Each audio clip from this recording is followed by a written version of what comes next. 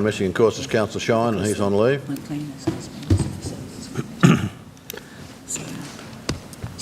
Councillors, if I can declare this meeting open, the very first meeting for 2021. Welcome back. I think there's no doubt, given the experience we had last year, we're probably hopeful that this year will be a much, much better year, and I think things are falling into place now for that to happen. But can I thank you for your efforts last year? I look forward to working collectively as a team in the coming year. Can I begin by acknowledging the Aboriginal parties whose songlines traverse these lands we meet on today, the Western Waka Waka, the Guyabal, the Jarrawa and the Bigambal people, and pay my respects to their elders past, present and emerging, for they hold the knowledge, the rich traditions and the bold ambitions of Australia's first people. I think it's important today that we recognise the fact that on the 10th of January we were unable to hold a function to remember remember the floods of 2011. It's the 10th anniversary, of course, of a flood event and the subsequent flooding right across 3/4 of Queensland in a most unusual event. Unfortunately, last-minute COVID-19 health directions issued in the wake of the recent Brisbane outbreak forced many of us to be in isolation, and it forced the cancellation of the planned community commemoration, which in my view was a very sad occurrence. Part of our region had experienced flooding in late December 2010 and early 2011 after a very wet spring and early summer. 10 years on, our community pauses to remember the lives lost and particularly to thank the emergency services, community recovery personnel for their courageous efforts during the flood emergency and in the days after.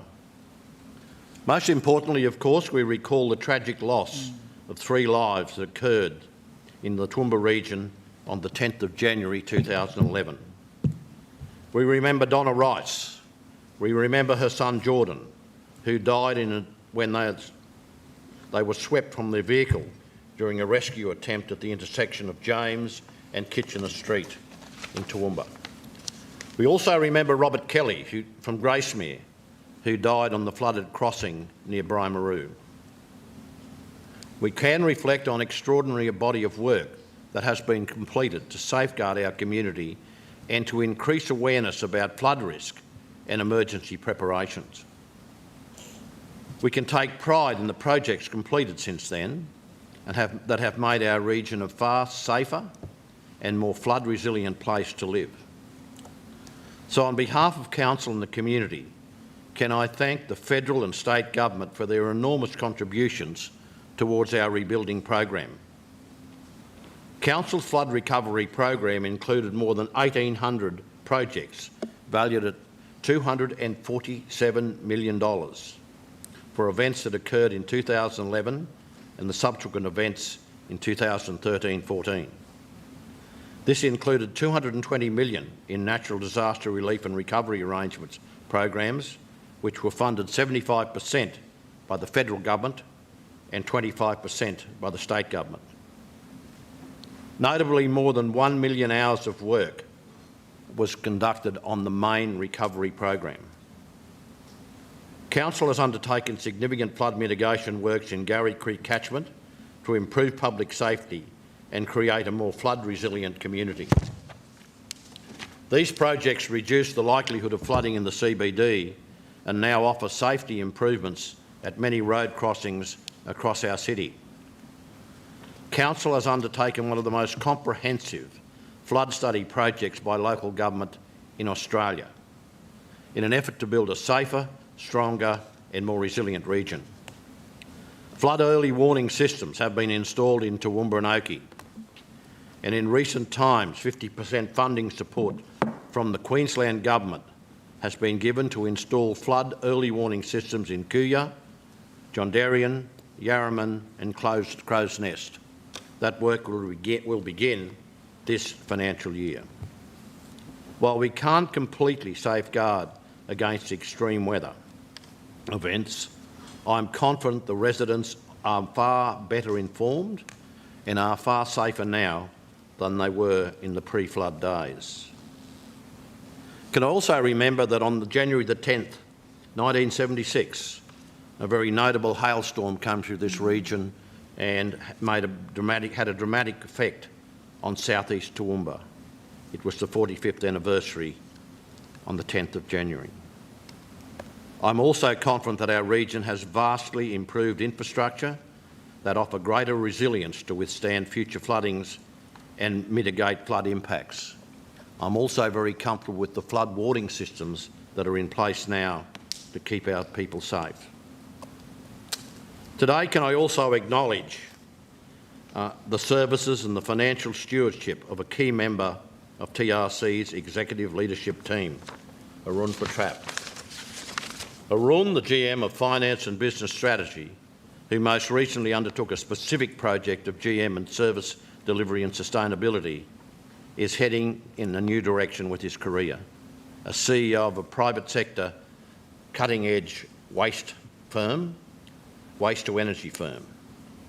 Arun can be proud of the service that he has given to his fellow executive team members, to the staff and councillors and to the community, and in the growth of this region during more than a decade.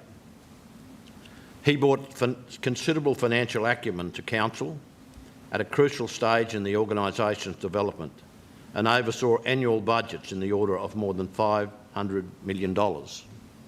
Let us not forget that during that period of time, that was the joining together of 8 quite different, quite separate financial models to make one financial model. A financial model that has a strong financial standing and has been rated as sound with a neutral outlook by the Queensland Treasury Corporation, and I think those who understand finance would recognise that as being a strong position. Arun can take great credit for helping Council maintain this solid financial footing and positioning the organisation to face future challenges. He can be very proud of his legacy that will ensure better service delivery, financial sustainability and the capacity to embrace opportunities that ultimately benefit our residents. His achievements of note include assisting our region through the recovery and rebuilding after the 2011 floods, improvements to our corporate processes and system programs, and most recently our focus on financial, environmental and social sustainability through the Service Delivery and Sustainability Program.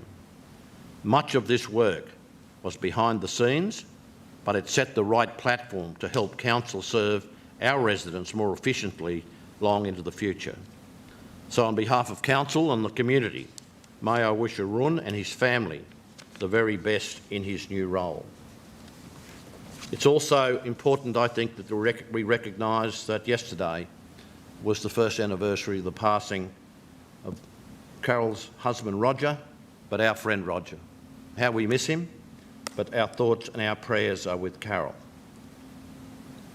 And also, ladies and gentlemen, I think it's worthy of note that Councillor Summerfield overnight has become a grandmother for the second time. Well done. Councillors, with that, I think we'll move on. You will note that leave of absence has been granted to Councillor Shine and there is no resolution required. I now hand over to Councillor Von Hoff for her declaration in respect to item 16. Thank you, Mr Chair. In respect to item 16, this was an issue that I declared in the September 2020 meeting.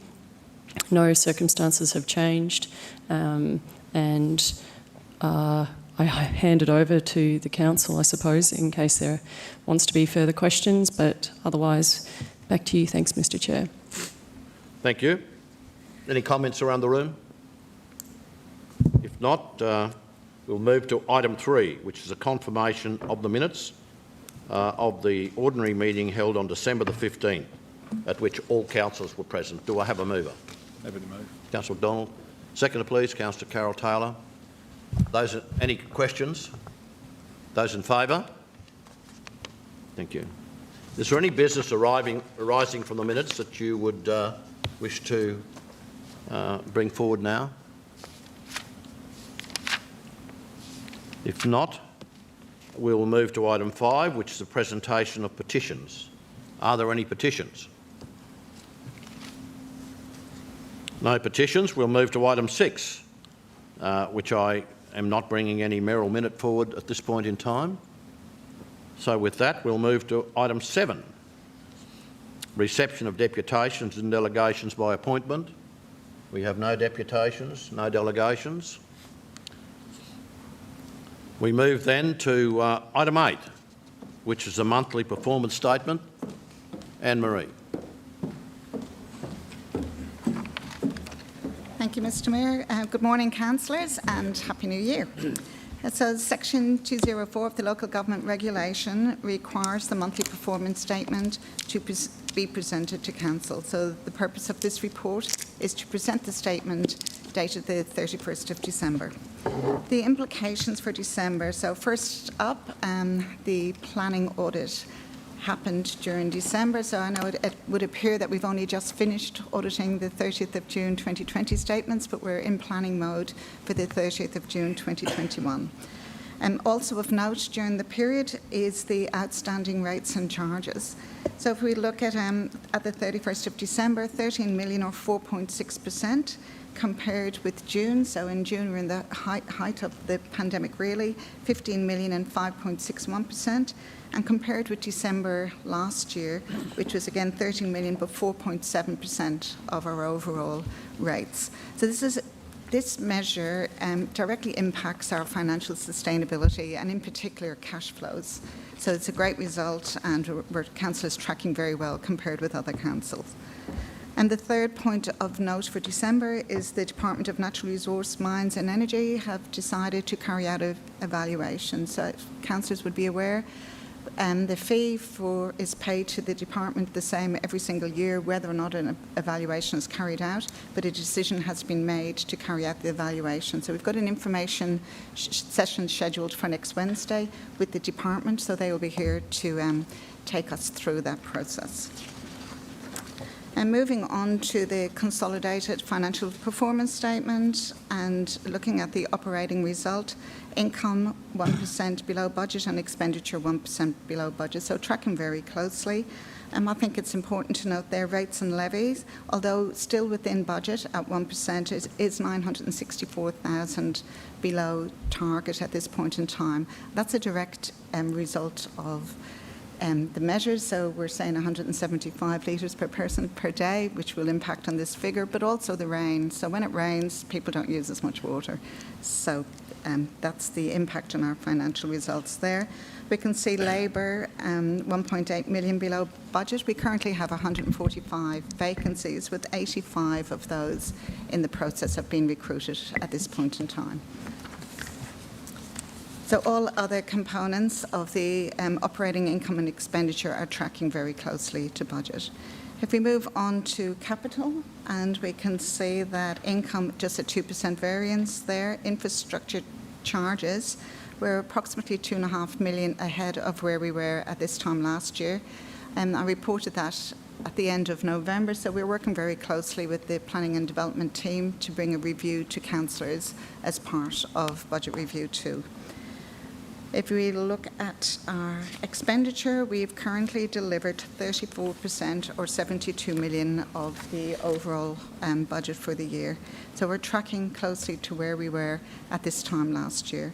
Now we will be, the pandemic response, 11% of the programme has been delivered. So councillors will recall that we have developed that programme to be delivered primarily engaging local suppliers. So that was the first point, but there is an opportunity for that programme of works to be spread across 2 financial years. We have an information session scheduled for, I think it's the 17th of February, to review the progress with the capital works, what we will be proposing to be deferred to the following financial year, and what we are looking at to be carried over. Any questions for the GM? Councillor Summerfield. Thank you, Mr Mayor. In relation to spreading it over 2 years, I think I've raised this before. I I'm hoping that we have that workshop. It will mean that most of it will be delivered in this first year, because that was the whole reason for it being implemented, was to kickstart the economy and keep things travelling along for the COVID.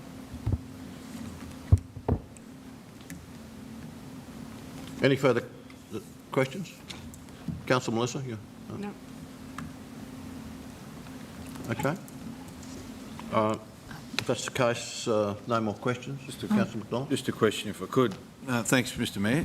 Through you to Anne-Marie.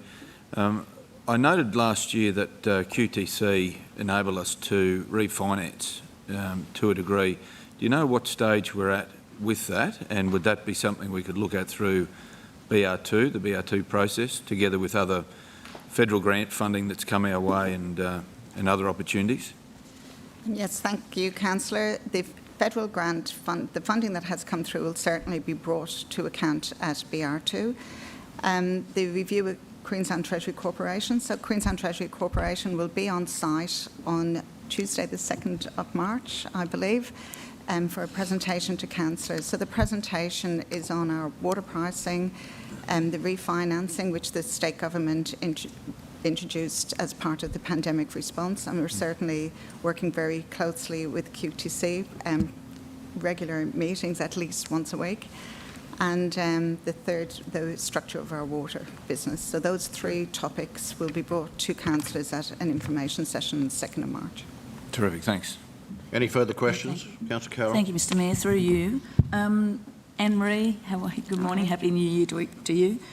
Noted you mentioned we have 145 vacancies and we're recruiting 85. I don't expect a question now, but if you could take it on notice, and perhaps councillors could be, I would be interested in knowing how many were in frontline and crucial areas and how that might be impacting on our service delivery.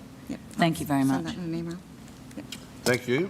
Any further questions or discussion? If not, would someone then like to move that the monthly performance statement as at the 31st of December 2020 be received, please? Councillor McDonald, Councillor O'Hara-Sullivan. Those in favour? That's carried. Thank you very much. Thanks, Anne-Marie. Move then to item 9, which is the group reports, and we begin with Planning and Development Group. Stuart.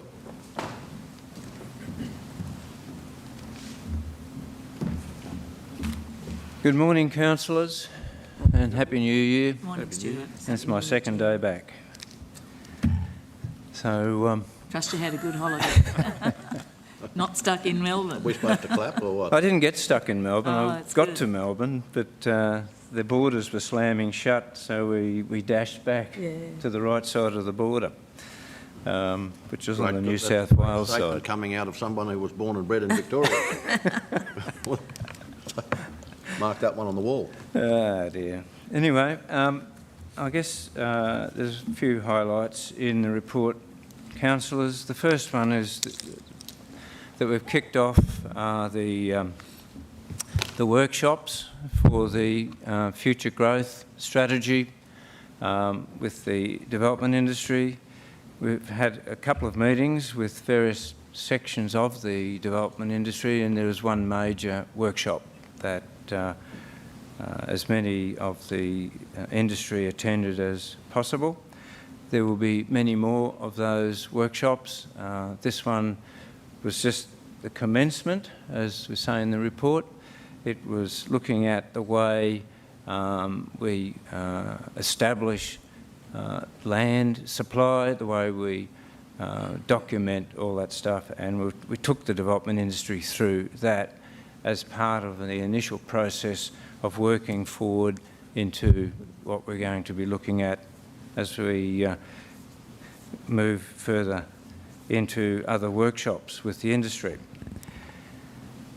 We're also involved in launching a photographic competition, which I think we did for the 2012 scheme as well, where the community is invited to take photographs of areas that they find beautiful, worthy of protection in some way, certainly worthy of respect. And this relates to landscapes, to view lines and heritage buildings, heritage tank stands, whatever. whatever takes people's fancy. We're looking for photographs, and no doubt that a lot of those will end up being part of our photographic history at the library. And the other interesting area we're working in at the moment is trying to mentor or have mentored small business, the opportunity for small business in Toowoomba to be mentored by experts. This is a program run in conjunction with the TAFE College of Queensland. We've got, I think, about 22 different small businesses, business owners, who have put their hand up to be involved in this mentoring program. So it's quite a good program, and I think it's being welcomed by small business generally. And as I think most councillors know, the creative CBD first business has opened, and it seems, I've walked past it a few times and there's been people having a look and talking, and it's been quite successful, I think. So more strength to that program, hopefully. Regional architecture, there's a few stats there. As has been the case in the last couple of months, the search numbers are up there, and I guess that'll continue to be the case for some time to come, I think, given the heat in the housing market. Development services, basically in terms of the MCUs and the RALs, and all those applications were dealt with within the statutory time permitted to undertake the review and dealing with those applications, and we had 13 pre-lodgement requests received.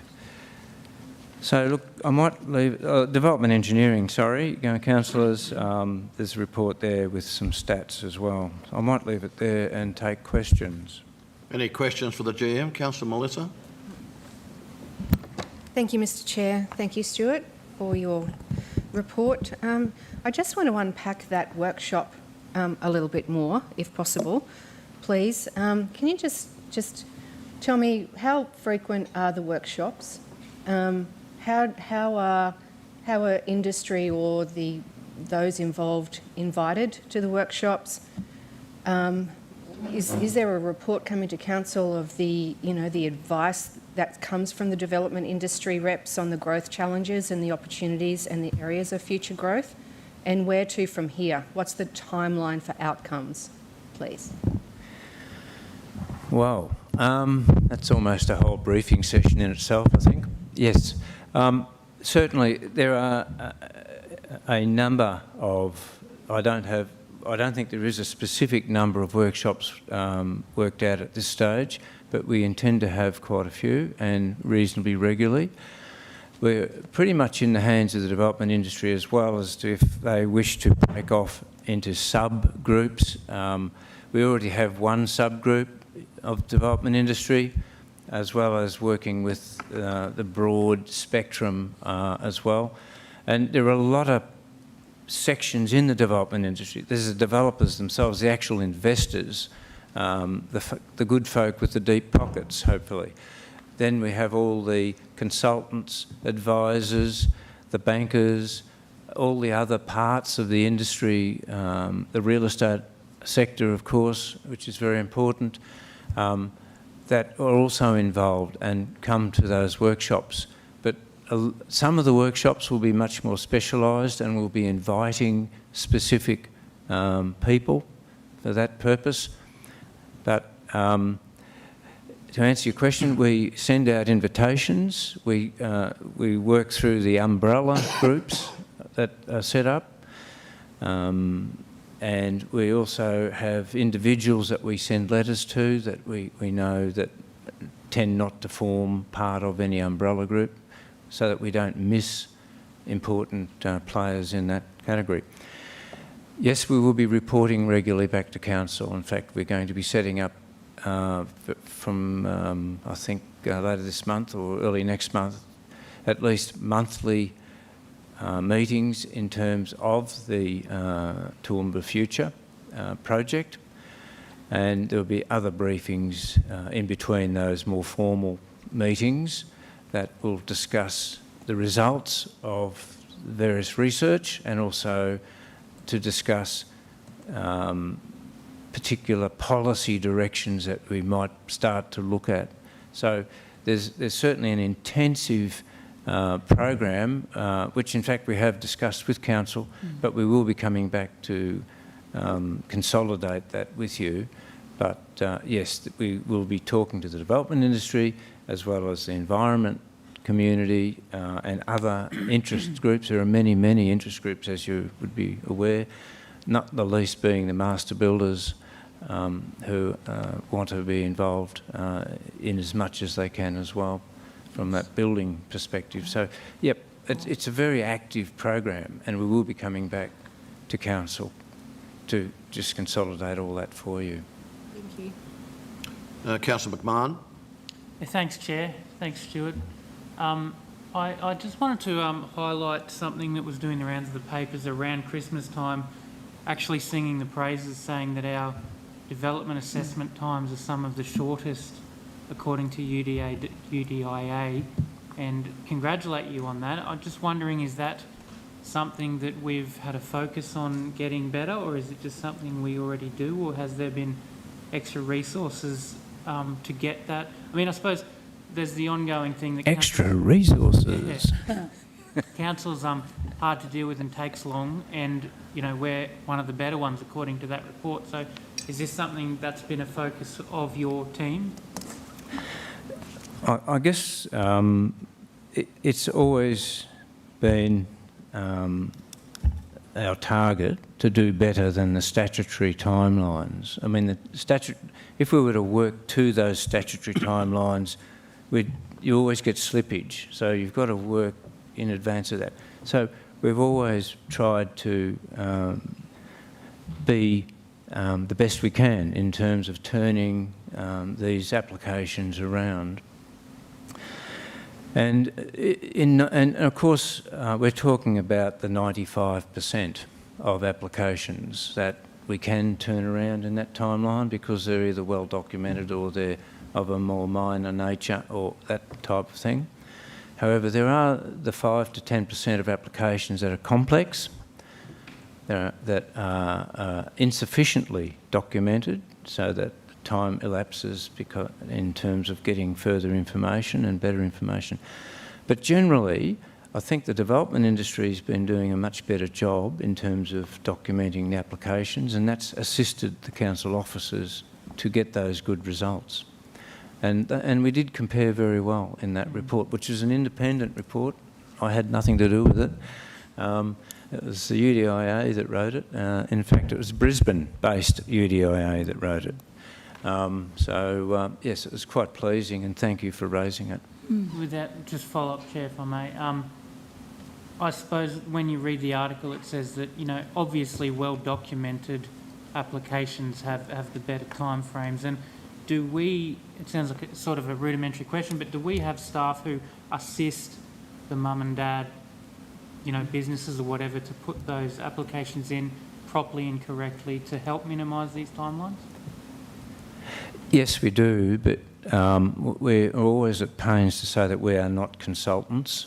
Sure. If they need their applications put together, or if they need a survey plan, or that, so we certainly are there to help and assist and point and advise as to what the information they need, and that takes the form of technical advice officers that are based in the information centre, Council's information centre, and also on the phone. We are more than happy to assist the mums and dads. I would hasten to add that the mums and dads don't make up a huge percentage of the DA applications that come across our desk. It's mainly builders, developers, people in the development industry. Regardless, congrats on a good report. Thank you very much, Councillor.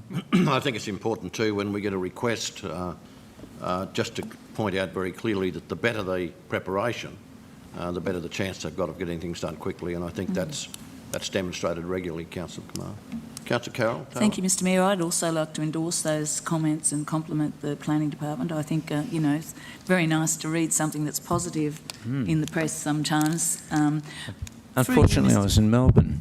Yeah, we saw it, so we were very pleased, and I'm sure your team got a bit of a lift out of Yes, that as they well, did. because we do get a lot of brickbats, and it's very nice for the team that's hardworking to have those compliments. Can I ask you a question through you, Mr Mayor, about the TAFE, Queensland Small Business Solutions? I note that we've got the first of 2 cohorts of 11 small business owners and managers, and there's one there doing it, another lot, to commence in January this year.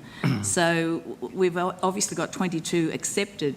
Is that an ongoing program, or because I would like to think that we'd have many more than 22 small businesses, which actually are the engine room of our communities, and even in the smaller communities, I mean, probably more so in the smaller communities. Is that an ongoing, because if it is, I mean, is there some way we can get that information out so that they realise that that help is available to them? Because I haven't actually heard of it. I might have been in a fog somewhere, but I actually think it's a marvellous thing to happen, and would be great for us to be able to involve, particularly in our smaller communities, to have those small businesses have that assistance with going through TAFE, and if that's available, building their business skills and helping the business, and therefore helping to employ people and all those sorts of things, particularly in the rural. Is it ongoing? I can't answer that. Okay. I'll get an answer Thank for you. you, but it's a fantastic question, and I think very important one. I suppose I've rambled on a bit, and I apologise for that. No, is it it's all right. Is it I'll get an ongoing? answer. I find it hard to believe there's only 22. So are the guidelines onerous? And has it been advertised in our smaller communities, in our rural and our regional newspapers, I guess, because they need a bit of a lift too to keep going. So thanks. I guess it's partly we would. I guess what I should say is that if it's been very popular, and I think maybe what we would do is go back to TAFE and try and continue it anyway. Yes. But I'll get a firm answer for you and the other councillors in regard to the extent of this particular. On notice, and I guess only having 11 and then 11, perhaps the guidelines might be a little bit onerous, or perhaps that could. There could be a discussion about that as well. So thank you very much, Stuart. Any further questions? Councillor Melissa and then Councillor Jim. Thank you, Chair. Thank you, Stuart. I just meant to follow up with another question, if I may go back, to those workshops. So if you are having those workshops every month, is it possible for you to report on those at our council meeting every month? Sorry, my power of communication. We're going to meet monthly with you and the other councillors. Right. Once a month. They're going to be using one of the special council meeting dates, because the DA folk don't need every single one. So that gap we'll be using so that the strategic planning team can bring to council what's been happening, the feedback from the development industry and the community generally. Development industry makes up only one part of our great community that will be having a say on how they want to see the plan roll out.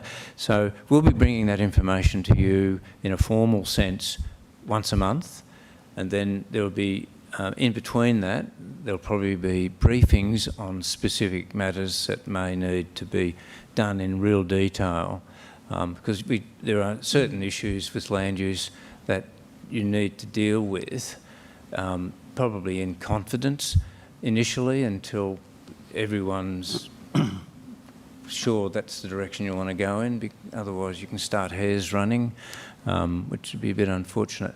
But basically, yes, the information will start to flow, towards the end of this month. That'd be great. In a big way. Excellent. Great to hear. Thanks, Stuart. Councillor McDonald. Thanks, thanks, Mr Mayor. Through you to Stuart, just in regard to the Toowoomba Region Growth Action Plan, do I recall that it was the first 3 to 6 months of this year that would be some level of finalisation? The first quarter. First quarter, okay. We so should by have, March we should be Yes, we should have, in terms of the growth strategy, Yeah. sorry, in terms of the growth strategy, we should have pretty finite figures in terms of those projections Sure. that have been Why not? subject to discussion. I think that was one of the questions Councillor Taylor was asking around timeline, so that gives Yep. us some clarity there.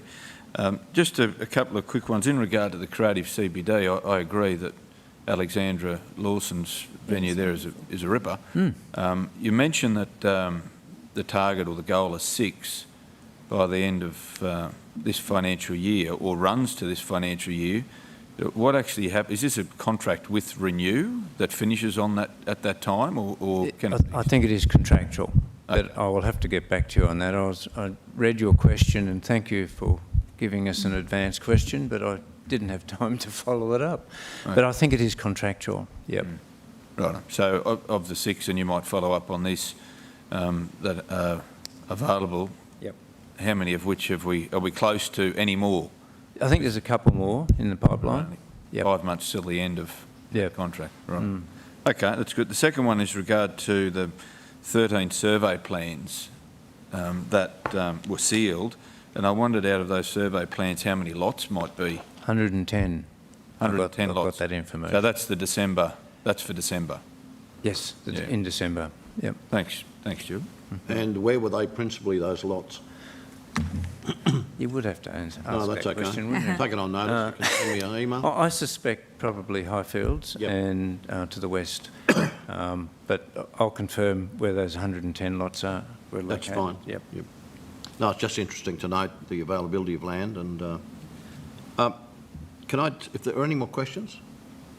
No. I note here that infrastructure charges totalling 2.7 million were issued, and the final amount contributed to council is subject to development proceeding and other planning approval processes. How are we going with collection of infrastructure charges with some of the overdue ones that we have? Yes, that better than there's a process in place now that seems to be working quite well. Okay. There's a few historic ones, particularly duplexes, where they were mum and dad investment opportunities marketed, where people were in Western Australia, South Australia, Melbourne, were sold duplex developments, and they weren't told about the infrastructure charge that went with it. Some of that, we're still dealing with some of those, but the process itself has been sorted. And you would have heard Anne-Marie say that, in fact, there's been, compared to last year, we're up over $2 million in collections. And that's mostly to do with the surge in land development. Okay. Any further questions? Councillor Melissa Taylor? Thanks, Chair. Stuart, just wondering, when it comes to land development and the availability of rentals in our great city, do you have the percentage of what is available or what the rental occupancy is? I personally have had a lot of feedback and also second and third and fourth hand of people really, really struggling to get rental Yes. in our city. So, with the ARTC and the rail coming in the next couple of years and the movements that are happening within our region, it does scare me somewhat that the rental availability is so scarce. Yes, it is scarce. It's scarce across the entire nation, actually. If you read the Fin Review, they had an article in it the other day about rental properties and the availability of residential rental properties being very, very tight. Toowoomba is no different. 0.5%, 1% vacancy rate at any given time, what the agents are telling me. I have heard 0.6%. Yeah, 0.5%. Yeah, that's right. 0. 0.6. Oh, 0.6. Yeah, no, that's right. That's consistent. Yep. So, land availability, greenfield, does not have a great impact on the rental availability per se. It's more, they're detached housing, often owner occupancy. Where we're probably falling behind in housing is in the medium density duplex and unit development. As you would have seen from the statistics, over the last 18 months or so, there's been a slow but considerable decline in the number of units being built in the city. Now, and of course, unit development, medium density makes up an important part of residential development and residential accommodation, and particularly in terms of rental accommodation. So I think part of the problem there might be similar to where we were in 2011, where we got to a point where no units were being built, which is providing no additional stock into that part of the market, which we're getting close to now. So we will certainly be bringing back, as part of the review of the scheme, another look at the medium density. We did look at medium density, but a couple of years ago. Maybe the dial might have been swung a little bit too far one way. We may have to switch it back a little bit, but we need to look at that issue of availability of medium density in particular. Thank you. So what's your timeline for looking at that? Because to me, the feedback I'm getting is it's quite urgent. Yes. The timeline for looking at the residential stuff, I think that's probably a fair way out. We may need to look at what we can do about medium density in a shorter term than that. The rental market is very different to that, as I said before, the greenfield market. The two, one doesn't reflect the other, but certainly medium density does, and we do need to have a look at that. And I'll take it on board that we'll come back to council with that, because it is an issue and pretty important one. I look forward to that. Thank you. Okay. Thank you for that question, actually. Councillor Summerfield. Thank you, Mr. Chair. And I think in relation to medium density and lots of units and duplexes, I'd hate to see us go the way we ended up previously back in 2014-15. Yep. I noticed I didn't mention that. I can see Councillor Carroll nodding her head, and I reflect on Cambodia. But in Toowoomba itself, I would hate to see us go that way. So we need, to say that rental people want duplexes or units, that's a very broad statement that isn't necessarily very accurate, and I think we need to be careful that we get it right, that we don't have too many units and duplexes around our city. It's a beautiful garden city, and let's keep it that way. I agree. And certainly medium density doesn't mean you're moving away from the garden city. It means that you're providing an alternative form of housing. And it's the quality of that housing that's really important, as much as anything else. Yes, but it also means people are living on top of each other, which is not really why people move to Toowoomba to live. Okay. Yeah. No, I think quality was the thing that probably caught us a little bit in the last time. Absolutely, Mr. More Mayor. importantly, the suggestion was made to me by an urban developer who suggested that, that more confined housing ought to be closer to the hubs we have, the shopping centres, that kind of thing. The incentive ought to be there. Any further questions? Councillor Carl, or Councillor Von Hoff, then Councillor Carl. Thanks, Mr. Chair. Through you to Stuart. Thanks, Stuart.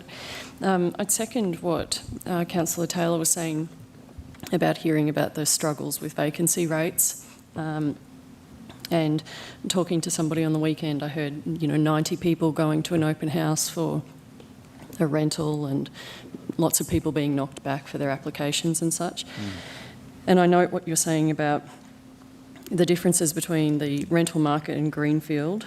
And I just want to sort of ask the question, apart from considering the medium density issue, what are some of the levers that council has to pull in the short term to address the rental vacancy issues? I mean, if I'm thinking about 2021 and recruiting and attracting and retaining health workers to the region, just as one section. You know, I want them to have places to live. What can we do in the short term to address this? Yep. Council probably hasn't got a great number of levers, unfortunately. State government has more levers. They can certainly provide rental accommodation. That's part of their charter, its charter. Federal government has levers, certainly in terms of taxation. You know, one of the major providers of rental accommodation are the mums and dads with their investment house or their investment houses. I think the horses were somewhat startled at the last election on some of the rhetoric that was coming out of some of the candidates, and that didn't help in terms of that sector of the market. But to be quite honest, most of us, well, I'll speak for myself, when I set out in life on my own, I went into a medium density unit, a unit. That was what I could afford at the time. That's what suited my lifestyle and all the rest of it. That hasn't changed, I don't think, a great deal. I think the fact that we are now down to about providing about 5% of medium density to 95% detached housing is having an effect. So what we need to probably look at is, as we did in 2011, which worked too well in some ways, we incentivised medium density, and that was through the use of infrastructure charging, discounting. And that, as I say, it caused a bit of a rush because there was a real hiatus there leading up to 2011, very few units. There was certainly a market, but what happened was too many people, too many developers, too many builders came in, and there was a market glut. So, and also the quality and the location of some of the medium density, as we have seen, weren't in the sort of according to plan. With a better, well thought out plan and incentive, maybe we could have another look at something like that, and we can bring something back to council. But I think in terms of the existing urban areas and areas closer to services, which are the areas that you tend to look for your medium density, bringing your people to the services, probably an incentive of some sort may need to be reintroduced. But it would need to be done carefully and having learnt from the experience of 2011-12. Thank you. Councillor Cole and Councillor Carol Taylor. Yeah, thanks, Chair. Happy New Year to everyone, by the way. We're right back into it. Just listening to the comments around the room, and I think it's important, as one who's sat around at a previous whole of planning scheme, and Councillor Paul and Councillor Carroll and myself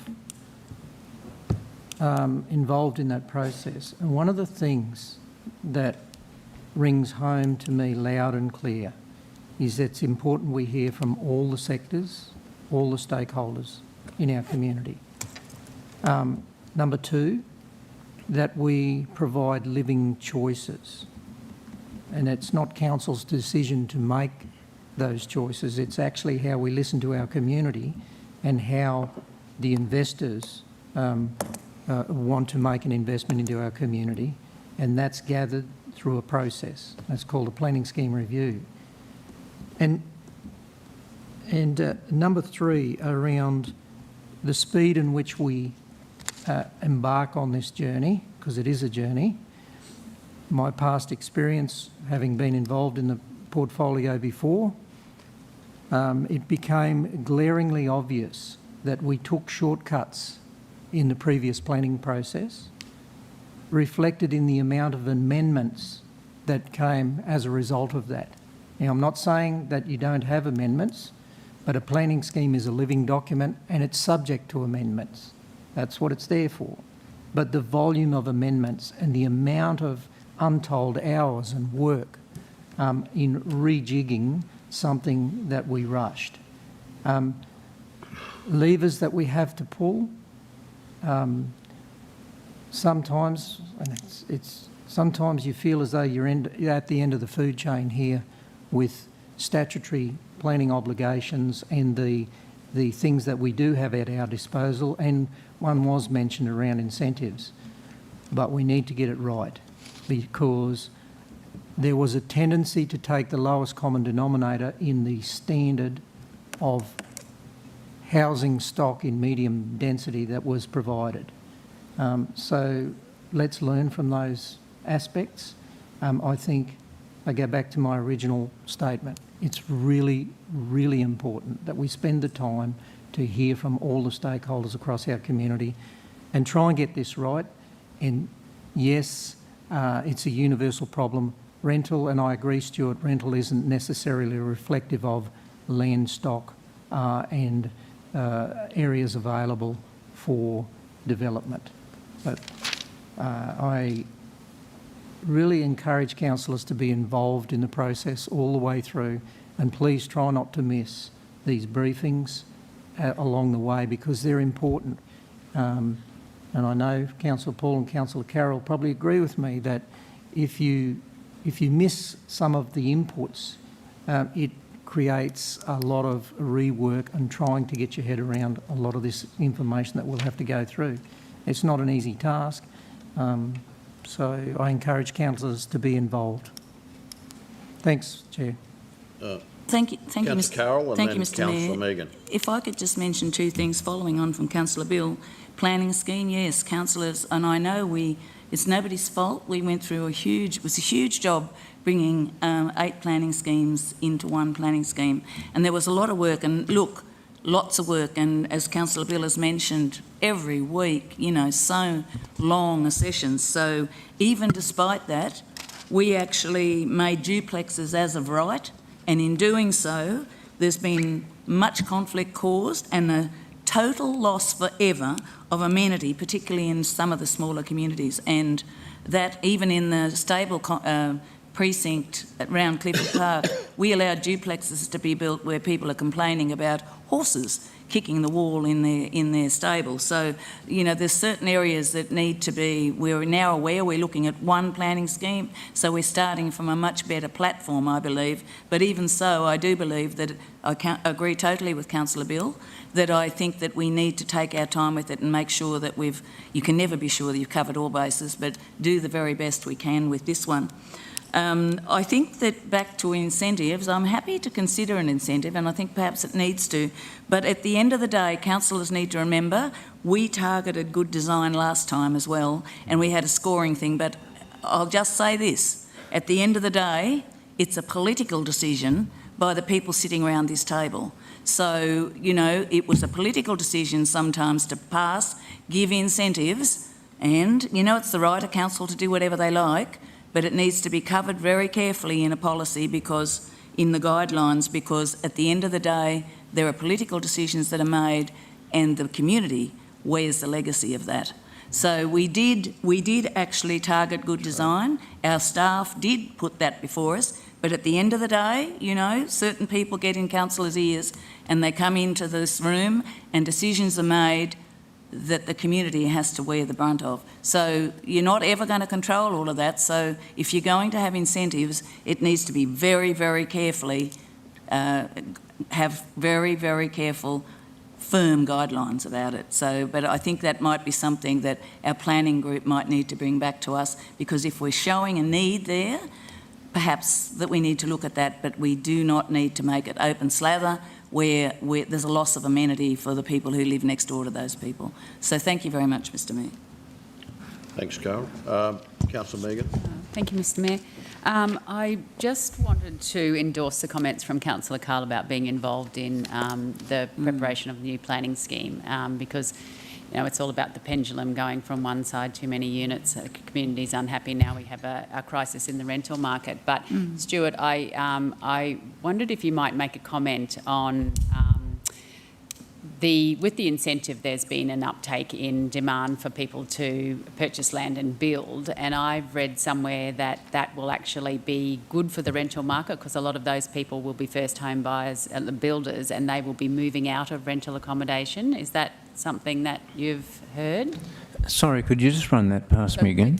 With the federal and state incentives for people to be buying and building, a lot of those people will be first home or renters, existing renters. So that's going to free up a lot of the rental market, was my understanding. That's the theory. I haven't seen any documented figures on that yet, but the logic is there. But unfortunately, this is an area where logic doesn't always prevail. But common sense would have it that if first home buyers are moving out of rental accommodation because they've had the opportunity to buy a house in a greenfield site, thank you federal government, then that leaves a rental space. But it may, it depends on whether the mum and dad that own the house that they were renting before feel secure in continuing to rent, and a whole range of other factors that come into it. But it is interesting that when I spoke to some agents about 18 months ago, I guess, about the rental market, back then it was exactly the same figure as it is today. So I'm wondering about the stability, and I'm wondering about how those figures are derived, the science behind it. But again, it seems to be a nationwide thing that's happening at the moment in all the major cities and regional centres around Australia. Rentals are very tight at the moment, and so, we'll see what happens once the building incentives that the federal government's been involved in start to kick in, and they won't start to really bite until probably March, April, when people have built their houses and have moved out and into their new houses, and we'll see what happens then. But we are keeping a close eye on the number of units being built. Any further questions around the room? Councillor Von Hoff. Thanks, Mr Chair. Sorry, Stuart. Thank you, through you, Mr Chair. I'd just like to pick your brain as we're having this conversation. I've been thinking about, this being a nationwide issue. All cities and towns are unique, and perhaps one of the aspects that we have here in this region is that we have excellent healthcare services and we're proximate to out west. So, we do have a lot of people who are over 65 who retire from out west and they move into here, and they're close to good healthcare, their grandchildren who are at school and so on. Are they, and also I refer to your comments about some of the political issues that were talked about previously. Is that having a unique effect, do you think, on Toowoomba, or is that something that would also just be experienced nationally? I think we have all those effects, but Toowoomba itself has, for whatever reason, we don't seem to be being serviced to the degree we should by the state government and social housing, because you've got people competing for the lower end of the rental market, private market, which if we had the settings right as a state and as a country and as a community, where there's a certain sector of the rental market where the private market fails, basically, where it gets into very substandard forms of accommodation, and nobody should have to live in substandard accommodation because they happen to be impecunious or for whatever reason. And I think we need to probably exert a bit more pressure on our friends in George Street in terms of providing and planning and building, funding a much greater level of social housing, of community housing, because the state government, the housing they do build is of a very good standard. And it's the sort of housing that I think we're lacking at the moment, and would certainly assist with that issue of the tightness of our rental market. Thank you. Any further questions?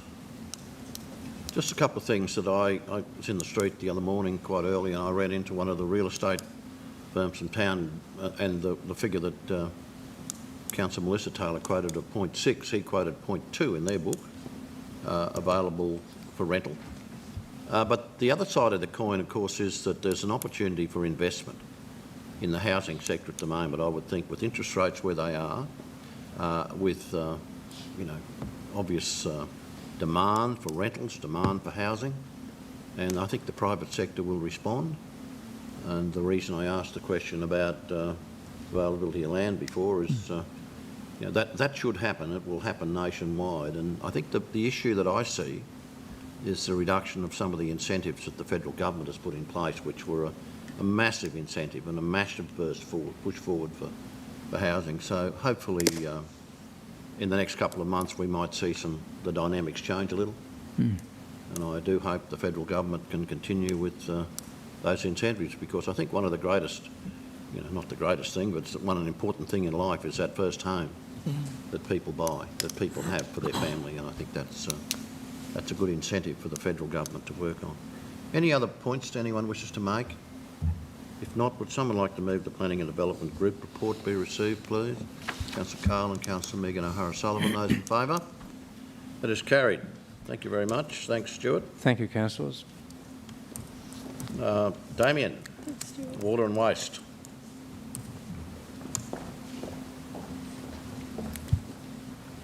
Good morning, Mr Mayor. Good morning, councillors, and welcome to 2021. Councillors, I would have loved to have stood here today and told you that the drought has broken. Unfortunately, it hasn't. Our dams collectively are at 31.2 at the end of December. As of last Friday, they were 31.4. So whilst our wet season, I'm an optimist, not a pessimist, but I'm a realist. Our wet season still goes until March, maybe into April. Let's hope for some drought-breaking rains for this fine region. Councillors, we had a couple of water quality exceedances. We had trihalomethane down at Crestbrook Campground. We're trucking some water in. Trihalomethane happens when the chlorine that we use to kill the bugs in the water, to disinfect the water, it breaks down. So it's a predictable natural chemical reaction. And we treat that with additional chlorine and dosing when that happens. And we had some low levels of lead, Mr Mayor, at Rendezvous Park. We believe that was the sampling tap. We replaced the sampling tap and had no further exceedances, so that matter was closed out. Councillors, the capital program, I just want to put a shout out to my capital program managers, project managers, and to Ray Stevenson. You know, at 31 December, we were budgeted to deliver $34.2 million, and we actually put in the ground $33.5 million.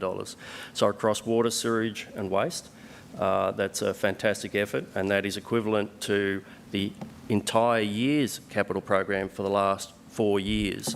So for the next 6 months, we're still focused on getting the balance of the capital program in the ground, and we're working very, very hard to try and achieve that. Councillors, I'll go to one of the spectacular projects that we're working on at the moment, which is the Perseverance Pump Station. Perseverance Dam is offline right now. It won't come back online until the end of March, and we'll have handover in the first week of April, where we'll be training all of our people in how to operate that gear.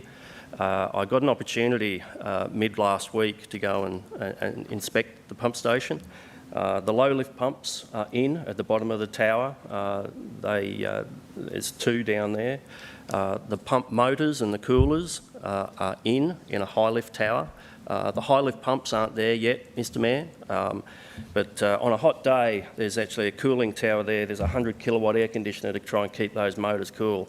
So councillors, as soon as we get possession of site again, we will organise a field trip to go and inspect that asset. It is quite a cluttered area at the moment. It would be impossible to get 12 or 15 people in there. But councillors, as soon as we get possession, we'll get out there to go and see the new pump station. And that dam did sterling service. Mr Mayor, remember back into the fires in November, a little over 14 months ago, where we lost Crestbrook, and we only had perseverance. So all that gear is still sitting out at the depot that we removed from. Was the longest line shaft. They don't build them that way anymore. Longest line shaft in the Southern Hemisphere. That's now at the depot, and through Environment, Community and Services, I've got to have a conversation about getting some kind of artisan to assist with an appropriate memorial for that gear that has served us so well. The Mount Kynoch Water Treatment Plant Stage 4 enhancements, we've been doing condition assessment and going through all of the gear to work out how we're going to do the upgrade. So that is progressing to schedule. There's some images there of, you'll see one of the people in full PPE. He's actually working on some of the fluoride. So fluoride, when it's in a condensed form, is quite hazardous. So you only go in there in full kit. Council's smart meters continues on its journey. We're in the assessment panel invitations to the second round of evaluations being sent to successful shortlisted companies prior to Christmas. That's an exciting project. The Wivenhoe Pump Station has pumped and lifted 7,073 megalitres up to the end of December. So we'll lift the remaining 3,000 megalitres and then give that kit a bit of a rest, service it, give it its asset maintenance, and then be ready and primed for the 1st of July if we don't get drought-breaking rains. The new energy generation, Mr Mayor, that project is continuing on with its assessments, and we'll be down seeing the Coordinator General in Brisbane on Friday.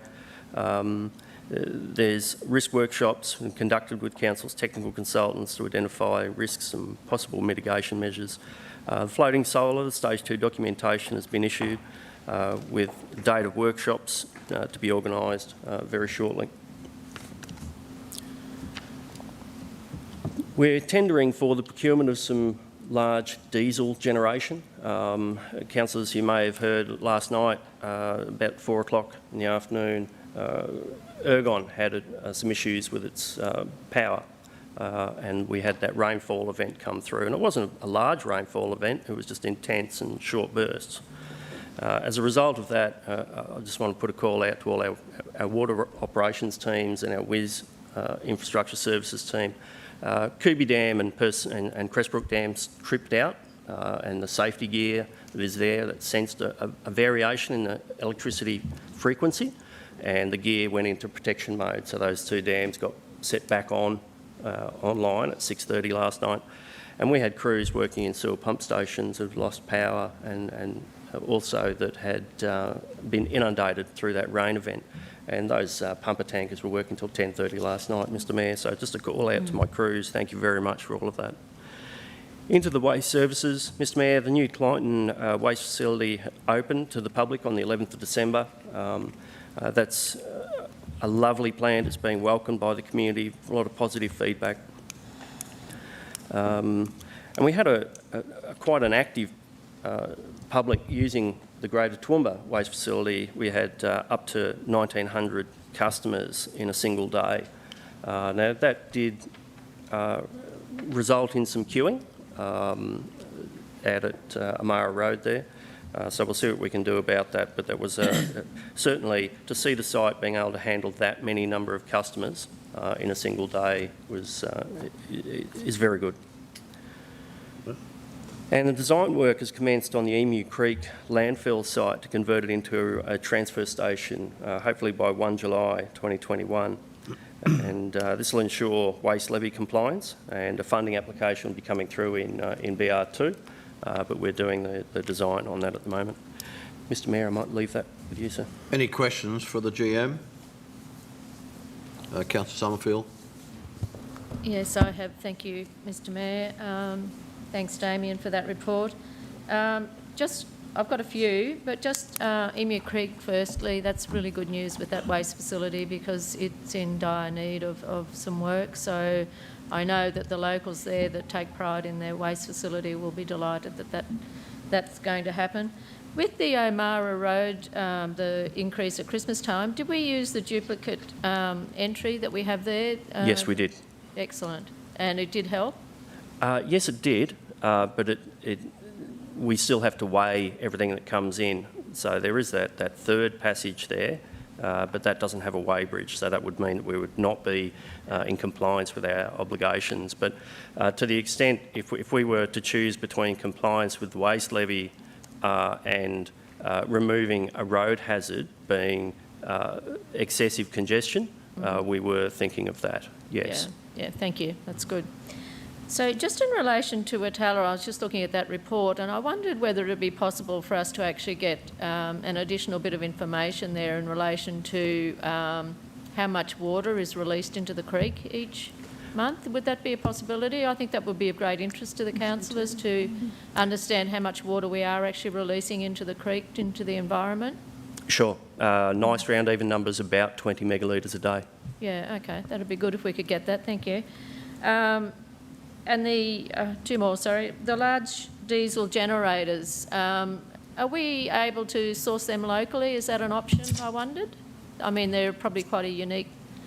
They're reasonably unique, but yes, there would be opportunity to source some of that locally. Certainly, we don't make them here. They're not made here. There are no big generator distribution companies here in Toowoomba that I'm aware of. They've got the smaller ones, but not the larger ones. Yeah. There would be opportunities for someone to grow a business and to look at making a locally available generation business here. Yeah, I mean, the only reason I ask really is that, you know, you're looking at probably 3 or 4 hours, 5 hours maybe getting a big generator up here from Brisbane. That was probably the only reason I asked. Yeah, Councillor, some of the ones, well, the 3.3 kilovolt generators, there's only 2 of them left in Australia. It's not a common standard now. With Perseverance coming off 3.3 and going to 11 kVA, that's one of our sites that doesn't need it anymore. And they're only in Sydney. So in the fires, we actually got those brought up and they were in a paddock just down the hill waiting for us to, it cost a little bit of money to bring them up and reserve them and transport them, but it was a risk mitigation to have it nearby in case we needed it. Yeah. So that'll be a good outcome once that upgrade's all completed. Yes. Thank you. So just in relation to waste, I was wondering whether we could get a graph on our Tier 1 and Tier 2 facilities now. I mean, we've only got 1 Tier 2, but we'll soon have 2 Tier 2s. Whether we could actually get a graph on how much waste is actually going to landfill, green waste and recycling, because we do have really good outcomes through that design of facility, and I think it would be worthwhile us understanding, so long as it's not too big and onerous on staff to provide it, that we could get a monthly report on Tier 1 and Tier 2 reduction in waste to landfill. Yes. If you could look into it for me. Yes. Yeah, thank you. Any further questions? Councillor McDonald. Thanks, Mr Mayor. Through you to Damien. Damien, pleased to see the dam spillways mentioned in the report. And note that you know, we've got some money in this current year's budget. I think it's about $750,000 or thereabouts. So the work that's mentioned in this report, is that the style of work that would cover, or would we expend that $750,000 this financial year? There's quite a number of things that have to be done. We've done some environmental impact assessments. We're looking at the dam walls themselves. We do a regular annual inspection of the dam walls through our consultant to look at that. Given the additional pieces of work with the expression of interest energy and the potential for a hydropower there, that whilst we're looking at the dam walls, we're also looking at it through that prism as well. What impact might that have? So we will be spending all of that money, I'm pretty sure, Councillor Jeff. As progressively as we move forward, we'll be, at some point in time, we'll be looking to put out major contracts on all this, and we will start, no doubt, with Kubi Dam Wall, and then go to the Crestbrook dam wall. So we won't try and attack 2 dam walls at one time. We'll do and finish one and then move to the second one. I guess that was my supplementary question, just in regard to the energy generation, the 2 options that are there, and what level of risk those organisations may have seen the dam spillways, or is it too early to know what risk that might have for those projects? Well, it's a risk and it's an opportunity, because as we are assessing whether or not, councillors, you've always said that the dam spillway upgrades is not an additional litre of water behind the dam wall. Well, we're testing that, and testing how we'll operate the Wivenhoe system, how all of these things might interact so that we don't damage our water security, Mr Mayor, that we look at utilisation of potentially an underutilised asset, how that impacts on water allocations. We have a certain number of gigalitres that we can take out of the Perseverance and Crestbrook system, and a certain number of gigalitres at the moment that we can bring up from Wivenhoe. How does that all fit in with our water security? It's a complex set of projects with interactions, and they all need to be unpacked carefully and slowly, so that we don't have any unintended consequences. Okay, just to follow up, if I could. Yep. So the GM of Finance and Business spoke about QTC coming up here. I know that we work closely with QTC and have done for some time in regard to the water business. I assume that the dam spillway project would be part of that QTC modelling as well from a financial sustainability perspective. Yes, they've been involved. We brought a paper to council some months ago about the water treatment plant upgrade, the affordability of it, and the dam spillway upgrades. And there was some consultation there with QTC throughout that time, and they were comfortable with the recommendations that we brought up and the affordability of that. But yes, any major project like that, Councillor McDonald, would be, you always talk to your banker. Yeah, good. Absolutely. Just a final one, if I could, nothing to do with that, but in the projects, it's on page 9 of your report, I just wanted a clarification of what the second dot point was. Design works for the waste collection turnaround project have been awarded with designs to commence in January 2021.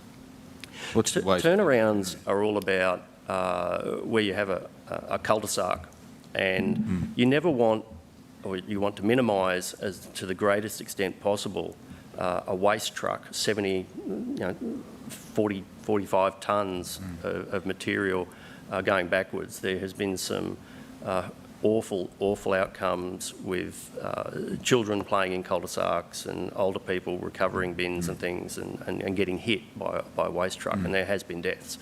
That's what it's all about, is trying to make sure that we, if there is going to be a cul-de-sac, that the vehicle can go down there, turn around with the least amount of, and preferably no reversing, or whether or not in some instances where something has been developed in a way which is unsafe, do you just pick the bins up at the throat of that non-conforming cul-de-sac? So what we're trying to avoid is the inconvenience for a ratepayer to have to wheel their bins down to the throat of a cul-de-sac by proper planning and working with the planners, and the planners are very receptive to all of that. So it's both greenfield and retrospective if need be? Well, greenfield is always easier, retrospective is harder, and that comes down to a risk assessment between ourselves and JJ Richards. JJs operate the machines, but we're responsible for how they're operated and any sort of incidents that occur. So retrospective is always difficult, Councillor McDonald, and if risks become too high, for example, if a cul-de-sac was all blocks of 700 metres and then somebody subdivided and doubled the occupancy in that cul-de-sac somehow through development of battle axe blocks out the back, that may well trip our risk assessment, and we'll just go, sorry, we're not going up there. Yeah, I guess I'm just a bit confused as to what the outcome will be with design works for the waste collection turnaround project, whether it's actually on the ground or it's a guideline. You know, is it actually works on the ground to rectify or make good, or is it just simply a design that we need to stick to? It's a design that we want to stick to. Yeah. Okay, thanks. I've got three questioners so far, and Councillor Carl, you'll be the fourth. Councillor Tim, Councillor O'Hara-Sullivan, Councillor Summerfield, and then Councillor Carl. Councillor Tim. Thanks, Chair. Thanks, Damien. Good to see you back for the new year. Just wanted to follow up on some correspondence you and I had. Since we last met, I noticed Perseverance and Crestbrook are closed to recreational activity, and when we do that, I get several calls of, complaint regarding that. And my question was, is the guidelines we use similar to the state government for SEQ water? You said they are. The question I get asked a fair bit is, why is bacteria more prevalent in TRC dams than anywhere else? Is it just because they're so low? It's been a very odd season, Councillor Tim. Ordinarily, we would have seen that burn off, and we're seeing blooms, A, because it's low, but B, later in the year, the weather patterns have been conducive to the algal blooms, and it's not. It has been an unusual year. Yeah, what we need is a lot of cloud to stop it photosynthesising, and it will die off. I don't want to go and interfere with the dam and add chemicals into the body of the water. Many years ago that used to be done. Things like a copper-based used to be introduced, and then people have worked out there are potentially adverse health impacts from that. So we are balancing the recreationals' experience and their health and safety. Yeah, no, thanks for that. No, I agree. I don't want us to be putting adverse health chemicals into our drinking water supply, but I think it's unfortunate that they're closed again, but something we're going to have to deal with. So thanks for following up. Councillor O'Hara-Sullivan. Oh, thank you, Mr Mayor.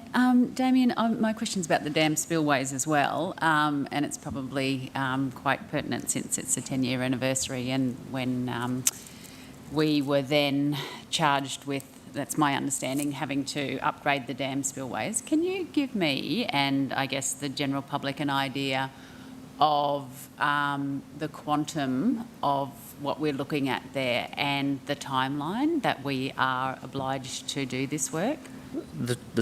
The last part is the easier part. It's by 2025 is when we're expected to do it, and we've got scheduled works through 2025, 2026 into 2027 as well. So we still need to talk with the dam regulator about that. We need to get to a certain level of compliance by 2025, and then it's another level of compliance at a subsequent date. But you don't want to interfere with a dam wall ever. If you have to interfere with it, you only want to interfere with it once, so that's why we're going to do the work in one sweeping move to take us to the ultimate compliance level. Councillors, I've got an opportunity to get in the little Crestbrook Dam boat and go and have a look at the wall, and as you look at the spillway, from the water it looks an impressive amount of space. And indeed, when you're on the dam wall itself looking down, it looks like a very big gap that water would have no problem getting past. The quantum that we're sort of talking about is lifting the dam walls several metres and widening the spillway, easily trebling it. I can bring some pictures perhaps and some diagrams to show you what the quantum of that is, and then we can talk. We don't talk about megalitres, then we start talking about cubics of water, cubics per second being able to go past the dam wall. It gets complicated quite quickly, but back in the 2011 floods, there's a clay core within that dam, and there is what's called a riprap, which is rock on the inside of the dam wall, and we have a clay core, and then we have an earthen downside of the dam where we grow grass and mow it, try and keep any wild animals off it. That will all become a rock wall with a higher clay core. Back in 2011, the flood levels got very close to the top of the clay inner, to the extent that there was a lot of concern about that. And when you don't have a gated dam, you can't really control it. You just sit, watch and observe and see how the spillway is performing and how close you might get to something damaging or seeping over the top of the clay core, which could lead to a catastrophic failure of the entire structure or a sculpting away of the dam on the downward side, earthen side. So I guess, thank you, Damien. I just, I guess I just wanted to let the general public know the roughly the amount of money that we're looking for. We're looking to have to spend to do that. It's not a choice that we have. No, there is no choice. It's $200+ million. Thank you. Finished, Councillor Summerfield, and then Councillor Carl. Thank you, Mr Chair. I just wanted to talk to the turnarounds. That's approximately $150,000 from memory per year that's in our budget, and the design is all around individual actual roads, cul-de-sacs, whatever it is that they've got to put that turnaround in. It's just quite a simple thing that's done every year, a bit like relining of pipelines. Thank you. Councillor Carl. Through you, Chair, further to Councillor Nancy's comments, and I recall conversations with Councillor Nancy last term in Waste about the importance of this, and probably a comment to you, GM Damien, and follow up from Councillor Jeff's comments. That's an important piece of work that can inform the new planning scheme for greenfield site development. That's the purpose of it. And there are two stakeholders that I can think of straight off the top of my head. That is the contractor, JJ Richards, and an internal stakeholder, the Waste Department, to have input into a planning scheme review. Really, really important. I go back to my comments about how we didn't succeed with incentivising and people took the lowest common denominator around design on medium density without, I know we're in water and waste here, but waste was pretty much left off the agenda around garbage collection in medium density areas, and particularly in infill. They're the sorts of problems we run up against. So this is might be insignificant in the scheme of things overall, but it's a very important component. It's an essential service around public health and safety. So they're the sorts of things that I'll be looking out for as inclusion into this review. Councillor Bill, that's absolutely right, and also things like the selection of trees and the location of trees, the overhanging, the trimming of them, because these machines aren't just going down the street, they have to get into the curb to go and collect. So we do have tree branch strikes and areas where we ask for particular trimmings and things like that to be done. Councillor Carroll. Thank you, Mr Mayor. Just to follow up through you to General Manager Damien, having been driving around lately and looking at some of the subdivisions we've had in the past with all the little, should I say, in my view anyway, quite useless little traffic calming devices and whatever. I really puzzle how a truck can get down there, but I just would like to mention to our councillors how important this is, because unfortunately almost every month you hear of a tragedy, and there has been one in our region since amalgamation. So anything we can do to eliminate that, I totally agree that cul-de-sacs are probably old-fashioned, and they do inhibit connectivity in developments. And I actually think that all these sorts of things that the General Manager's mentioned and that go into planning and probably into infrastructure group as well, that we should be very mindful in our new planning scheme that we have both safety, connectivity, and also trees and vegetation, which we're very desirable to have, that we think how best we can do that with people's amenity and safety in mind. So I think this is very, very important. Thank you. Any further questions? If not, would someone like to move that report? Councillor Rebecca has moved it. A seconder, please. Councillor Summerfield. Those in favour? It's carried without Thank you, Mr. Mayor. dissent. We'll move. Thanks very much, Damien. We move down to infrastructure services. General Manager Mike.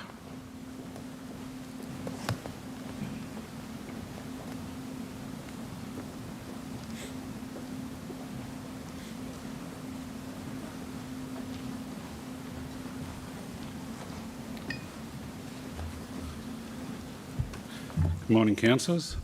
Morning, I Mark. was just getting my exercise for the day. Happy New Year to you all, and it's good to see the rain. As Damien mentioned, it hasn't been a huge amount, but it has come in, obviously, different storm events across the region and caused little bits of damage. And just yesterday, you may have heard, obviously, Crow's Nest got 63 mil in about half an hour. So it's the intensity of the rain that does the damage and those storm events. And there's a little bit of damage up there that we're dealing with. But back to the report, and obviously different things happening across the region. What was good to see, just that innovation. It's just giving you an idea of the different sorts of technologies that are out there, both from what trucks and different things spray trucks are doing these days. But just also with those photos, in reference to that, that's basically our final piece of work related to the Nexus project. So they were major, through a lot of discussion and agreements over time through that Toowoomba Second Range Crossing project. They were a major contributor to the restoration of the works under the range there. So they made a contribution to that about 18 months ago, so that work's now been completed. Following through, there's obviously a bit happening through our transport drainage planning area. One thing was good to see was the Cycle Network Local Government Grants program, and just on that, obviously with James Street opening at West Creek just before Christmas there, which was, and they've been doing a little bit of finishing off works. Obviously there's the cycleway now that goes under James Street. So I haven't been through that yet, but hopefully in coming weeks I'll have a closer inspection of that. But that's those improvements that we are doing to the cycle network across the, particularly across the city. But as you can see with the design phase progressing on a number of other projects, we are optimistic that the government will come on board once those design phases are finished to support the construction phases of those, or at least some of those projects. In the construction maintenance teams, pretty busy, like particularly the last 6 months, doing a lot of work with Toowoomba, environment and community services such as the Highfields Library, and supporting water and waste with projects such as Perseverance Pipeline. So this 6 months really will be a very strong focus on the road network capital program. Even though a fair bit of that's been done, a lot of effort will need to be continued to achieve completion of that program. A few projects across the region. It was good to see the East Creek footpath and associated curb and channel works completed. That's been in the making for a couple of years, so it was good to see that project finally completed. In there as well was completion of Bonjean Road Rehab Stage 1. Bonjean Road Rehab has been a significant piece of, or significant length of road being rehabilitated in the south there. And stages 2 and 3 are just being given the green light to last month to they've to start construction on those sooner than later as well. So a lot of work happening there. As I mentioned, in the north, some of the major works associated with Highfields Library.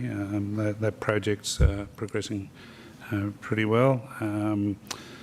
That said, they're starting to work on the car park there at Highfields. Obviously, most of the roadworks themselves, other than some landscaping and a few other elements which will be worked in with the building works, which will commence in the not too distant future. There's a fair bit of work in that car park area to formalise the car parking in that grassy area and to maximise the ability of the number of vehicles that we can squeeze in there. Also, a couple of the low-cost seal projects, Chapman Street, Davidson Lane, a few of those up at Hampton being completed. Obviously in the central, as I mentioned before, with the East Creek works, was the Krause Court modifications that we've done there, and a little bit of cycleway work. I've mentioned Perseverance. Probably one that's coming to you next Wednesday, 27th. We've got a information session on the flood recovery program for 2020. So that'll give you the detail. We've got to a point now where all our submissions, major submissions, are in. There is what we call a wrap-up submission, which tends to pick up the bits and pieces. But just to give you some insight, there's over I think it's 3,000 activities, 1,800 sites, 500 and something odd roads affected. So we'll go through that with a bit of detailed information with councillors next Wednesday to give you the information there. Russell Street refresh project's about to start construction on site. So things are moving for delivery in this next 6 months fairly quickly. So that's a quick overview of the report, councillors. Happy to take any questions. Questions for General Manager Brady? Councillor Summerfield, Councillor O'Shea. Thank you, Mr Chair. And thanks for that report, Mike. I've just got a couple of questions. The community training around the disaster management, where you're talking about getting the community to help themselves, which has always been the Aussie spirit, and I hope it continues moving forward. I just wondered, as part of that training to try and help people help themselves, are we looking at ways to reduce red tape, things that get in the way of people actually being able to do that? Because we're aware, obviously, in the past where people have jumped in and given a hand and they've had their hands smacked and all sorts of things for doing the wrong thing. And I just worry that, you know, red tape will continue to hinder the Aussie spirit of getting in and giving a hand and helping your mate. And just wondering whether that's being addressed as part of this process. Probably not specifically. Well, I suppose looking at exactly this a little bit further, it's you may remember that some of the councillors, the new councillors may not have seen, but a couple of years ago, through the different presentations on our flood risk management plans and different things that we brought through to council, we brought through different options, and some, you know, for each of these towns, in essence, we've considered somewhere in the order of about 15 different options for each town. And then ultimately we've worked through that to the point where it's really emergency, like early flood warning systems and different those sorts of things, and the community understanding how to, in essence, react to an impending flood event or one that's fairly emergent upon them. Also, then that goes into the community understanding. So there's a need for an ongoing education in that space. When it comes to the, might call it the post-flood outcome, where a town or a village is substantially damaged, again, it's not about leaving them by themselves. Obviously, there's a lot of support given by ourselves as a council when something significant happens in one of our communities. But it's also under the local government, under the disaster management frameworks and stuff, obviously the communities do get involved in their own sort of restoration, recovery activities. So it's probably not so much, as I understood the question, the elements you're talking about, but it's more understanding what can be done in each community to mitigate floods in the first place, or the potential damage. All right, thank you. So then another question I had was around the roads. I noticed there's a reseal project about to happen in East Toowoomba, somewhere around the area where I live, and I couldn't help but notice that the roads aren't too bad at all, really. And so I just wonder how, and I fully understanding that it may be more cost efficient to keep roads well maintained than let them deteriorate and have to do more work to them, but I just wonder how you weigh up doing reseals around areas where the roads aren't too bad versus some of our rural roads where things are pretty rough, and getting them done. How do you evaluate which is the best way to go with all that? There is a significant amount of work done through our asset management assessments of the network, be it the urban road network or the rural road network. The urban road network, and generally speaking, has a mix of asphalt overlay replacements each year, and to a degree some actual chip reseals as well. There's a lot of condition data assessment done on that section of road that's being assessed. When we start, we look, one of the major factors is age. So with bitumen, it oxidises significantly, and so if you don't reseal, even if the road in itself is not potholing or showing major sections of deformation, the actual bitumen itself in the material, after about 6 or 7 years, the hydrocarbons have left and it starts getting a very brittle nature to it. So it cracks and gets different sorts of cracking occurring, which then allows moisture and that into the base and ultimately the subgrade where the road is. It's where we can. The analogy is, do you leave your house for painting until it's flaking off, or do you, for repainting, or do you repaint it as it gets to a point in its life cycle where it's that point where we try to manage, where it's the most cost-effective point where we come in, without knowing the exact street and looking at the details of why that one was chosen over another. That's sort of a broad sort of a point. Other things that come into it, as I said, is quantum of cracking, deformations, other issues with drainage or other things that could be happening in that street. There's other things. When it comes to that mix between rural and urban, we have a very high focus on our rural networks in regards to what we're trying to achieve, and we've been working, as you'd be aware, Councillor Summerfield, to again, post-amalgamation, there was a breadth of care given to the networks across the different councils, everything from some councils significantly giving good attention to maintenance of their networks to others where they hadn't been resealed in some of them 25, 30 years. We've sort of caught up on those things. As I've presented to council in the past, where we're trying to keep the network, we've sort of in base terms got good, fair or poor. We're trying to have a network ultimately that is fair or better. That's what we're trying to achieve. So, yeah, there's a fair bit of work behind the scenes going into selecting sections. Thanks, Mike. I realise it's quite intricate, so thank you for that explanation. So then my final question was around the, and it's up there on the screen now, the flood recovery program. We're looking at that in relation to the February 2020 event, so that's nearly 12 months ago. I'm just wondering, would we consider outsourcing that so that we could get more efficiency in getting that sort of flood recovery work done?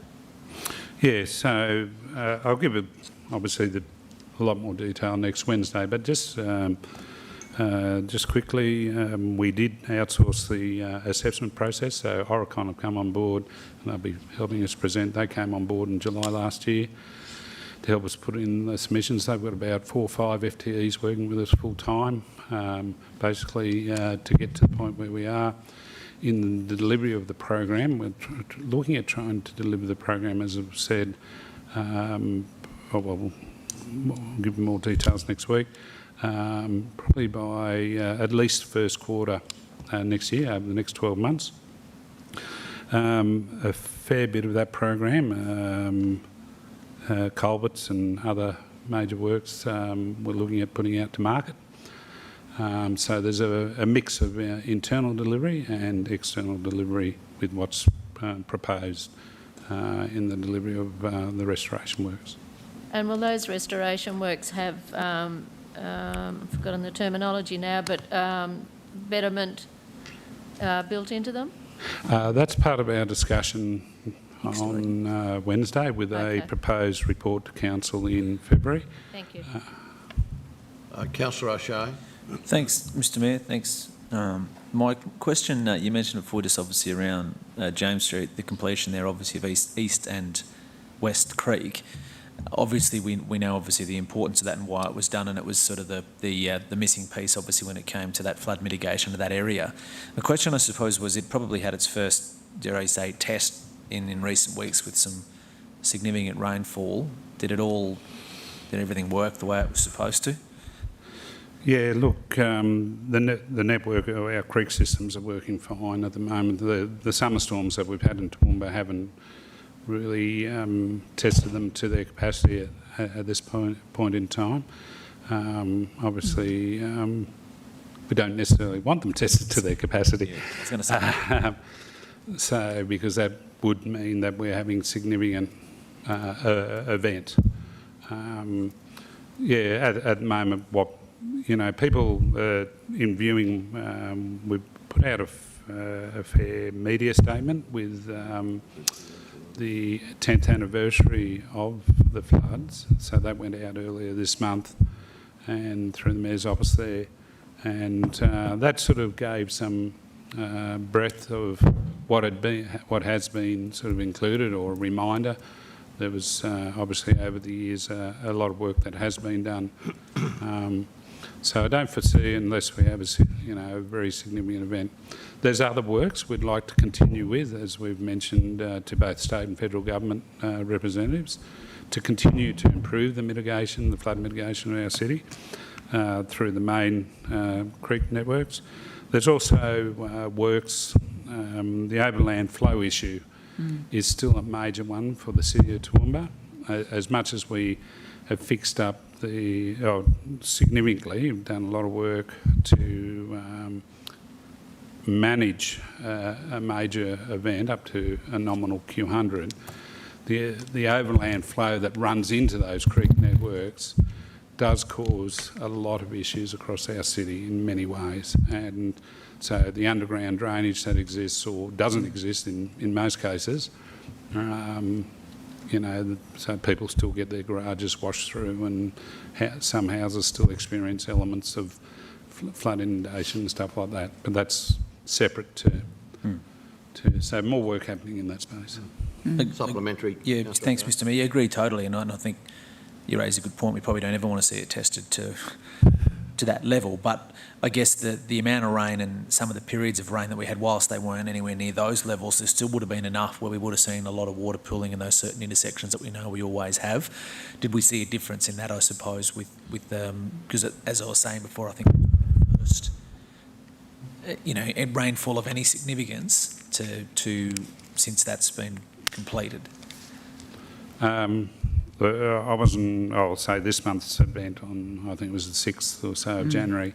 I was elsewhere at that time, but I think each step we go through in improvement just does help. And there's a lot more, for instance, the East and West Creeks, we had TMR as best they could put more gully pits in to capture the water off the road networks at those intersections to improve the drainage at those intersections. We've got an ongoing program of what we call lintel replacements in our program of drainage maintenance. So you may see around the city many little, mainly at intersections, little inlets that are old, about at best maybe a metre long. We're trying to upgrade that, so your drainage capacity is actually restricted by the inlet capacity of those pits. So where we can, the aim is to continually upgrade those, and when we do those, we also try and do a few improvements if possible. So that's an ongoing piece of work. There's many pits across particularly Toowoomba City, let alone our regional towns, to continually look at improving their inlet capacity. So where we can do that, that's definitely a worthwhile activity. Thank you. Okay, Councillor Harris-Oliver. Thank you, Mr Mayor. Mr Brady, two questions. One is about the LED lanterns in the traffic signals, is it? Yeah? Yep. So what's the program with replacing to go on to all LEDs? Is there a program? Yes, as in that's an ongoing annual investment. Again, not dissimilar to what I was talking about upgrading lintels for drainage. This is upgrading the actual lanterns and the signalisation at each intersection. It's not just the lanterns. Once they are LED lanterns, they actually have quite a long life, which is excellent. So we're not, but to take a whole intersection from the old style incandescent lanterns up to the LEDs is a fairly, each time it's a reasonable maintenance investment. With our network, as I've said to councillors, it's sort of grown by over 50% in the last 10 years, the number of intersections that we have signals on. We've gone from about 40 sets that we maintain to over 60. We also, with the technology changes, what we call the controllers, which are the boxes at each intersection, they go through, like all technology, ongoing upgrades, so it gives us a little bit more flexibility on how we operate the intersections. That takes, we're having to, look at upgrades there through the technology that's coming through probably every 3 to 5 years for every intersection. So it's ongoing improvements to our intersections and the lights, and obviously the coordination elements and different things. So it's a piece of work that is never ends. Yeah. Thank you. And thank you, Mr Mayor. Just about the Cycle Network Local Government Grants Program, is that a new thing? I guess I'm getting at, is that the first time we've had success like that, or is it what do previous years look like? Is that sort of? No, we've to a limited level had reasonable success there. Over the time that I've been here, each year we tend to be able to, with the support of the state government of the day, get some funding towards the network. We go through phases, whether it's in the design phase or construction phase, where that funding's coming from. What is positive is the state government has incrementally invested a little bit more in the cycle networks across the state, and there's a little bit more sort of social support to having quality cycle networks and that sort of thing in the community. So with that ongoing support, you tend to see a little bit more, a few extra dollars being put into the networks, not only from the local governments but from the state government as well, which is much appreciated. Okay. Terrific. Thank you. Councillor McDonald and Councillor Carroll. Thanks. Just following on actually on that cycle one, Mike. These are all projects. The projects that are successful with are all projects that we have in our budget already. Right on the money. Okay. Yep. So we're successful with 4. How many applications did we put in? I think we put in 4 in this case. So 100% success rate. That's not bad. I just want to check that first one, whether I've got this incorrect or not. East Creek Cycleway, Margaret Street to Mary Street. As far as I understand, that's an intersection. I just wonder whether there's actually some other Margaret Street to Mary Street, whether there's an element of Mary Street or an element of Margaret Street that's being done? I'll get the actual details. I'm happy to send that out to councillors to show you exactly the locations of each of these pieces of work. But I think it's probably Margaret Street. There's been a ongoing look at Margaret Street for a number of years in regards to cycleway access. So I'll just double check that one, but I'll send you out a plan that sort of just shows where each of these are. That'd be good. I guess my recollection from RAPTAC was that it was more Margaret Street through to Herry Street and utilising Burstow Street or along Kitchener Street was my recollection. So maybe just that description's not quite right. Yeah. Just looking at, doesn't matter. You send it through. No, well, Mary Street hooks around and crosses East Creek. Yeah.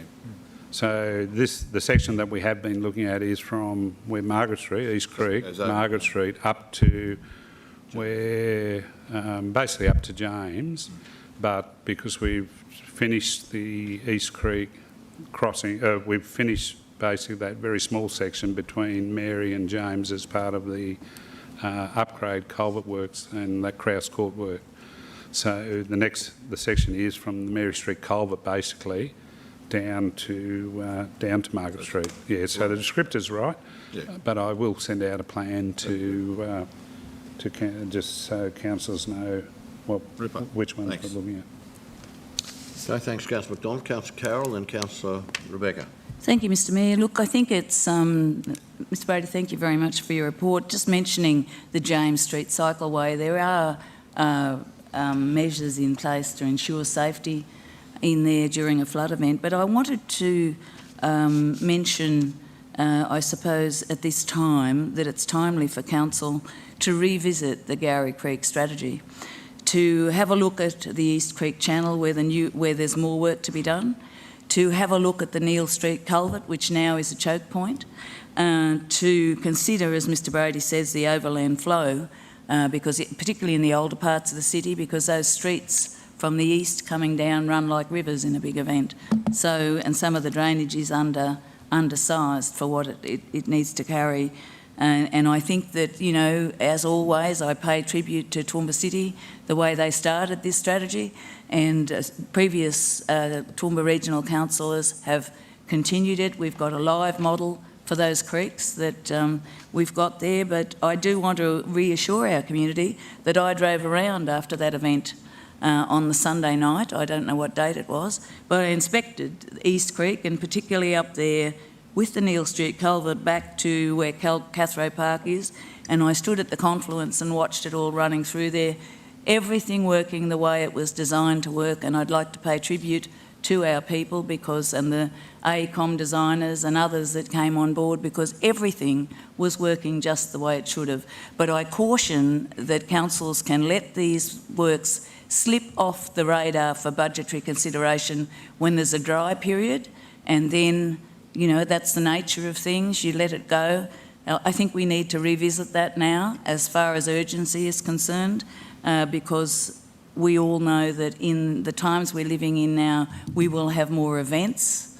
We know Toowoomba has always flooded, always have the creeks flooded, but they're much bigger events now and they've much more velocity. So I think that we're very good, community's safe, we're okay, but we need not to rest on our laurels and continue the work that was thrown up by that strategy. So that's all I'd like to say. I'd like to say thank you to all of our council people who've worked as a team to put these mitigation works. As you mentioned this morning, Mr Mayor, so much have we done since the 10 years to fit our community to be resilient and to mitigate as best we can those works.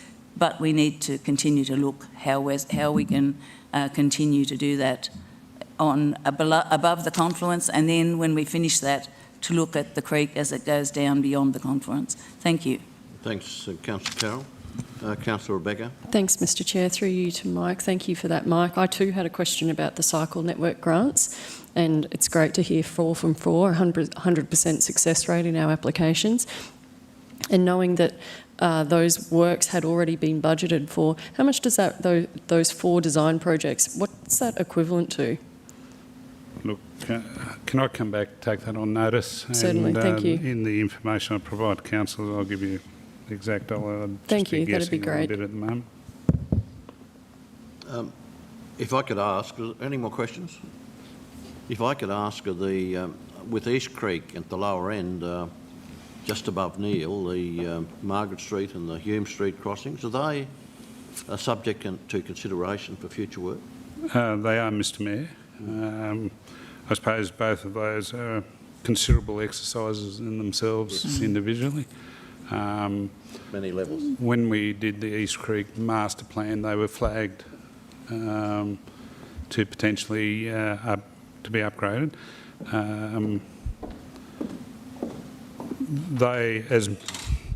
I suppose their impacts or the flooding of them that happens in a major event hasn't demonstrated itself to in itself be of as high a priority to improve than some of the others. That said, when we actually get to the point of upgrading, they will be substantial costs because, again, one of the biggest things with those is the services that are there at each location. Also trying to work through Queen's Park there, what we call it, the Varsity Corner. Yeah, thank you. So through that corner and trying to be mindful of that. So there's lots of elements, heritage elements, services and those sorts of things to consider. But they are on the to-do list, probably a fair way out there. And I think it's true what you said, that the 2011 floods demonstrated that Neil Street crossing was a real choke point. But it'll be improved by the downstream work. And of course the other ones will be improved by the upstream work with the regulation of the flow. Yes, the detention basins are probably Garnet and Bale and Drive are probably, could even say, the 2 most critical elements in that East Creek, and for that matter the West Creek detention basins in actually attenuating the flow and giving the system a bit of recovery time through an event. Okay, any further questions? Not, would someone like to move the receipt of that report? Essentially. Sorry, Mr Mayor, just a quick question, Mr Brady, about the memorial that we were going to construct there. No, it's not for us. No, Wasn't us, no. Just, I suppose we weren't ever going to construct anything specifically. There was consideration given to that thought. However, as it stands today at East Creek, that was Team R, ourselves, we've just left it to be at the moment. Should there be a wish of council to do something, that would be part of council's decision of the day of it. So it's sort of has been left in abeyance for the moment. You're speaking of where we lost the 2 lives? Yeah. It's probably a discussion for another time, but I think we have been through it on a number of occasions. We have been through it, 2 councils. There's obviously clearly 2 schools of thought. Okay, any further questions, Councillor Carroll? No, I'm happy to move. Thank you, Mr Mayor. Councillor Carroll has moved the receipt of that report. Councillor Melissa has seconded that. Those in favour? It's carried without dissent. We'll move then to the Environment Thank you, councillors. Services Group. Ken?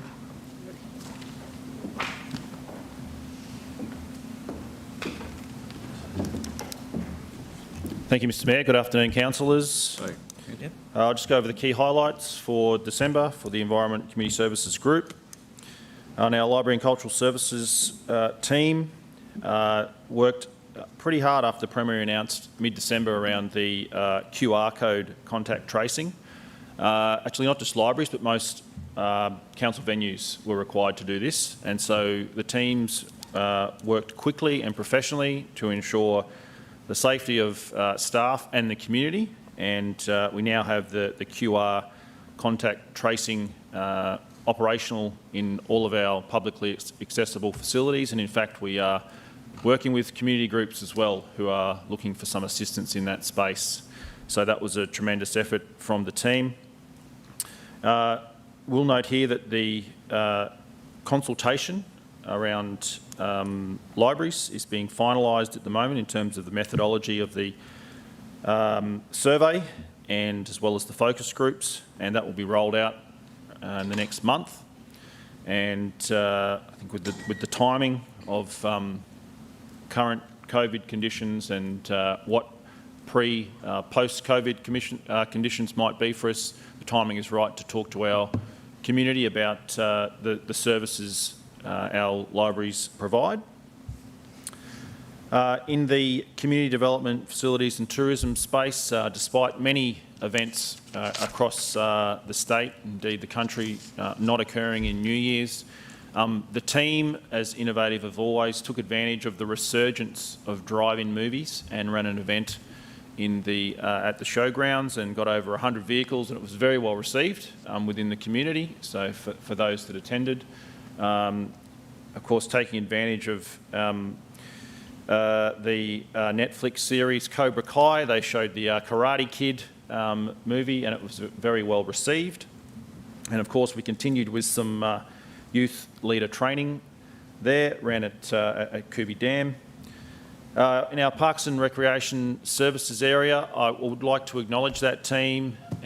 You would have obviously witnessed it yourselves and no doubt received feedback. I haven't lived in the region long, but I've lived here long enough to know that you don't complain about the rain, but with the rain comes the grass, and I'm sure you know from your own patches of grass in your own properties how fast it's growing. Growing means mowing. The team have worked very hard over the last 6 weeks or so, and continuing to this day, in fact, have done some driving around the region in the last couple of weeks, and the team have done a tremendous effort to ensure that the areas are looking as good as they can. I would encourage you to talk with your community about being patient in regards to the mowing of parks and spaces. We are trying our very best to maintain those areas.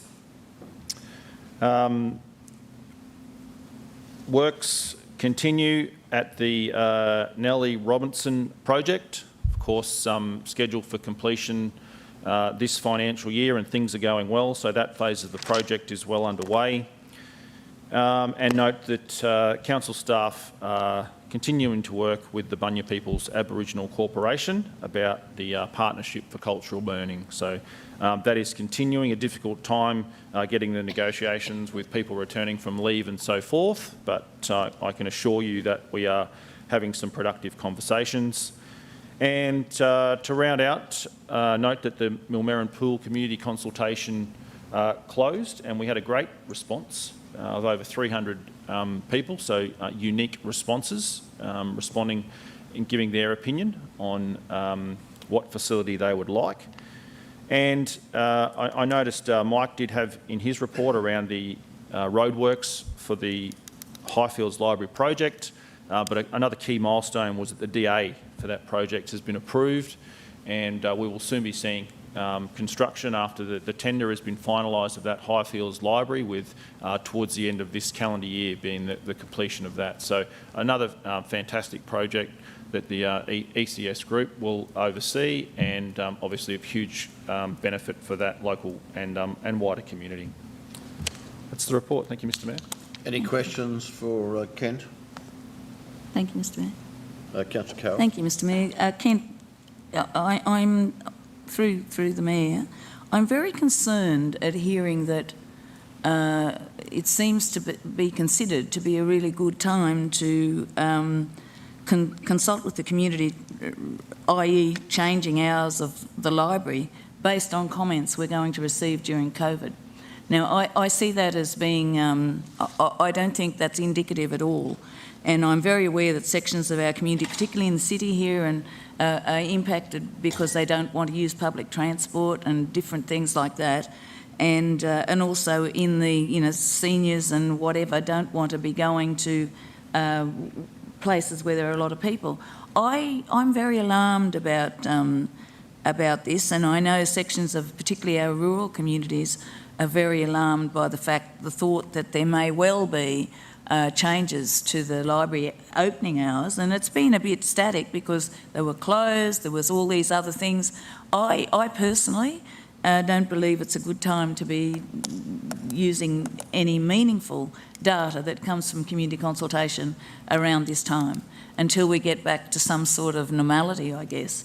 And, you know, we're building these libraries and different things, and I support it. I mean, one of the most used areas that people consider as being what they really appreciate are libraries.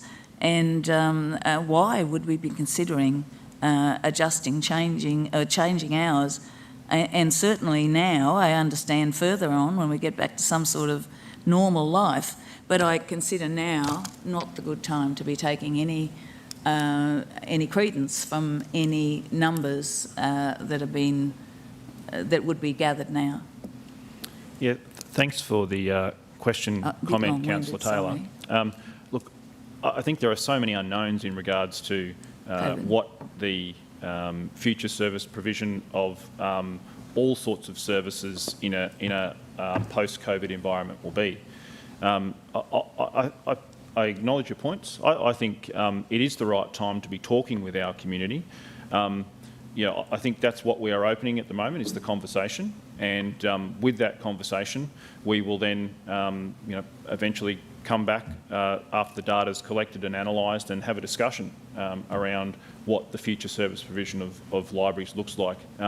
There are so many unknowns at the moment. It's really a safety first, and it's a public health and safety issue first and foremost, and the team and I think council have been very diligent in dealing with that.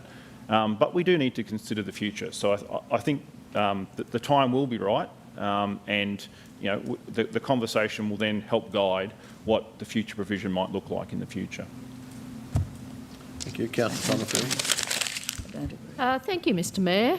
I endorse Councillor Carroll's concerns in relation to this. I don't think now is the right time because it's a different world we're living in at the moment, and if we get back to normality, I'd hate to think that we were making decisions based on opening hours for our libraries across our region from feedback during a COVID pandemic. So to me, I think it is the wrong time to make decisions based on community consultation for long-term opening hours, and assuming that recommendation will come back to councillors to decide whether we reduce any opening hours of our libraries moving forward. That was a comment. I don't require a response. Okay. Any further questions? Councillor O'Hara-Sullivan. Oh, thanks, Kent. This wasn't in the report, but I had someone contact me about the men's-only yoga classes and whether that was something that was breaking the law in terms of discriminatory on a gender basis. Well, my initial response would be knowing some of the men that participate in those men's-only classes, Councillor Megan, I don't know why any woman would want to attend and put themselves through them whinging when they're trying to do downward dogs. But look, it's not discriminatory. It's basically, this is a trial program run through the Change Project, and occasionally that Change Project, whether it's a council-delivered program or we're supporting community-delivered programs, certain targets within the demographics are invited to participate in programs, and there are other benefits that go along with that. So, we have run activities for children, for young people, for women only, multicultural, refugees, all sorts of things. And in this instance, the men's only yoga, might I attribute it to something like a men's shed, but perhaps it's for men that aren't necessarily handy in the shed and want to have a level of physical activity and have formed a relationship and camaraderie with other men that would do that physical activity, being yoga, and then you get other benefits that come out of those relationships. So you might find men are talking about things to do with mental health, as well as getting the physical benefits of doing the class. So no, it's certainly not discriminatory. We offer a number of classes for certain demographics, And I think you'll find that the benefits of those, when targeted, are more far-reaching than just the physical activity. Oh, I mean, I applaud the program, of course, and I understand the social benefits that come from that as well. I just was asked the question, so I'm not sure legally how we stand with that. Oh, I mean, there's actually classes occurring now as well where there's a number of other yoga, Pilates and similar classes occurring across the region as we speak. So, you know, there are opportunities for everyone within the community to participate in like classes. Thank you. Councillor O'Shea. Yeah, thanks, Mr Mayor. Thanks, Kent, for your wonderful answer to that that question. I suppose I just thought I'd comment, obviously, along with Councillor McMahon and Kerry Shine, who was an observer, went along to one of these, and I think that's one of the big things, as we know, and we champion the Change Project for what it is, and obviously the variety of different activities that it does offer, and for the different, you know, as you said, whether it's men, women, children, etc. So I mean, I think this one obviously has a trial period targeted, obviously around men's, it's physical health, but mental health, and things along those lines. So, and that trial period starts the end of this month, really next month, I believe. So we'll be able to see how that goes. But yeah, no, I think it's as I said, the Change Project. Obviously, there's a few women's only classes that we have in different spheres as well. So just thought I'd quickly comment on that. Just two things I wanted to say really quickly was, Kent, you mentioned before about the New Year's Eve out at the showgrounds. I mean, obviously this year the staff had to come up with something different, obviously around what we're able to do, of course, with COVID. Obviously, we normally have a big celebration around this time of year. I think people really responded with their feet, or sorry, with their wheels, because it was a sellout. Yep. And then also to see the amount of people out there as well to look at the fireworks. So I think that's something that needs to be applauded. The staff worked extremely hard to make that happen. The conditions weren't exactly great on the night, so they had to pivot and make a few changes along those lines. And the other one I wanted to say as well is the summer plantings in the gardens at the moment. Our staff, whilst they're overrun obviously with mowing and things like that as well, the way that the summer plantings look at the moment is spectacular. So the two things I wanted to say quickly. And finally, my question, I suppose, would be around just noting there, obviously, the consultation we talk about around the Millmerran pool. So we've asked the community what they think. Would I be right in saying that's a massive response? Yes, very good response. Yeah, over 300 unique responses, both online and in the face-to-face community consultations. So very well received. Okay, so that'll come back. We are planning an information session for councillors in the very near future. Yep, thank you. Okay. Councillor Melissa. Thank you, Mayor. Through you to Kent. Thank you for your report, Kent. I just want to reiterate the comments that I made at our last meeting around the libraries, and I just want to endorse the comments by Councillor Nancy and Councillor Carroll.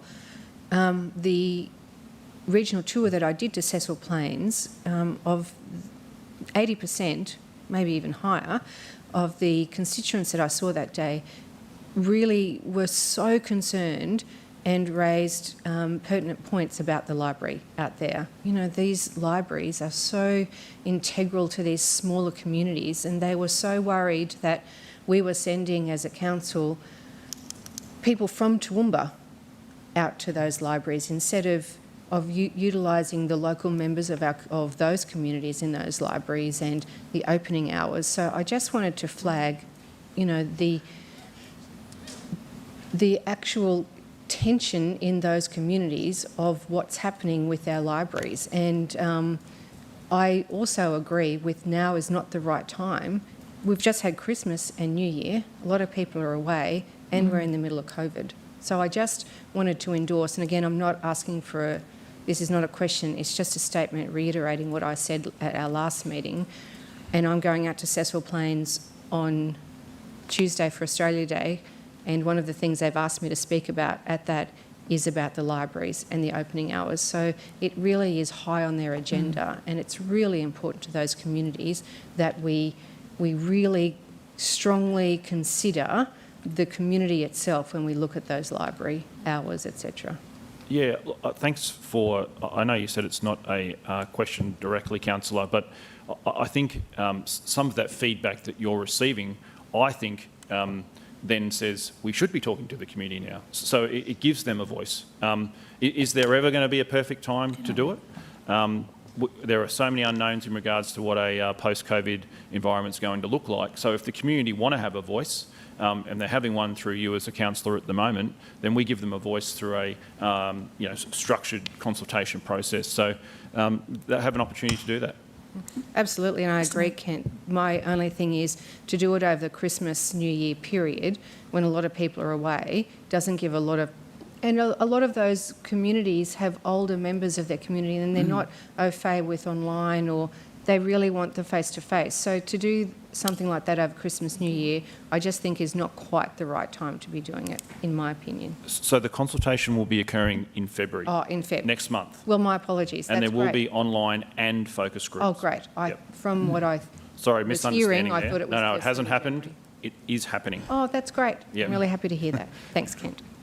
Councillor Carroll. Thank you, Mr Mayor. Just to clarify things through you to Kent, the reason the concern has come up in the community was because General Manager Nick Hauser mentioned at an ordinary meeting in a group report that there was going to be a reassessment of opening hours of libraries. So I've had a lot of school children contact me in the areas down to the south in particular. So that is where the community concern has come from. So I reiterate, there need to be notices in the regional newspapers, who are not expensive to advertise in, to try to collect everybody, because that's where the concerns come from. I've had children stop me in the street, so it was relayed here, the Chronicle picked it up, and that is where the concern has come from. So I reiterate, we need to... The library is one of the most treasured services that we offer to our communities, both the city and the rural communities. And I would be very, very reticent to march into any sort of changes until we've really had a good look at it and been absolutely positive that we've had responses from everyone concerned. Thank you. Thank you. Councillor Tim. Thanks, Chair. Thanks, Kent, for your report. And if I could just weigh in on the library thing, being under the ECS portfolio, it's something that I've had a fair bit to do with, and I mirror the concerns and have several times to Manager Bronwyn and the Acting Manager Joe at present regarding the opening hours of libraries. And I've also been to Cecil Plains and chatted with the constituents, and you know, the hub that these are to the towns, and I'm very appreciate there's SDR costs that come into it. Our library staff are now, with COVID, being forced to do more with less, wiping down books, putting in COVID tracing, albeit Cecil Plains is an example as somewhere where they are still required to do that in a place that has never had a COVID case. So I sympathise with the work that the libraries manager is doing, but still, and I'm still getting several calls and letters from little kids saying, Yep. please don't take away my library. But I suppose if I could just empathise with the requirements and the restraints that our staff are under there, but also mirror my question was before this, can you demonstrate that we're doing everything we can to open them at a pre-COVID level? And I don't need a response, you've answered that, but certainly mirror the concerns while adding a level of complexity to it.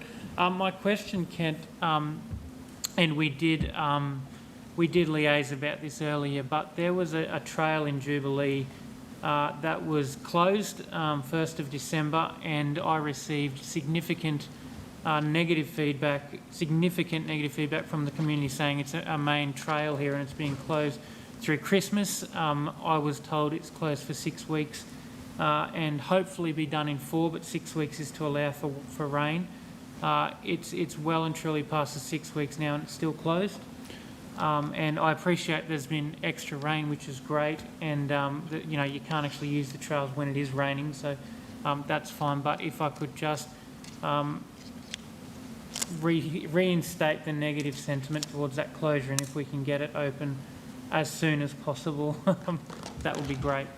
Yeah, absolutely, Councillor Tim. The team with the construction crew have been delayed several days because of the weather, but they are doing their best, and we are consulting with user groups very regularly about a likely opening day, which will be in the very, very near future.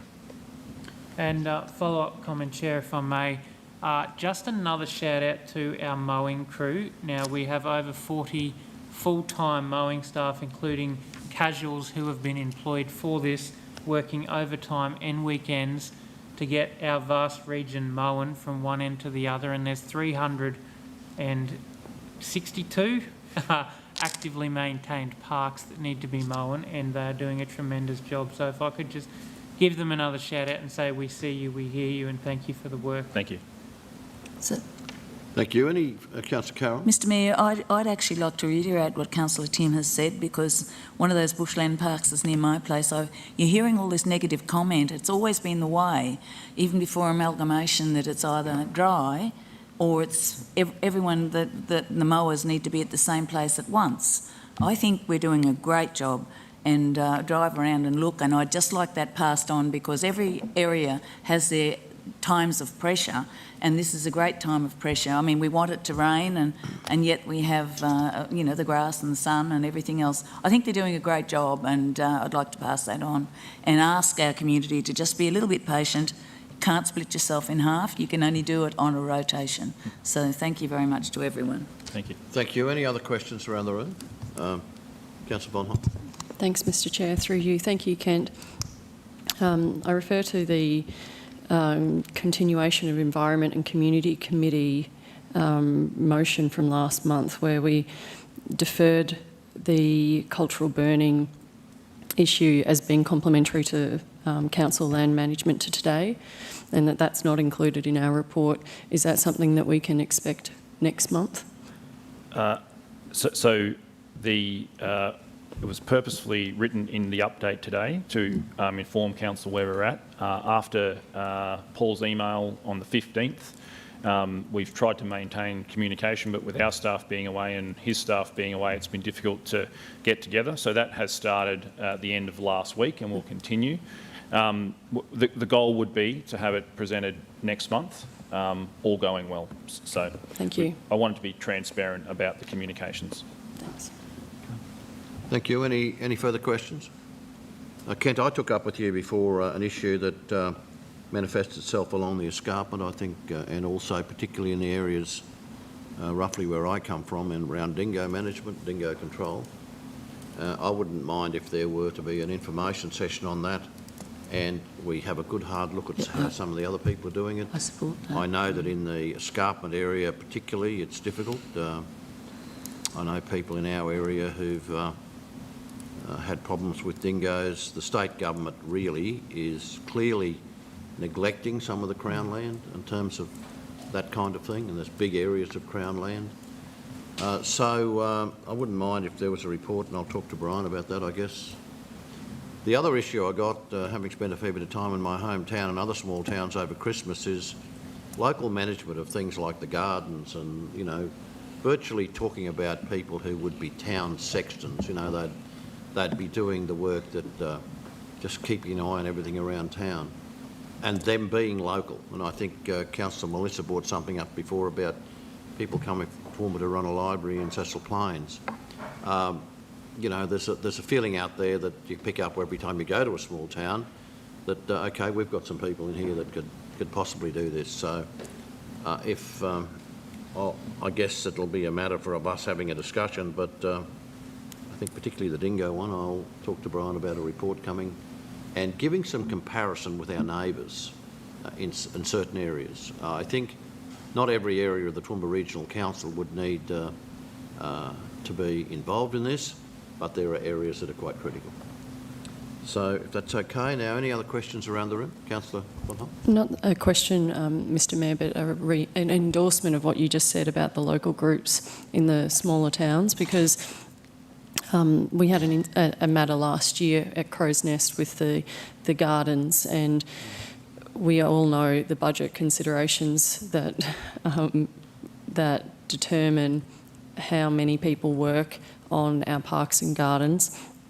And there was a great willingness from Crow's Nest locals to work on that centre area themselves and see what they could do to try and improve the how it looks to people. So just endorsing what you're saying, Mr Mayor, that there is a real willingness in those towns to probably step in where council budget is stretched and can't do it themselves, and I'd love to see us work to help them. Yep. And of course, what that brings to the table is ownership within that community. And of course, local government was always seen as a major economic driver in those, and a stable economic driver in those small towns. And we understand that the amalgamation has brought centralisation, it's brought efficiency, a whole range of things, but maybe there's a line that we ought to draw. Okay, any further discussion? If not, would someone like to move that report be received, please? So Councillor O'Shea, and seconded, please, Councillor McDonald. Those in favour? That's carried. It would seem a little bit like lunchtime to me, if that suits you people. Could well be. We have one more GM's report, but it's in your hands. If you can give me an indication if you want lunch. Move to adjourn the meeting. Adjourn the meeting. Councillor McDonald has moved. Councillor Summerfield has seconded that. Those in favour? It's carried.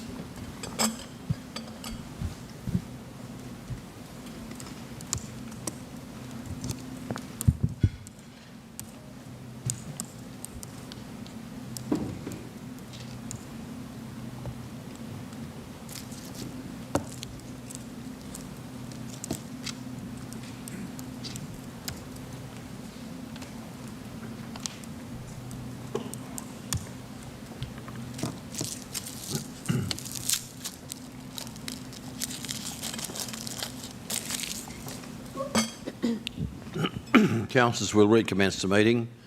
Anne-Marie, please. We'll do item 9.5, which is the Finance and Business Strategy Report. Anne-Marie. Thank you, Mr Mayor. Good afternoon, councillors. So the group report for the Finance and Business Strategy Group. Our innovation, so Kent spoke earlier on this morning about Council's contract tracing software. The ICT team were instrumental in reviewing the various softwares that were available, ensuring that the security of the data that is being captured, which is absolutely critical for Council. We also, innovation, we've hit the 10,000 mark for e-pathway users during the period, so we're very happy with that. The more we can do to make it easy for our customers to deal directly with Council, better experience for them and better for service delivery for Council. Just the stakeholder engagement and communication report, the bold was distributed during the period, so I think that's gone to most households now. ICT report, we've noticed an increase in reported faults received throughout Council's network. Again, we're attributing a lot of this to the wet weather. We had Clifton out for a period of time, and we also had Crow's Nest. So there's a bit of talk earlier on about the rain event in Crow's Nest, and we know the customer service centre in Crow's Nest was out of operation yesterday. People and organisation development. During the month we had 13 new starters. That was pretty good, and I attended the induction yesterday. We had 19 new starters yesterday for Council, so all progressing well with recruitment. On to customer service. Our customer service team remained open during the Christmas to New Year period, except for Gazetted public holidays. And you can see that we had 847 customers phone our 131 number during that period. We've just said animal calls 12%, waste 11, and rates 11. So again, any automation we can do in that area where customers can find the information themselves by visiting our website would be a real plus for our service delivery. There's a note there about the average speed to answer calls, and again impacted by that time that the customer service centre in Clifton was out of action. Moving on to the financial services report, and that's just an update on the tank rebate. So currently up there 51,900 to the end of December, so that's progressing very well. We will take advantage to make sure we continue the stakeholder engagement around that. And once again this year we will hold the annual rate user group forum on the 12th of February. So this is the 5th year in a row Toowoomba Regional Council has hosted this event. Moving on to the budget development. So we are just commencing the development of the 21-22 annual budget. So fees and charges will be coming to councillors in February, and then we'll progress through the various components of the budget. If we look down to our procure to pay area, you will note that we have paid 79% of invoices paid as per our terms. So we improved those terms from 30 days end of month to 14 days date of invoice as part of our pandemic response, and we'll be looking at that procedure later on in the meeting. And we've set ourselves a target of 90% in our operational plan, so we've still got a bit of a way to go with that one. And also 50% year to date and for the month in local procurement, but that equates to 14.6 million in December and almost 80 million year to date payments to local suppliers.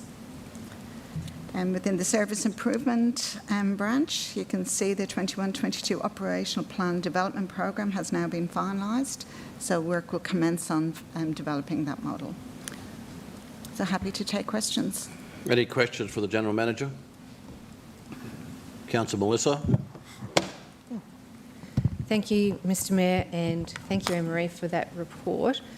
I just wanted to clarify, because a little bit earlier you said that we'll be doing an information session on the pandemic response, Yes. and where we're at with all of that. So can I just clarify that to date we've done 11% or delivered 11%, and that it's spread over the 2 years, but we will look into that further in information session in February. Is that correct? That's correct. So we started off with a $215 million capital works program for this financial year. So $50 million was pandemic response initiative, 165 our standard capital works program. So to date, our overall delivery is 34%. So that's 34% across both programs of work.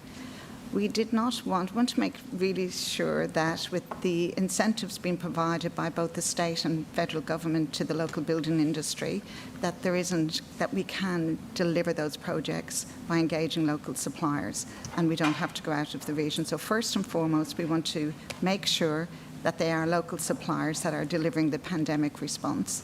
So if we're finding that there is a demand for the services and that we can't engage, well, then we will delay the projects. But we will be doing everything we can to ensure, and Damien announced earlier on the volume of work that his team have already delivered.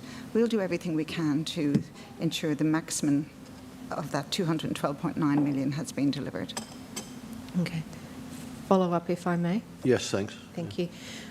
So then earlier also we took that 34% of the capital has been delivered year to date. And did I hear correctly that we're doing an information session on that as well? Yes. So in that, will the GMs be speaking about the projects that they've delivered and what is yet to be delivered, and how we're going to do that for the rest of the financial year? Yes. So how I envisage that information session will go is a report which details the complete capital works programme as adopted for the 2021 financial year, with the original budget, revised budget, completed year-to-date, commitments, what we envisage will happen and what, if anything, will need to be carried over into the following financial year. Okay. Thank you. Okay, any further questions? Councillor McDonald. Thanks, Mr Mayor. Just through you, Anne-Marie, the 10,000 e-pathways, the registered users for that, and obviously, and I take on the point that it obviously is an efficiency gain for both customer and council. How long has it been going for to get to that 10,000? So that's been going since 2013, but we've been using the rates notices over the last couple of cycles to, really push it out to ratepayers. So since writing this report, we've another 200 registered users. So it's growing at an increasing rate. And we talked last month, we looked at the arrangements to pay, and they're just other initiatives where registered users can help themselves, some self-service. Well, I guess it adds to the other initiative that we have with the real estate industry as well, that we've implemented to assist that service as well. Yeah, we're still working on that body of work. That's the Real Estate Agent Solicitor Portal that will enable those users to access the information they require automatically. Okay, very good. Just to follow up as well, if I could. Not actually, it's a new question. It's not a follow-up. Just around procure to pay, Anne-Marie, and I note you mentioned a target of some 90% for the terms of payment with invoices, on invoices. Obviously the upside of that is the reconciled statements, up around close enough to 100% really. So I gather this has been a process that we've gone through service delivery review and through leadership with the CEO as well, and support of the CEO in regard to bringing together procurement right across our organisation into a consolidated area led by Robin, actually largely, who's over there. I just wonder whether, or what we're up to in regard to that process and what the plan is going forward, because just on those figures alone, you can see that there's great benefit in doing what has been done. But what percentage of the organisation would be under that consolidated procurement to pay, and what plans are in place to increase that percentage of who's involved in that? So thank you very much for the questions. So first of all, we're around 50%. So we've got 50% at this point in time of council-wide procurement it's been managed by the Procure to Pay team in Financial Services branch. And the reason we have managed to bring that into financial services without any increase in council's overall establishment through process improvement initiatives. So we know that with centralised procurement, it's more likely that the purchase orders are raised correctly and that the invoices are matched in a timely manner. And that is the main benefit of it.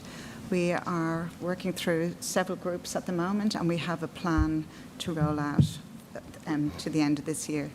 This was an initiative commenced in 2018 following end of financial year debriefs, and the CEO gave us a challenge to see what we could do to improve the procurement process. So we've come a long way in a couple of years, and we've got good plans to take it forward. But certainly the best service for our suppliers is to raise those purchase orders correctly in the first instance, to ensure that we can automatically match invoices and that we are paying, particularly our local suppliers, 14 days date of invoice, and they're not waiting for their payments. Okay. So you mentioned that that your target is the end of this financial year? Okay, I've given myself that target. Yeah.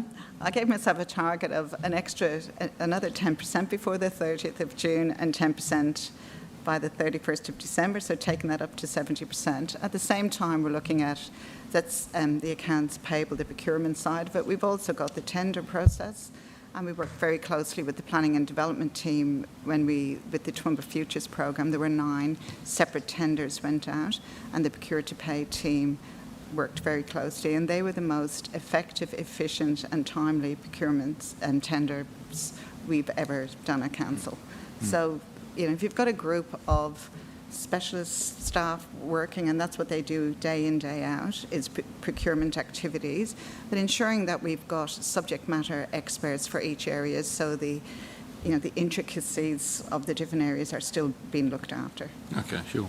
Just might be something that could be reported on through service delivery and sustainability, perhaps, as we get closer to March, when there's a report comes to council with that, might be able to be added to. Yeah, very happy to do that. I'll bring that one back. That'd be great. Thanks. Okay. Any further questions? If not, would someone like to move that report be received, please? Happy to move. Councillor McDonald, Councillor Melissa Taylor, those in favour? That is carried. Thanks very much, Anne-Marie. Right, we move then to CEO's report. Brian. Good afternoon, councillors. Hi, Brian. Some of these have been covered off already by the general managers, so I'll quickly run through these. As you're aware, over the holiday season on the 6th of January, we had a fairly heavy storm event. It caused a few localised issues throughout the region. A couple of sewage pump stations overflowed, but they were fairly minor overflows, obviously from the increased penetration of the storm waters and inflow into the system. They just couldn't cope with that. Not enough to actually create any issues as far as our regulator goes. The Highfields Aquatics Centre and the Library and Cultural Centre lost network connections to our own internal networks. The ICT branch worked some workarounds and resolved that fairly quickly without any great impact on the community at all in relation to those. COVID-19 has continued. Obviously, we're all aware of what's happened there. I think before Kent mentioned the contract tracing through our venues now with a COVID-19 tracing app with QR codes. We've got that introduced successfully. We've done a good job getting that in place. Obviously gives more security to our staff and also to our patrons. Our incident management team is obviously watching very carefully what's happening with COVID-19 as events unfold. It's a fairly live issue still, and we're ensuring that we always take best care we can to protect our community and also our staff with some of the internal processes that we do. Just like to cover off quickly, you'll be aware of the resignation of our Manager of Customer Service. There's an opportunity now to have a look at, is there any any efficiencies in merging our customer service and stakeholder engagement and communications branches together. We've got our manager of stakeholder engagement and communications looking after that branch at the moment. Has been doing that since the 4th of January. We'll probably leave that run for a couple of months to see how that goes. There's some strong synergies in there between those two branches. If there is a proposed change, that'll come back to council for a decision, as it'll be a change to the structure of the organisation, but we'd like to have some background and some information about what are the benefits and costs of actually doing that exercise to keep councils informed. So, and even if it isn't successful, I think there's a benefit in that the manager that's acting in that area will certainly have some further insight into how they could work more closely with that other branch into the future. So either way, I don't think there's any loss in that process, but I'll come back to you with the results of that after we've completed, gone through that process. So you have a question now, Councillor Carl? Yep. And I'm finished, yeah, that's fine. That's it. I do too, actually. Through you, Chair. A question to you, Brian. Would you be looking to advertise broadly a prospective appointment regardless of outside the organisation, regardless of whether these two areas merge or how you decide to structure the business? Are we looking to advertise broadly for a new potential manager of both, or whether they stay the same entity, two distinct entities or not? Obviously, if it's two distinct entities, we just go ahead and advertise that position, the vacant position, if that was the case, the current vacant position. If the structure stayed the same, you just go, we'd advertise that position, and you'd do a fairly wide-reaching advertisement for that position. If it comes together, then there's two processes we can do. We could either advertise the whole thing externally as a new position over all the top, or we could, the way we've got our internal contract structured, we can actually transition staff over if we need to do that as well. There's opportunity to do that, and then you just have to renegotiate how that worked. So there's flexibility on how you would do that, depending on the circumstances. But the person who's doing it at the moment, I have every faith in, is a very competent officer. Very Look, I've no question about that at all. I'm just thinking from a broader sense of whole of organisation, and even beyond that, just how, what skill sets are out there or expertise is out there that we might not know about if you look at advertising broadly for a position, and if we're talking about efficiencies and a changing environment in which council has to do business, whether we like it or not, it's continually changing. I mean, there may be some opportunity. I don't know. That's your call, obviously, but I'm raising it from a more strategic position of how we are positioning this organisation into the coming years, if not decade, and what our resources, our skills mix, our workforce management and planning, all that sort of stuff, where gaps might be, and this may well be a good opportunity to identify a gap and be able to look at that more broadly and say, well, what would be an asset to TRC? That's right. We've got to look at it from the perspective of what's best for the organisation. We've also got to look after our existing staff as well. Acknowledge that. Councillor Carol Taylor. Thank you, Mr Mayor. Mine isn't probably quite as strategic, and there's certainly no reflection on who we have here, but somehow we've morphed into there's an old saying that it doesn't matter what you do, how good it is that you do it, if you're not marketing yourself, then you've wasted your time. And I think that's been local government's problem for a long, long time. And we did have a situation here some years ago where we started to address that, and it's through no one's fault. We just don't seem to have a lot of capacity.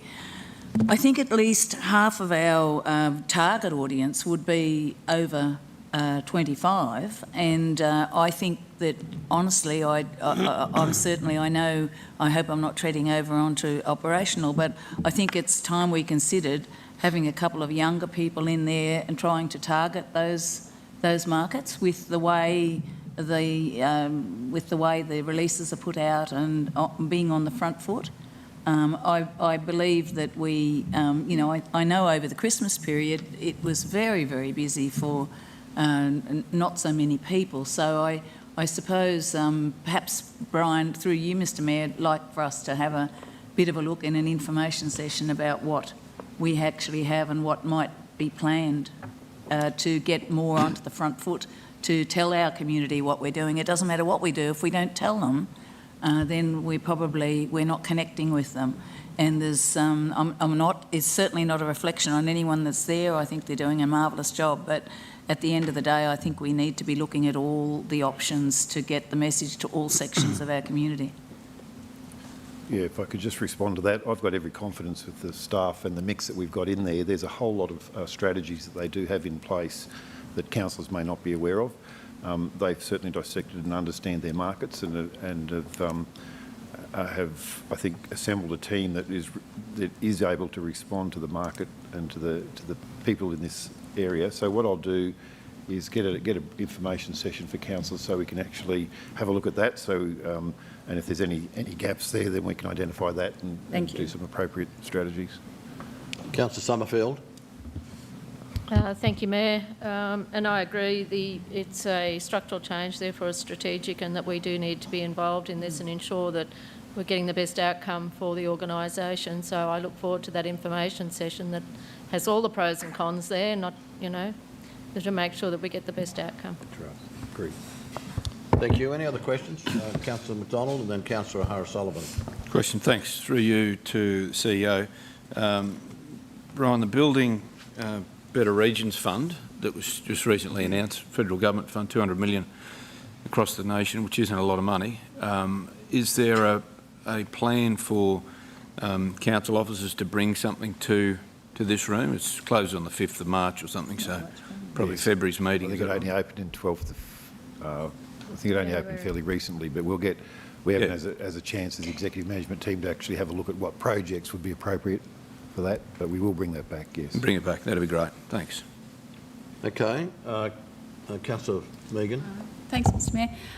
Brian, thank you for your report. I might need reminding. With the SDR, I would have thought that in your report we would have an update or a progress report on that. Did we not agree to something like that? My recollection is that we've got to bring back a report to council on at the March meeting about where the service delivery review and sustainability review sits and the future of how that's integrated into the organisation. So, excuse me, with the departure of Arun, Rosie's acting as a manager in that area in the interim, but there's a lot of work that has to be done at the combined leadership team and the executive leadership team to actually, I suppose, have a think tank about how we do that and get people on board, then come back to council and make our recommendations in relation to that as to how that sits into the future. Okay, and the level of reporting at that stage. There'll be a report coming back in March. And we will then be deciding on the level of reporting at that stage, right. Obviously. Yes. Yeah. Okay. Thank you. Any further questions for CEO? Not. Would someone like to move that part of Brian's report, please? Happy to move. Councillor O'Hara-Sullivan, Councillor Tim. Those in favour? It's carried. We move then to item 7, which is a review of council policy 2.44, discounting or waiver of council development application fees, version 3. Matthew.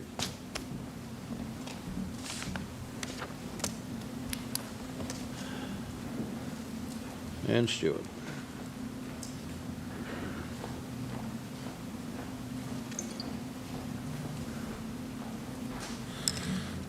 Afternoon, councillors. It's a long way from the cheap seats. Okay. As you may all be aware, the Toowoomba Regional Council adopts annually a register of cost recovery fees and charges.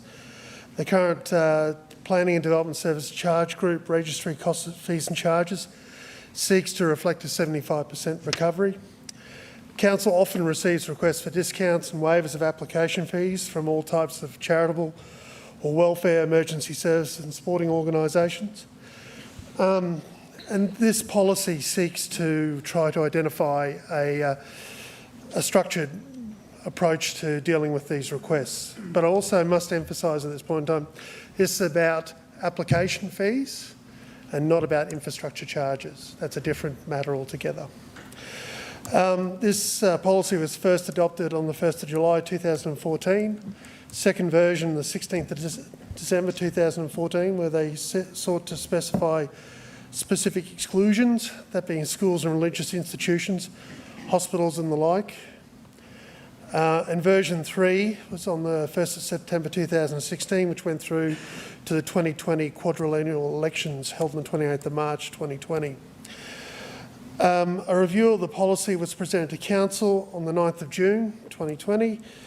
There was a request to have a briefing session on that.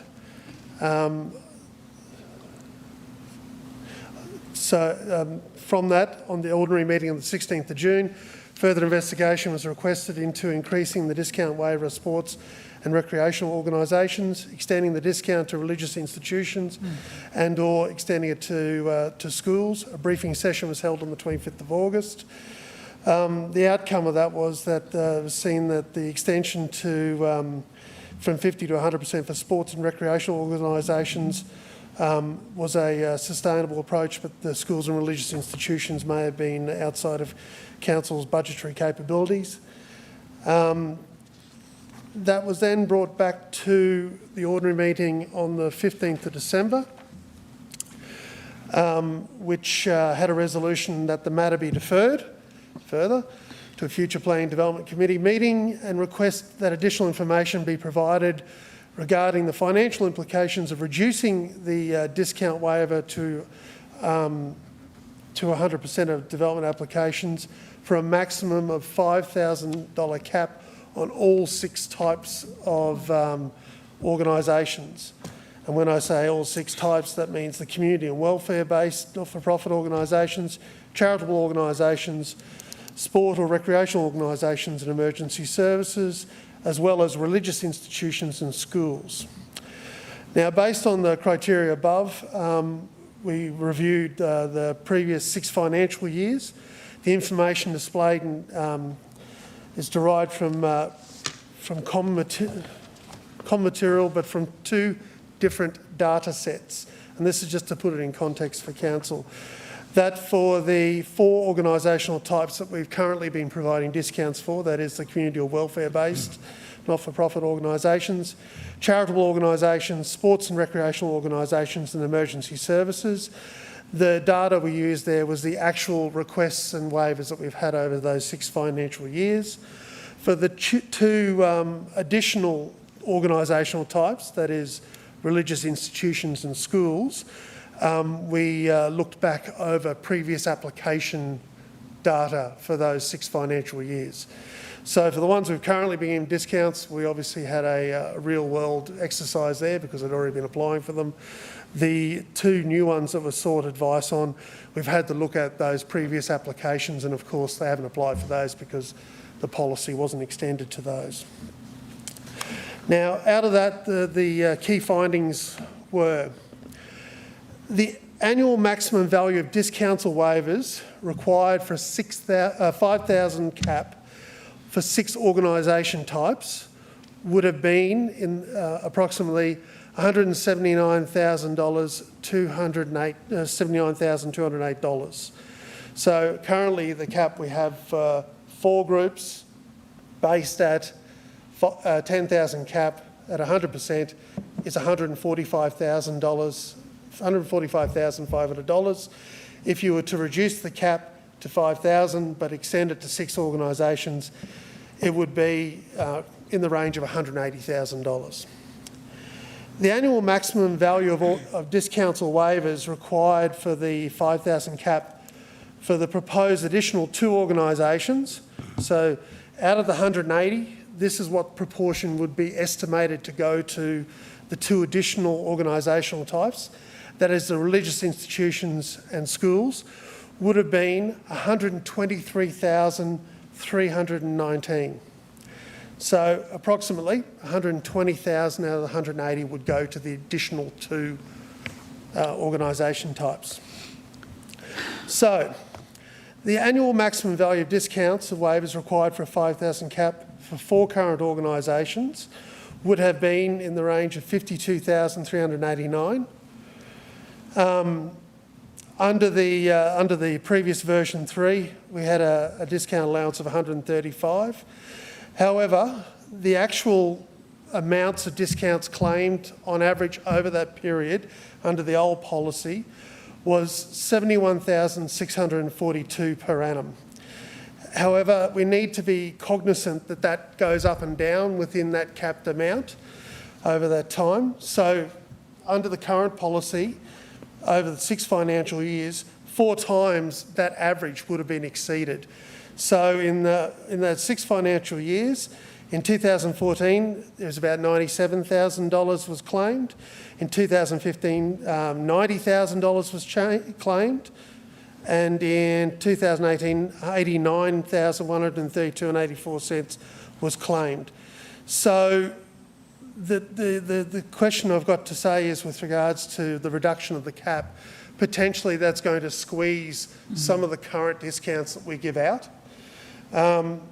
So in the context of that, the proposed $5,000 cap for 6 organisations, it would have been exceeded in 97 instances out of 446 requests. That is, 22% of the requests would have had to been cut off at that 5,000 cap.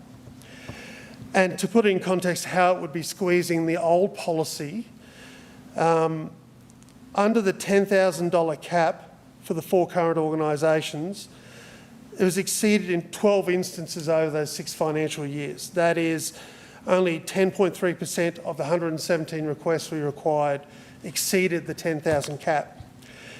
In extrapolating that out to a 5,000 cap, going back and retrospectively looking at the applications, it would have been exceeded 36 times. So approximately 30% of the requests that we have given previously would have exceeded the new cap that we're introducing. So I just want council to be mindful that if they were to consider reducing the cap and then extending it, that would potentially cut off a fair number of grants that we've previously done with regards to fees. So the recommendation in this is as per the previous report.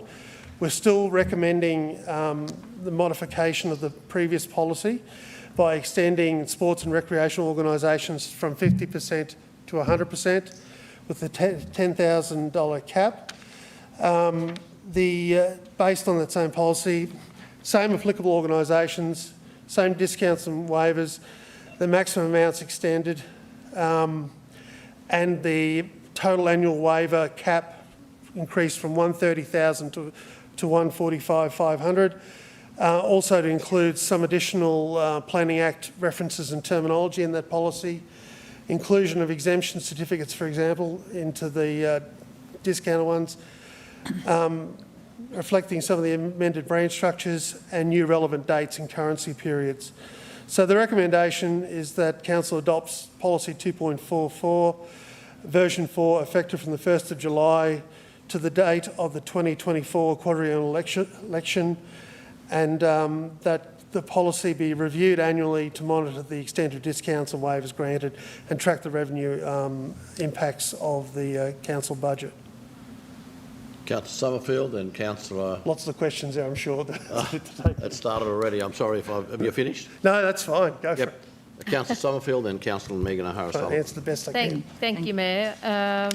Matthew, comprehensive report. I'm rather puzzled by your entry comments about cheap seats, but let's put that aside.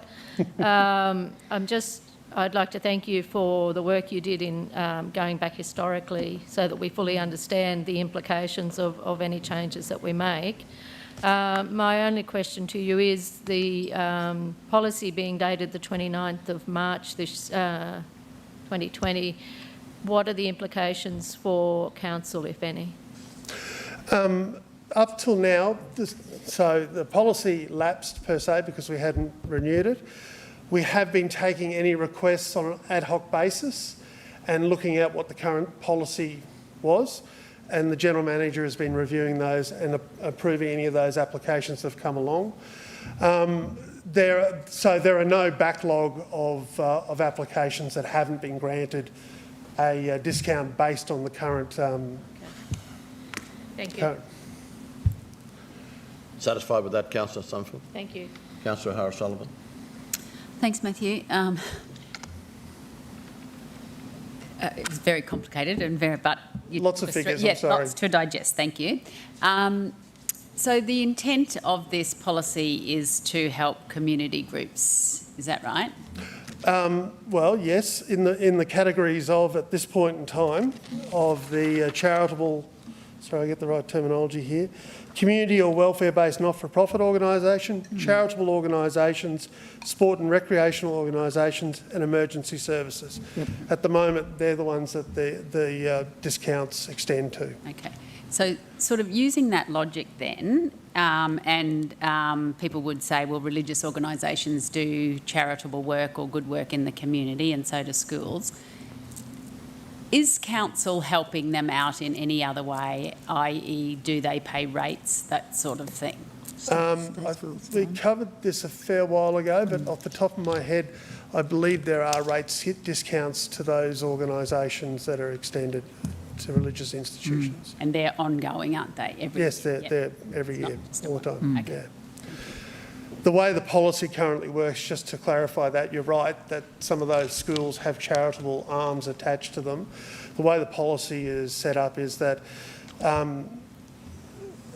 those definitions of schools and religious institutions are in there, but they've got a 0% discount rate. And the way the policy is set up, that if the institution or organisation applying for it has any of those definitions, we look at all the discounts and apply the lowest one. So if you do have, say, a religious institution that has got a charitable arm attached to it, it would be getting 0 discount on the application fees, the way the policy is currently implemented. But they do receive assistance from council in other ways? Yeah, other ways, yes. Councillor Carroll? Thank you, Mr Mayor. So this is going to, this policy, and I've read through it, it's for the 4 that were the ones that were there before, without schools and religious organisations. Yes. And should we to add those, we'd be squashing the ones that really. And I'd have to say to councillors that state schools don't pay or have to have any. They don't have to follow our planning guidelines, and they don't pay any planning or infrastructure charges or anything like that. In fact, in 2 instances, they've cost us, or most instances, they cost us a lot of money because they don't make allowances for parking, and the community picks that up through council. So I think that it's we need to focus on the ones that need it most and help those, and I think that's what you've done. And I thank you for the inordinate amount of work that's been done here, and I support the new policy. Thank you. Can I, through you, Mr Mayor, if I can just provide a bit of additional information to that too. There is an evolving trend we're seeing with regards to some of the private schools, particularly the larger ones too. They've now had, under the legislation, opened up the ability for ministerial designations.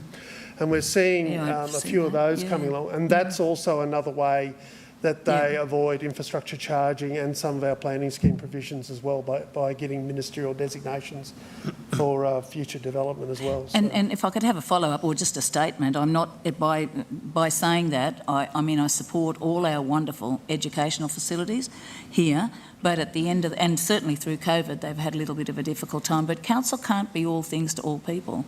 And I think we need to focus on where we can, where the difference is really needed, and I think it's on those areas where we had this before, but it's very good to have a look at it, so thank you. Thanks, Councillor Carroll. Councillor Carl?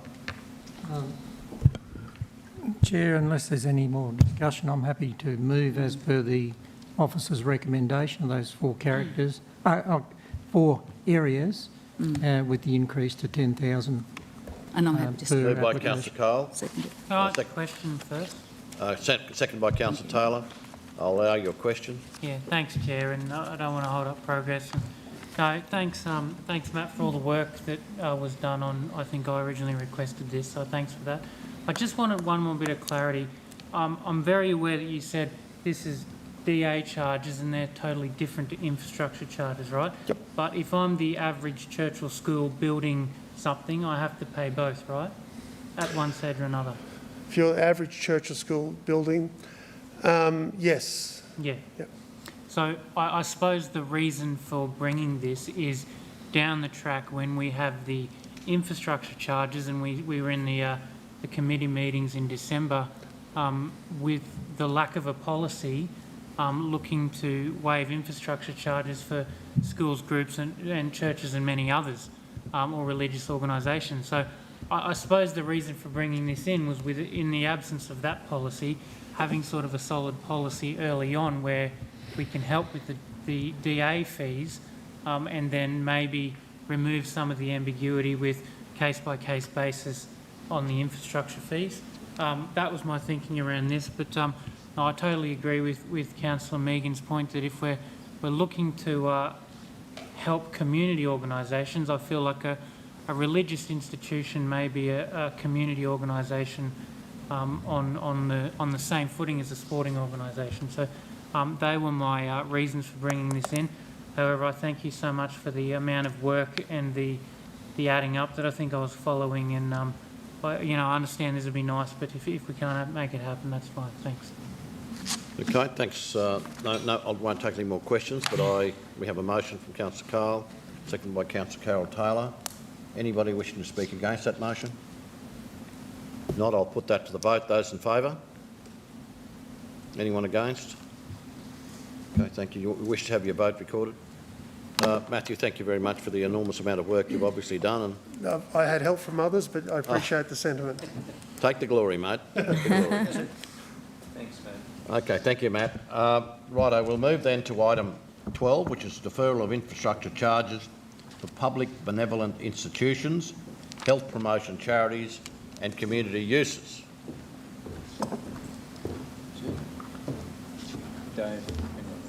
Dave? Nick? Yep, Dave? I think I might just very quickly make a vote, if that's okay. Yep, that's fine. Just very quickly, councillors, this became a bit of a hot topic at our last council meeting and last committee council meeting round, and we pulled all stops out to try and get this policy together before Christmas so it could get onto this agenda. And so thanks to Dave and John and the team generally and everybody for putting their bits into it. So I'll leave it there. Over to you, David. Thank you, Mr Mayor. As Stuart has said, prior to Christmas there was a need to put together a policy commonly known as in relation to not-for-profits and infrastructure charges associated with not-for-profits. Officers looking at the whole definition of not-for-profits, it's an extremely broad definition, particularly broad, and it's very difficult to be objective about that definition. So what we did was go and look for something which we could apply in a very objective way, and we came up with the public benevolent institutions and the health promotion, the HPC, which the name of course escapes me right at this point.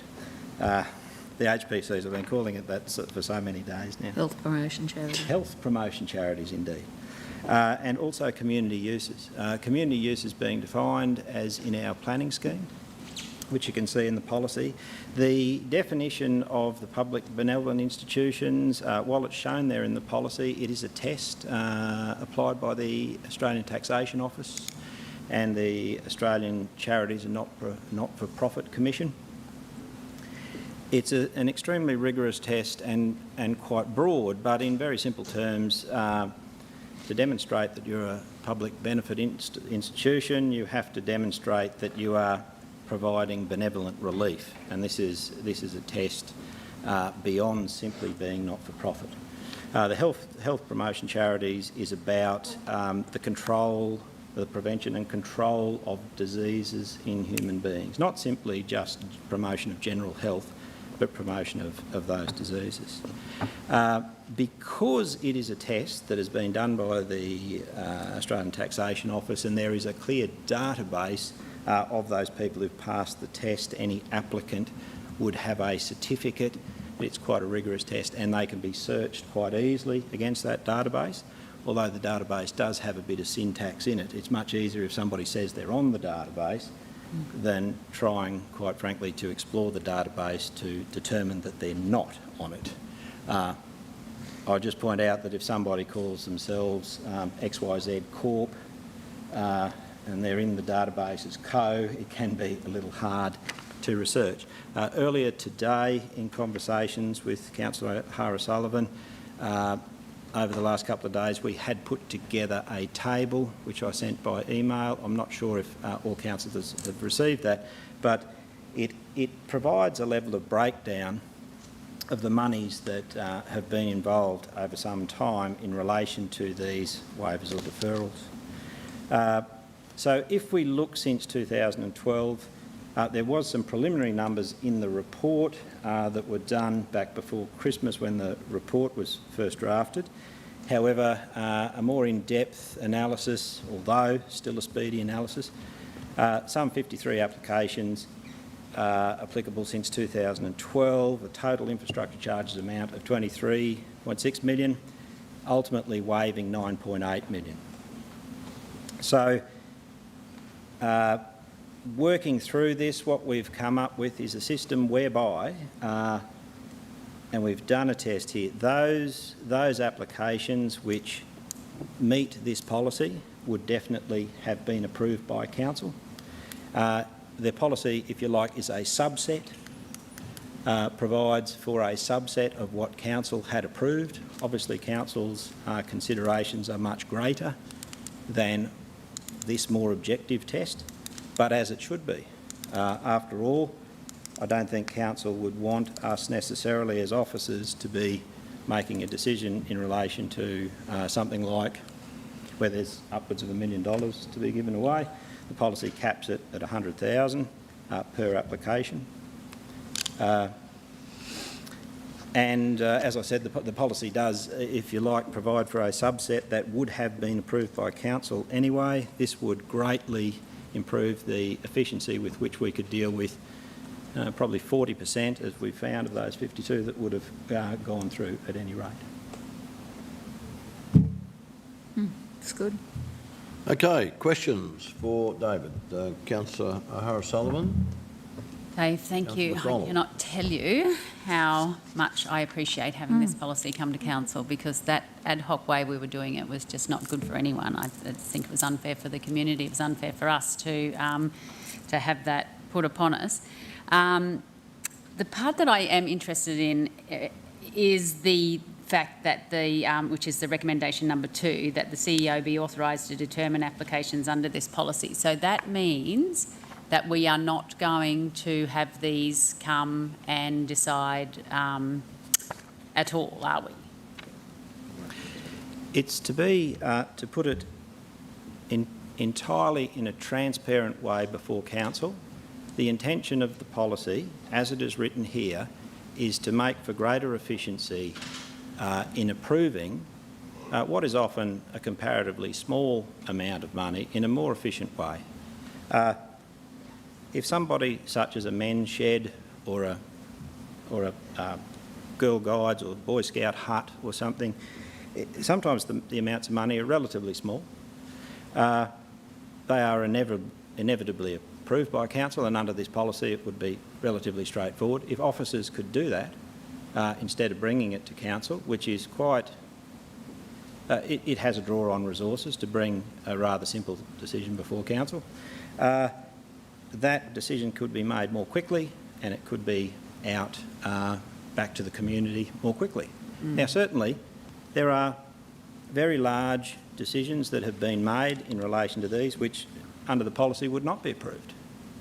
But no worry, in those instances, if somebody was dissatisfied or felt that they wished to talk to council, they could still come in as part of a non-policy waiver. After all, Officers only have delegated powers because council has chosen to delegate them to the officers through the CEO, and they can just as easily withdraw those powers or make a decision in relation to one that falls outside of this policy. Yeah. Oh, no, I really, really appreciate it. Thank you.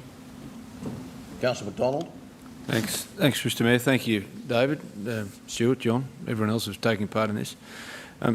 From a practical perspective, if a deferral of infrastructure was to be greater than the $100,000, does the applicant pay the difference between that $100,000 and whatever that total amount is? Through you, Mr Mayor, certainly, Councillor McDonald, the limit on the officers under this policy is $100,000. So if we imagine it was a health provider in Clifton, shall we say, that was paying perhaps $129,000 on their infrastructure charges notice, officers would be able to authorise a reduction of up to that $100,000, and they would indeed, yes, have to pay the $29,000. In such a circumstance, however, that entity could make application to council, as it does now, outside that for that extra $29,000 if they so felt it. Officers feel that it's reasonable to place that sort of limit on. Obviously, if it was $1 million decision, council may indeed wish to see that and may not wish to delegate that to officers. We've chosen $100,000 in the drafting of this policy. It seems like an amount that would get past the great majority of these simple decisions to relieve the administrative burden on council. Yeah, I'm happy to move it if there's... I've got two more questions. I'll just take them before we move. Councillor Megan, then Councillor Nancy. Thanks, Mr Mayor. Dave, other councils in relation to applications for reductions or waivers, tell me about that. Is this common practice that that councils are approached in this manner? Probably we haven't looked at this particular aspect right across Queensland. We have had quite some contact with, I believe, Gold Coast in relation to this issue, and other medium to larger size councils.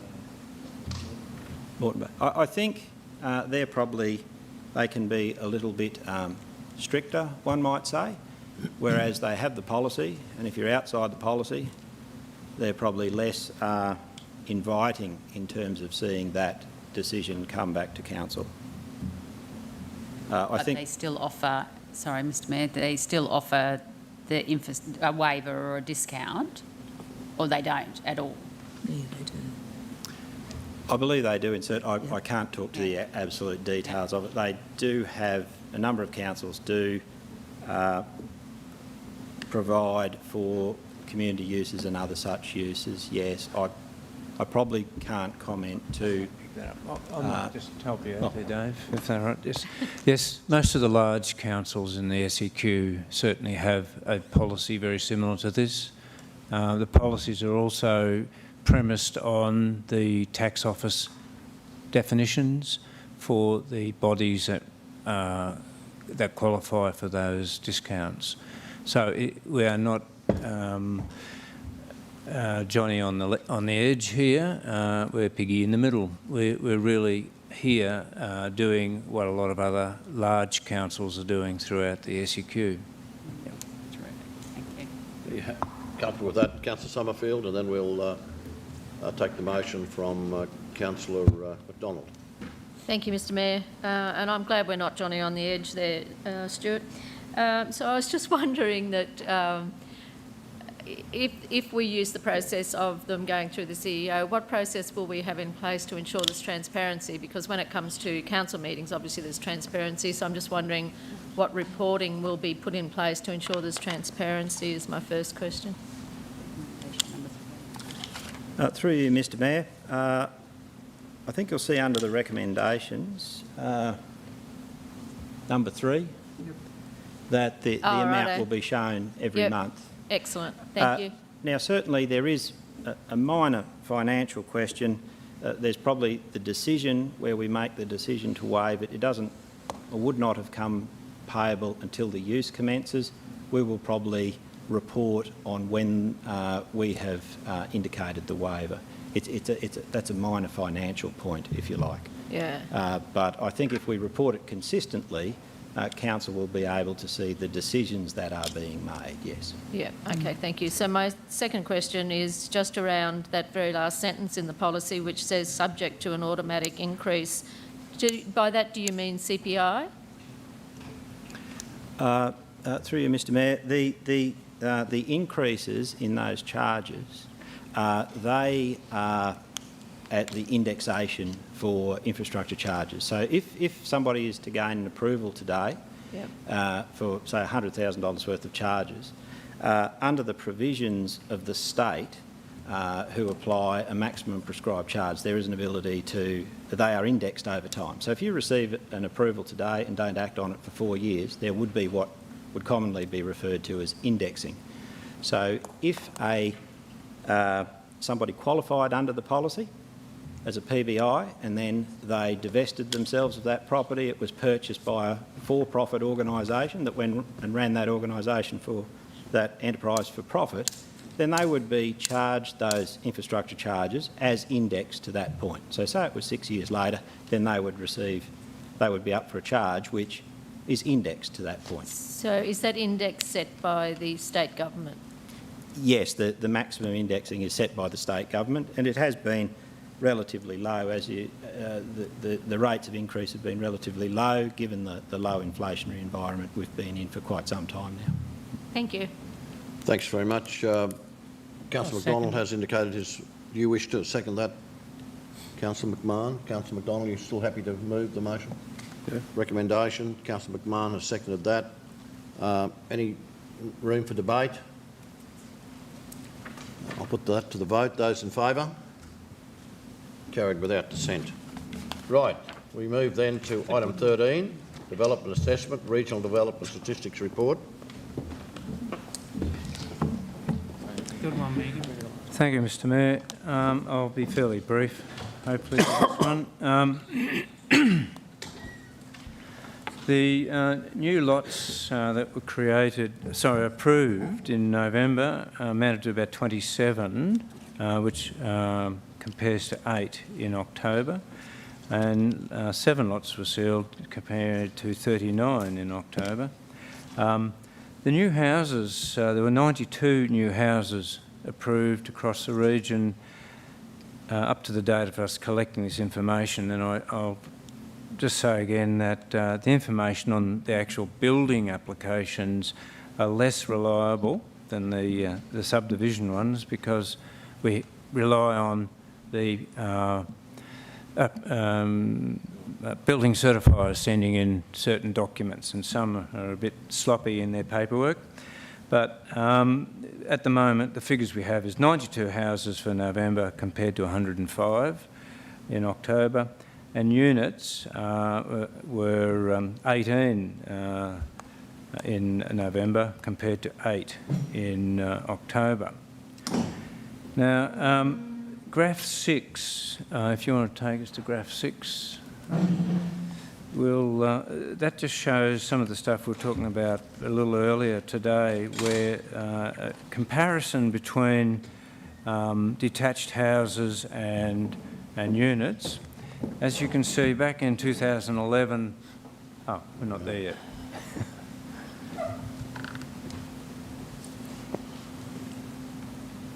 Graph 6. No, one more, yep. Keep going, that's it. As you'll see, in around 2011, can councillors see those numbers? They're on our iPad. I can't, and I'm standing a lot closer than you guys. They're actually on our iPad, Stuart. If you're looking at it on your iPad, then you'll notice that around 2011, there's very few units, as you can see.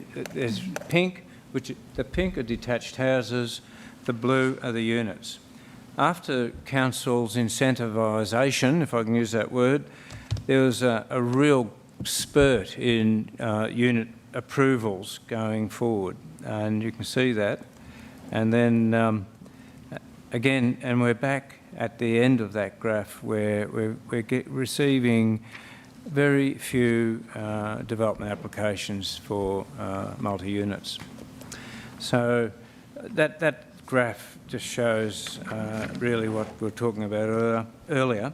Other graphs that you might want to look at in your spare time would be graph 12 and graph 13, which also give a pretty good, well, graph 12 actually, sorry, looks at, it's an interesting situation of the two functions they're crossing over, the function of the number of developments being approved, building approvals, and the value. And what that's indicating is that there's been a bit of a change in the value of each individual building approval. What it's saying is there's more detached houses being approved than extensions to houses. So the value function has increased. But if you look at the other graphs, I thought I'd written them down. If you go to graph 16 and 17, again, just talks to that story about comparison between the various use approvals, building approvals for the various uses. And the slim green line there through graph 17 is an indication of the medium density development that's not taking place in our city at the moment. I'll leave it there. Any questions? Any questions for Stuart? Fantastic. No questions for We wore Stuart? him out earlier. In view of that, would someone like to move the receipt of that report, please? Councillor Megan has moved that. Councillor Tim has seconded that. Any dissension? Those in favour? Motion's carried. Okay. Item 14, which is the request for sponsorship for the Meat Stock Toowoomba 2021. Seamus. Where is he? I haven't got Seamus here. Well, maybe we move to, if, with your consent, would move to item 15. Is Damien here?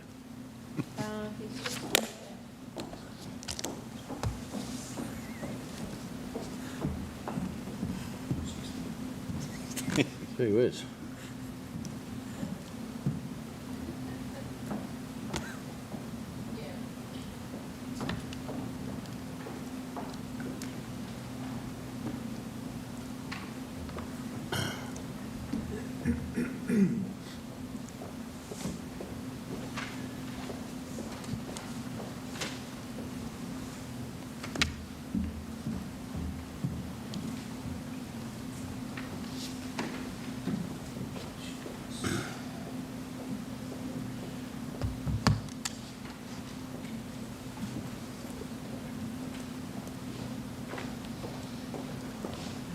Sorry, Mr Mayor. You're right. No need for you to be sorry. We brought you forward because of the absence of Seamus in respect to item 14. But today we talk about smoke testing program for 2020-21. And I think we do that almost every year, don't we? We talk about smoke testing. So over to you. Over to you guys. Bill? The report in front of you, councillors, and good afternoon. Hope the day's been going well. Is for the carrying out of smoke testing within a couple of regions in Toowoomba City where we have identified some infiltration problems. Now, the point of the smoke testing and inspection program is to find any illegal stormwater connections that may have been made into the sewer system. They contribute greatly to the infiltration, which then, of course, causes issues with manhole overloading at Watella during rainfall events, etc., etc. So what it comprises is smoke testing. We actually drive smoke into the system through our network. That, of course, then goes up any illegal connections, and you'll quite often see smoke coming out of people's kitchen sinks, etc. We do inspection of any house drain connections along the way and manholes that may have been tapped into. And also we carry out any CCTV inspection of sewer pipes that have been identified as being a potential issue. The way we identify them is based upon where we have noticed infiltration issues during the previous 12 months, 2 years, 3 years, and you'll notice it is an ongoing program. The sections that have been identified this year, the larger section is up around Concordia, just south of Concordia. The smaller section is down to the east of the university and Baker Street and that sort of area. So that's probably really the core of it. The authority to carry this out is provided under Section 134 of the Act, which is approving an inspection program where a local council may, by resolution, approve the following types of inspection programs: a systematic inspection program or a selective inspection program. This is a combination, if you like. So allows us to enter and inspect the property, relevant, of course, to the activity that we're inspecting for, which in this case is illegal connections into our sewage system from stormwater. The financial and resource implications, this is part of our program maintenance, so it is planned for. There are no extra finance or resourcing required to carry this out, and it's part of our regular annual maintenance program for the network systems. Excuse me, Chair. Sorry to interrupt. I may need to interrupt because in viewing this map last night, I saw the northern part, but there is a proposed area in the southern part of Toowoomba on which I live next door to, and may need to, on the advice of the CEO, stop straight away and leave the meeting. Can I just have some advice? I'm sorry. Sorry, it was a pretty long bow to draw, I think. I think it's too long a bow to draw. I think you're fine. It's no different to any other person in the community. Thought I'd better stop straight away and clarify that, and I'm so sorry for interrupting. No, thank you. Just settle pedal. I think I got the feeling that you've got a bit of understanding coming from most people, from everybody around the room, in fact. Thank you, Chair. So the recommendations being put to Council is that a selective inspection program in accordance with Section 134 of the Local Government Act 2009 be undertaken, under which authorised persons may enter residential properties for the purpose of inspecting house sewer drains for faults, damage and to find the illegal connections to sewer. That the selective program commence on the 22nd of February for 3 months and conclude on the 21st of May. And that the selective program be undertaken in the areas marked in red on attachment 1 with the objective of determining faulty house drainage connections and illegal stormwater entries to sewers. Okay. Councillor Carl, you're interested in moving that, are you? Councillor Von Hoff has indicated her willingness to second that. Can I ask a question? I actually had a question, sorry. A question from Councillor Von Hoff? Yeah, thank you. And also from Councillor Summerfield. No, I'll second it. You'll second it, righto. I just... We'll allow you a question, Councillor Von Hoff. Thanks. Gosh. Democracy.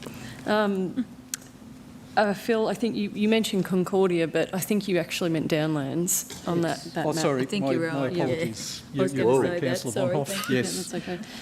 you are correct. I was way off beam. That's okay. And the other, I just have a quick question about what notice, do we give notice to households that this testing is going to be? Do a letterbox drop. We do? Yes. Okay, thank you. Yes. Can I ask a question too? You're happy with that? Now, are there any other questions? I'm sorry, but I've got Councillor Carl has moved, Councillor Summerfield has seconded. You've got a question, Councillor? Yeah. Solomon? You. So Phil, does this you do this every year on a rotational basis? Is that right? And so why has it come to Council? Because we need the approval of the authority under the Act to carry these out. So it comes to Council as because we need approval under Section 134 of the Local Government Act, which I believe needs a Council recommendation to push through. Yep. Yes, I won't say too much, but I do fully agree with you. It is part of our regular maintenance program. Yep. So you satisfied with the answer? Now, are there any other questions? Because I do have a mover, I do have a seconder. In the absence of any other discussion? No one wishes to speak against the motion? I'll put the motion. Those in favour? Motion is carried. Thanks very much, Phil. Thanks. Thank you very Damien. much, councillors. Thank you. How are we going for? Stuart's just run down Stuart's just run outside, so Yeah, Stuart has. James might be there. Sorry, I just had to let Seamus in the door. That's okay. That should be unlocked, shouldn't it, that door? It should be unlocked, yeah. Not the outside one, Here he is. You're on, Seamus. I'll head straight up then. Right, we move to item 14, which is a request for sponsorship for Meat Stock Toowoomba 2021. Now, we've had a briefing on this. There was an opportunity then to ask some questions, but Seamus has brought forward a proposition to council to support, potentially support this in next year, later this year. This year, yes. Thank you very much, Mr Mayor, and good afternoon, councillors. So as the Mayor pointed out, we did have a deputation to Council in December to go through, I guess, the initial stages of a proposed week-long event, because I guess the thought process is that if we could secure meat stock, then there is an opportunity to structure some complementary events in the week, the weekdays preceding the meat stock event. But if we go back to meat stock, it is, as the report says, Australia's largest barbecue and music event. Barbecuing, if you watch some lifestyle TV on pay TV, is a massive one in the States, and I think growing in popularity in Australia. And I think that's reflected in the number of people that they attract to their existing events. So they do run events in Sydney, Melbourne and Auckland. And in 2019, when they were last able to hold those events, they attracted approximately 50,000 people to those events combined. So it runs over a weekend, and I guess we've got the competitive barbecuing side, the food and entertainment side. And I think we're in the fortunate position that we've got some industry linkages with the organiser of the event through Oakey Abattoirs and also through Food Leaders Australia, that he was able to consider holding the event in Toowoomba when he was looking to expand into Queensland for the first time.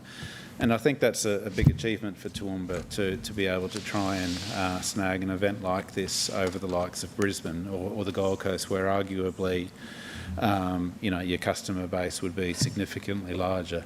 But the organiser sees the synergy with our region, the fact that we are one of the premier beef producing regions in Australia, and the fact that we've got an organisation like Food Leaders Australia who can coordinate and structure some events that complement meat stock that will also drive more visitation to his event. So as per the sponsorship policy, a sponsorship request of this magnitude, which is 50,000, a commitment of 50,000 does require a decision by council. So we're proposing that, and this was discussed in the deputation, that council make a sponsorship commitment of 50,000, and then the intention between now and when the event would be held would be to try and identify and secure alternative funding streams to lower the eventual cost to council. So the organiser does require I guess a financial commitment from a new market that he goes into to give him the financial security to go ahead and run the event. And he's seeking that by the end of January. And they have been able to secure half of that required funding commitment from industry, which is a great outcome. And then if council were to provide the remaining 50,000 sponsorship commitment, then we would be able to allow him to start organising the event. And in the interim, we would identify some funding streams. And one of those is the Building Better Regions Fund that I heard was just mentioned earlier. So we're already in discussions with TSBE in regards to a potential council application to the community investment stream of BBRF, or whether TSBE puts another application in that is a bit more holistic than just reducing council's costs and could cover some of the costs of what they're proposing for their beef week. So we do have a bit of time up our sleeves on that one, but that'll certainly be first cab off the rank in terms of trying to secure some supporting funding. Thanks, Seamus. Councillor Von Hoff and then Councillor Carroll. Taylor. Thanks, Mr Chair. Through you to Seamus. Thank you, Seamus, for that. I refer to page 4 of 5 of our report, the risk management matters. And you talk about COVID-19 presenting significant risks to delivering large-scale public events, and the COVID-19 vaccine program anticipated to commence in March would mitigate some of that. And I appreciate that this was written in December. Yes.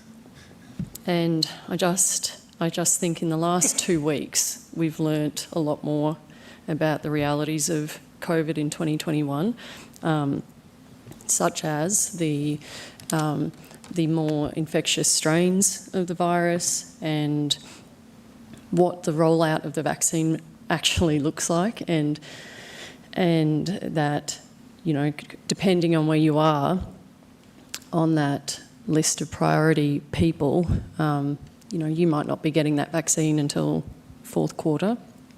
And so I just wonder, given what we know now, working with our current restrictions, such as social distancing and food preparation, COVID-safe food consumption, could this event even be held? Because we're talking about a food-based social event. So is this even a viable event as we know it today? Thanks for the question. I'd love to have a crystal ball. Unfortunately, I don't.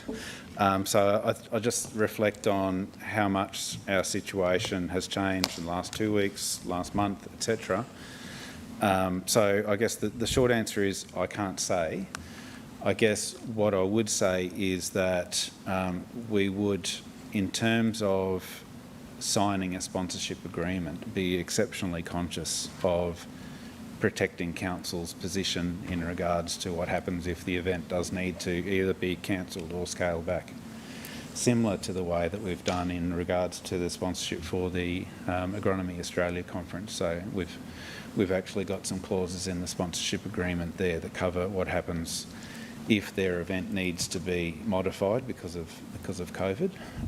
That I guess modifies what our sponsorship benefits are and how they're delivered.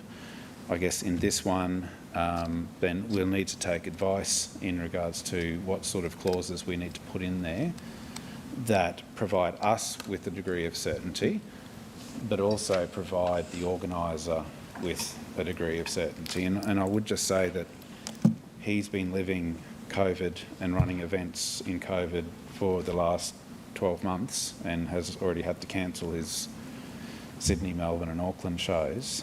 So I'm sure he's aware of what he needs and what his sponsors need, because he works with multinational sponsors for his other events and would obviously be partnering with them in a Toowoomba instance as well. So we'll take a degree of instruction from him, but we'll also seek our own guidance in terms of how we could try and protect council.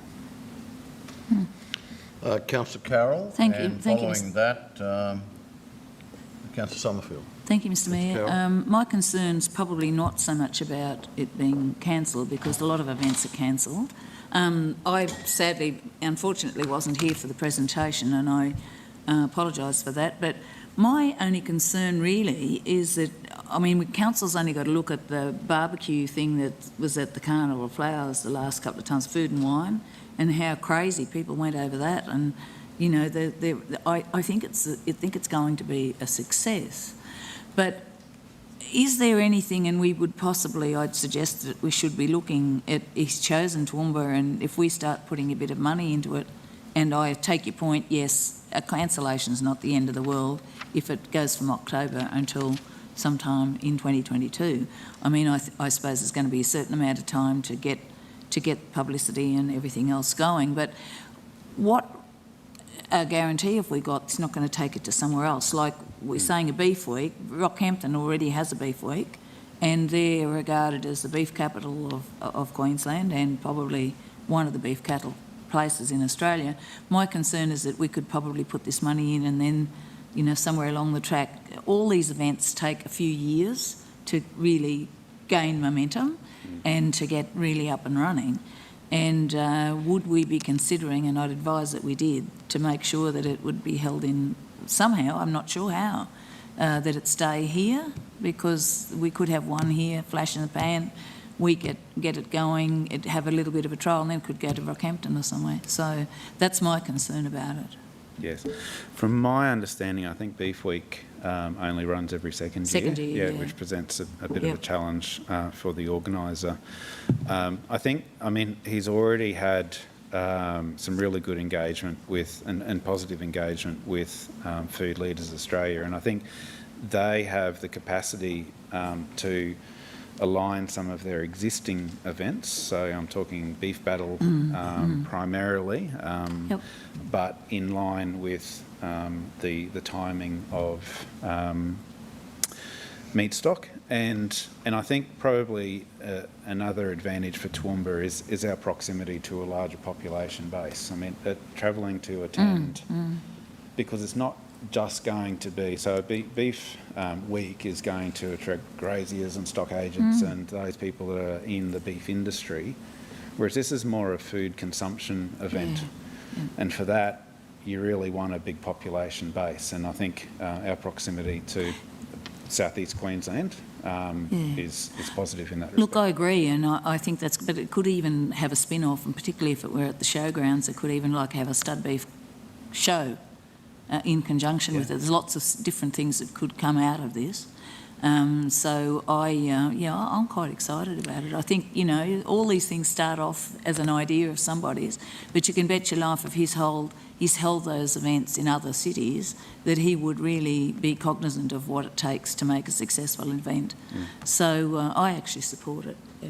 Yep. And I think from certainly Food Leaders Australia and Oakey Abattoir's perspective, they see this as a beginning to try and position Toowoomba rather than Rockhampton as the beef capital of Australia, Queensland and Australia. When you look at all the wonderful breeds we've got here as opposed to the northern breeds, better steak. Councillor Summerfield. Thank you, Mr. Chair, and thanks, Megan. Seamus, for that presentation. I'm pretty excited about this. Yeah. I think this is a really good opportunity. It'll flow in well with our Carnival of Flowers, which we're already planning for, which you have to do. Life does go on. We have to hope and pray that we can have all these events. We can't just say, well, let's not do it because it might be no good. So I'm really keen to support this. Beef Week is on this year, and yeah, they are doing it, all their arrangements to make sure it happens. And as you say, the company is experienced in doing what they do. I think it's a wonderful thing, and it really gives us a good brand. You know, the Darling Downs, you think about that beef taste testing dinner, which I missed out on this year, which gets sold out in an instant. It's something that's going to be really popular, so I'm pretty excited about it. And hopefully we don't have to pay the full 50, that they can find other sources of revenue to reduce ours. But I think it'll be a great thing for Toowoomba and the Downs. Thanks, Councillor Summerfield. Councillor Megan, Councillor James O'Shea, and then Councillor Carl. Thanks, Councillor Mr. Megan. Oh, God. I'm seeing this moment. Seamus, I was going to ask you two things.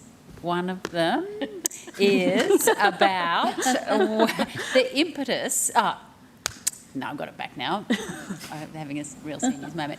My first one is, what's the... I know that, we would try and help them find other income sources, but there's no real sort of reason to do it, is there? Like, once we say yes, then, you've got other things get busy, so we'll answer that one first, yeah. Sorry, I think that's not going to be an obligation that we would place on the organiser. There's not really much in it for him to. It doesn't really matter to him where the money comes from necessarily. So we would see that as a joint requirement or obligation from primarily ourselves, because it's our funding that we're trying to reduce if possible, but also include Food Leaders Australia in that as well. So, I mean, they've already agreed that they're happy to help us try and identify. So we've looked at Tourism and Events Queensland funding. Unfortunately, this particular event won't qualify because it's the first time that it's been held in Queensland. So it's a bit of a bummer. But one of the streams in the Building Better Regions Fund is specifically for new events. So there's a sensational alignment between this and that funding stream. And I think the numbers involved in this would create a very strong application.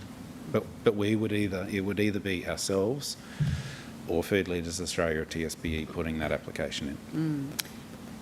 My other one that's come back to me. It's about the framework of how we look at these things. So we've had a couple of approaches from different events and things.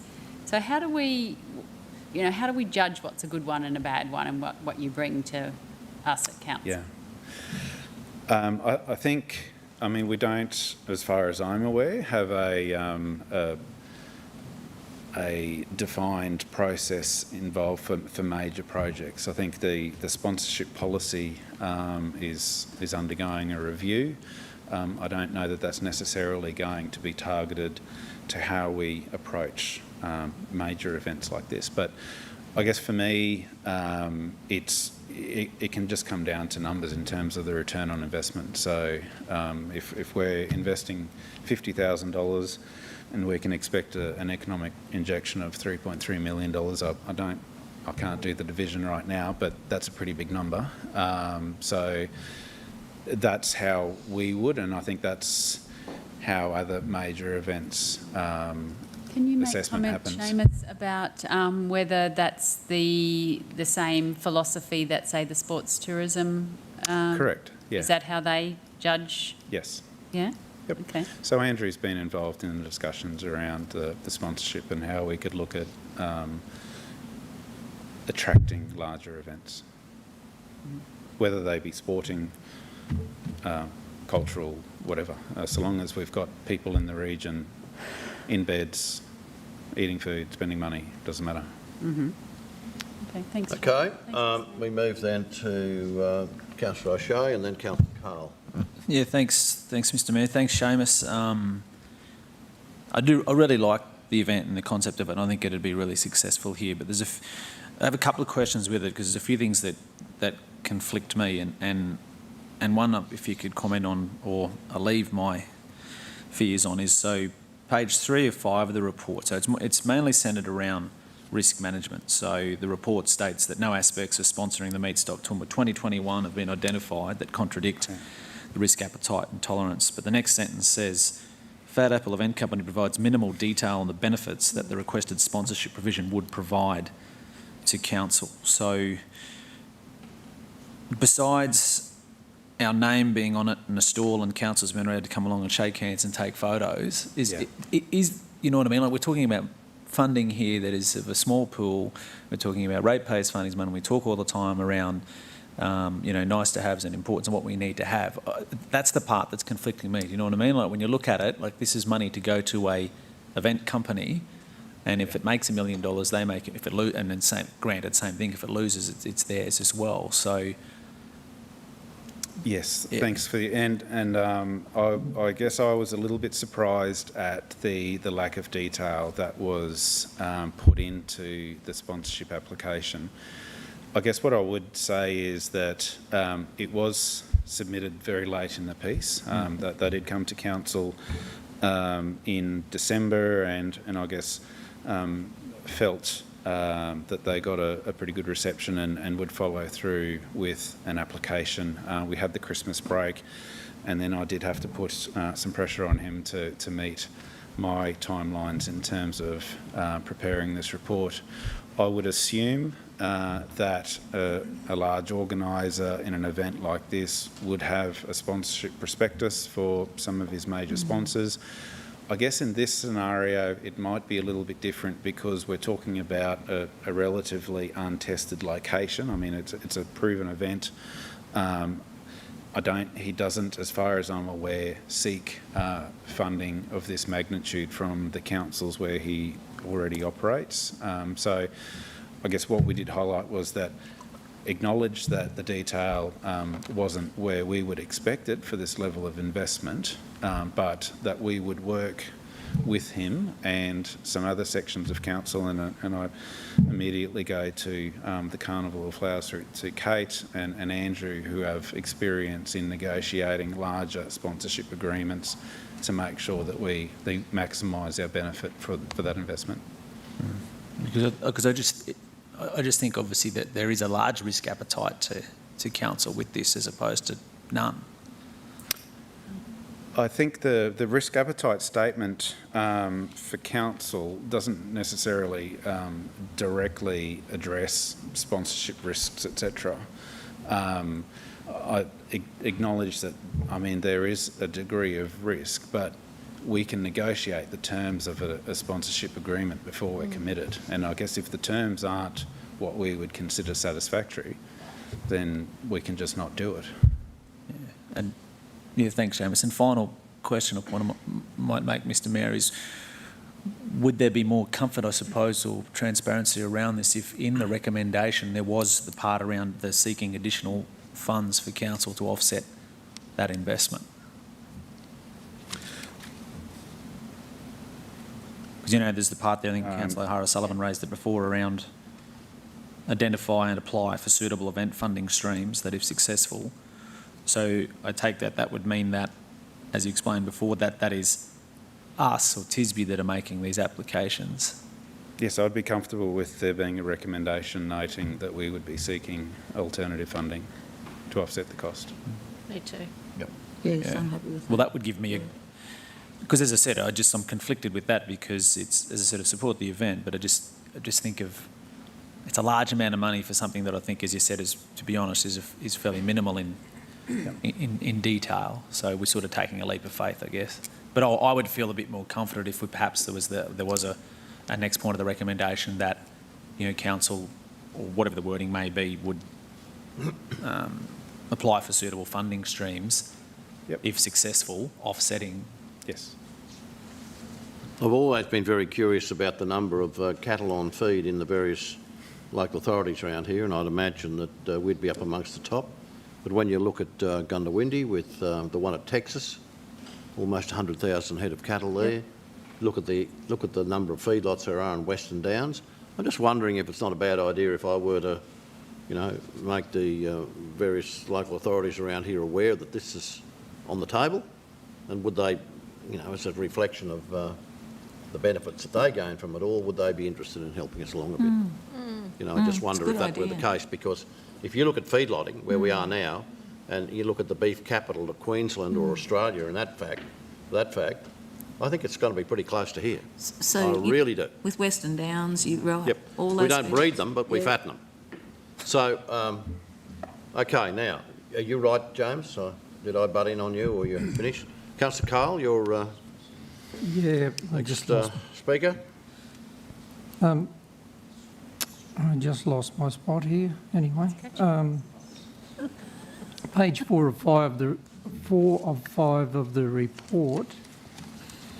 I too had some reserves about the level of detail of information to Councillor James, but I think if we go, I guess my first question is, do we know the timing of the round 5 of Building Better Regions Fund when we get some definitive yes, no in relation to this event? No. I do have the guidelines on my desk, and I've been sorry. Notification mid-year, I think it was. Mid-year. Mid-year. I guess to draw attention under the financial resource implications, and it says their council sponsorship policy stipulates that, two interesting words. Sponsorship in accordance with policy may only be given on condition that adequate budget allocation is available from the group branch. Resources available for sponsorship and activities in which it is intended to seek sponsorship will be planned in accordance with council's annual budget and operational planning process. Then it goes on to say it could in fact be less than 50,000, our commitment. I would hate to think that we've given a handshake ironclad commitment of 50,000 to this event organiser when we have a very clear-cut policy here on guideline on how we budget for that and in accordance with the annual operational planning process too. So it would be in our best interest to work really hard at sourcing other funding, and TISB being intimately involved in that, since how they brought this to our attention. Yes, so I guess if it were a council application under Building Better Regions Fund, we would be able to apply for 50% of the cost of what our costs would be. So we could halve that potentially through a successful application. I guess what I highlighted to TSBE is because this event has already secured industry, so private sector commitment of $50,000, that could also be leveraged in a BBRF application. So that's where they were thinking that could help cover some of the costs of those preceding events during Beef Week. Yeah, I'm reasonably comfortable that as long as we stick to our policy, there's a bit of a safety valve there that we're not going to overcommit ourselves. And given the discussion around risk, I would imagine that an event organiser of this calibre would have liability risks around event structures anyway. Yeah. So they're covered from their aspect. But as you say, we need to make sure that in a contractual arrangement we're covering council and the community's interests as far as our investment. Absolutely. Councillor Summerfield, do you wish to make a comment? If I could, please, and I agree wholeheartedly with Councillor Bill's comments, but of course it's not a handshake deal either. There will be a contract negotiated, which is really important, which covers off on what Councillor Bill was saying. So I just wondered, Chambers, have they given any indication of what bands they might have, you know? Important question. It is. Yes, I guess it depends on your personal taste. Yeah, but more rock sort of side of things than others. So, but I guess it'd be. I mean, they in their Sydney and Melbourne events, they certainly have some quite big name bands, which would be nice to get outside of Carnival. Absolutely. Okay, we've had a fairly solid discussion on that. Councillor McDonald, I'll let you... Yeah, thanks very much. The motion with the item number 4, I think is a good move for us, just to keep check on that. If I could speak just with the Southern Queensland Country Tourism hat on, and I know that you've spoken with Peter in regard to this, and there is an anomaly in my mind from Tourism Events Queensland in not funding first-time events that come to Queensland. I think if there ever was a time to fund something, it would be when the first event was here. So that's something that I think we can advocate for from a Southern Queensland Country perspective. But I do think this event, albeit a little underdone in the report, I have to say, and the sponsorship proposal obviously was similar. This aligns beautifully with our economic development strategy, our tourism and event strategy, and aligns beautifully with Southern Queensland Country's tourism event strategy in regard to celebrating food and produce. I pick up on the Mayor's comments in regard to other local governments in our region that could benefit from this, and I do think it's a similar footprint to Southern Queensland Country Tourism, and it does reach into those areas that will benefit from it. I note it says meat and pork. I assume that includes chicken chicken meat as well in there. Would that be correct? In which section, sorry? Well, it says meat and pork. I'm assuming that meat would be The barbecuing events cover a range of meat, so from my understanding it did also cover chicken as well. Yeah, so the reason I say that is obviously we've got quite an abundance of all of those across the footprints of the Darling Downs mares and as well as Southern Queensland country. So I'm supportive of the event. I think it aligns beautifully, but I'm more supportive now with the motion that it sits with the addition of item number 4. I guess my last question, and probably first question in fact, is in regard to the timing of when the commitment from today is a commitment from this council for $50,000. Irrespective of where we get the money from, it's a commitment to $50,000. Have you had an indication from the organiser as to when that $50,000 may be required? No, I haven't. No, the only indication that we got was the time frame the commitment itself was required by the end of January to provide him enough time to have certainty that the event would be a goer. Don't have a commitment in terms, or an idea in terms of when the actual monies are required.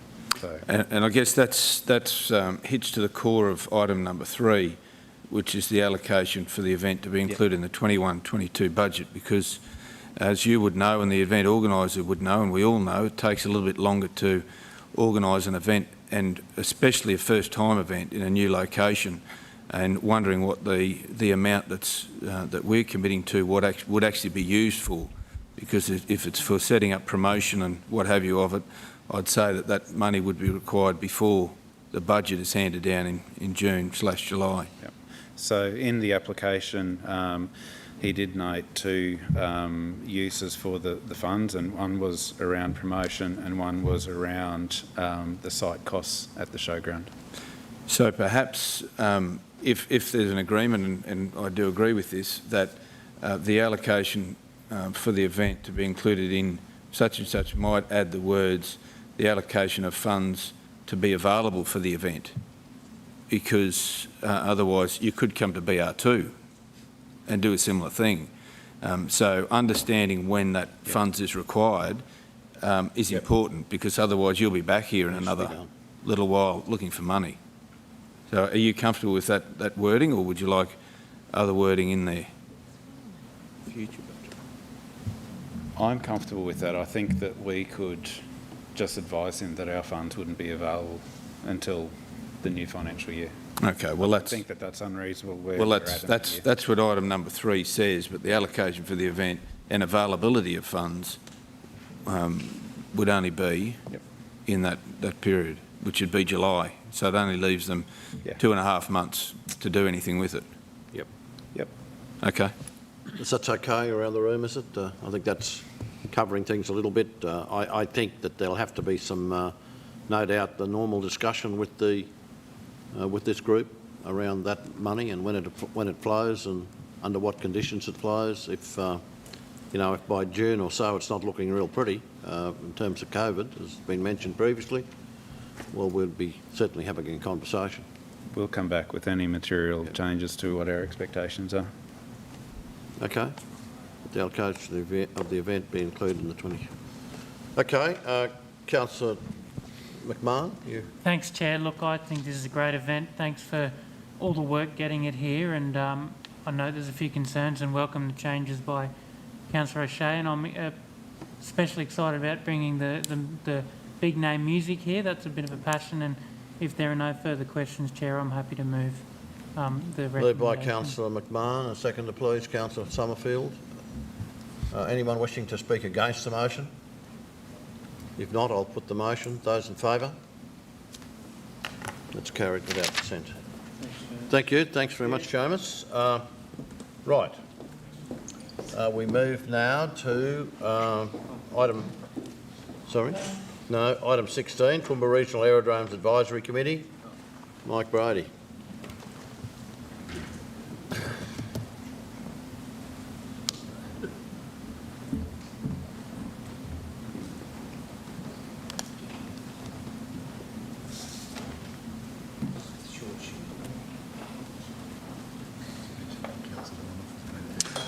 Good afternoon, councillors. We've been made aware earlier that Councillor Von Hoff has made a declaration in respect to this.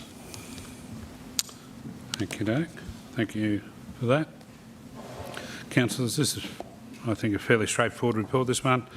It's basically just updating in terms of reference for the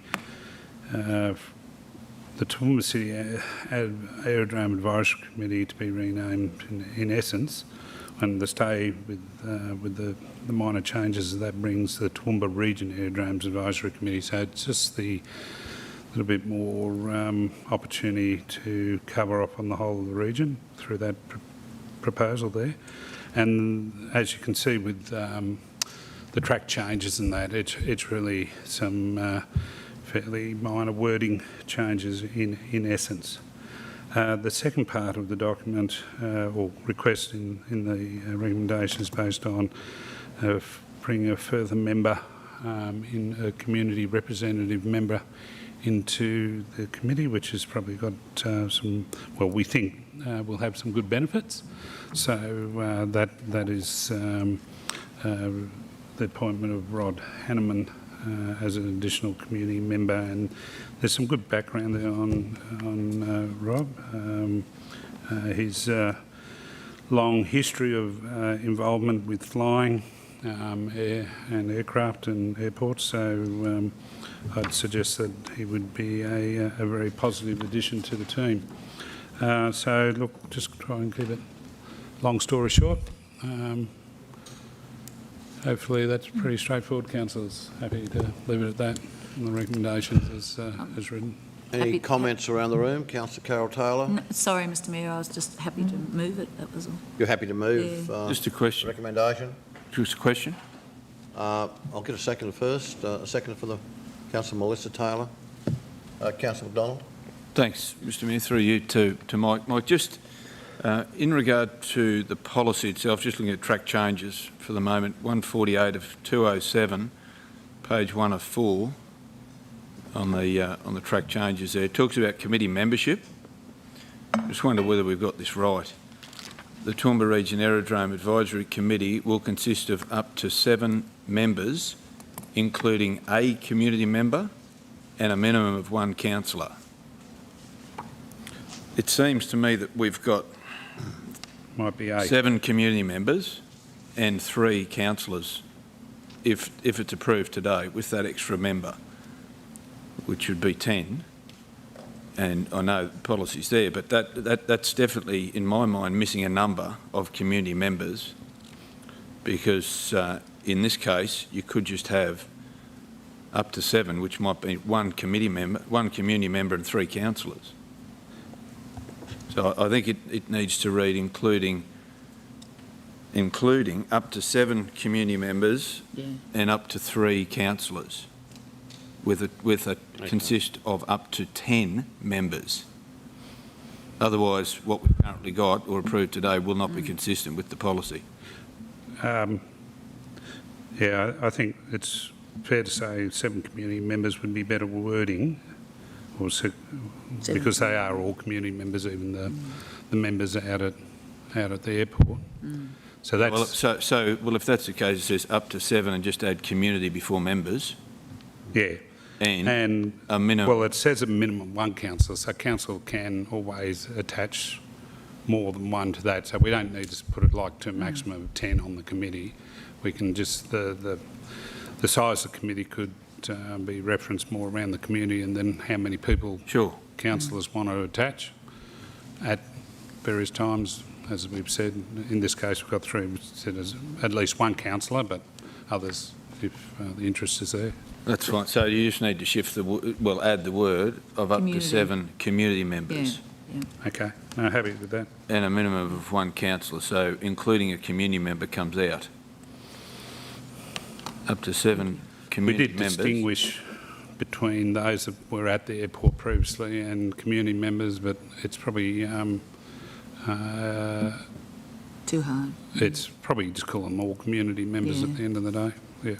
Yep. As noted. Happy with that change. Okay, happy with that change. So move in the second. So I'm happy with that, Mr Mayor. While we're saying community members, I think we've really only got 1 member out there and Councillor Melissa might want to comment on this, and that isn't involved with the actual aerodrome. So Mr Hanneman is the chair of the air school out there, which is really important that they be involved, I think, and you know, councillors, well, it says one, but up to three. So it's very rare that we have three councillors at that meeting. So. Okay. Any more comments around the room? We have a mover. We have a seconder. Anyone wishing to speak against? If not, I'll put the motion. Those in favour? It's carried. Thank you, councillors. We move then to approve systematic and selective inspection programs for cats and dogs. You got the good jobs today, mate. Right. I'll just do a quick intro, Mr Mayor. Righto, you can do a quick intro. Yes, councillors, as you'll see, the report is seeking approval around the systematic inspection program for dog registrations of dog microchipping and cat microchipping, but also the selective inspection program for declared dangerous dogs and declared menacing dogs. This report has been in front of council before. It's a program that council has done before. We need to seek permission to be able to have authorised officers to perform this work, and the proposed timeframes are between the 8th of February to June 30, 2021. Manager of Environmental and Regulatory Services, Kevin Jeffries, wrote the report and is here to answer any specific questions.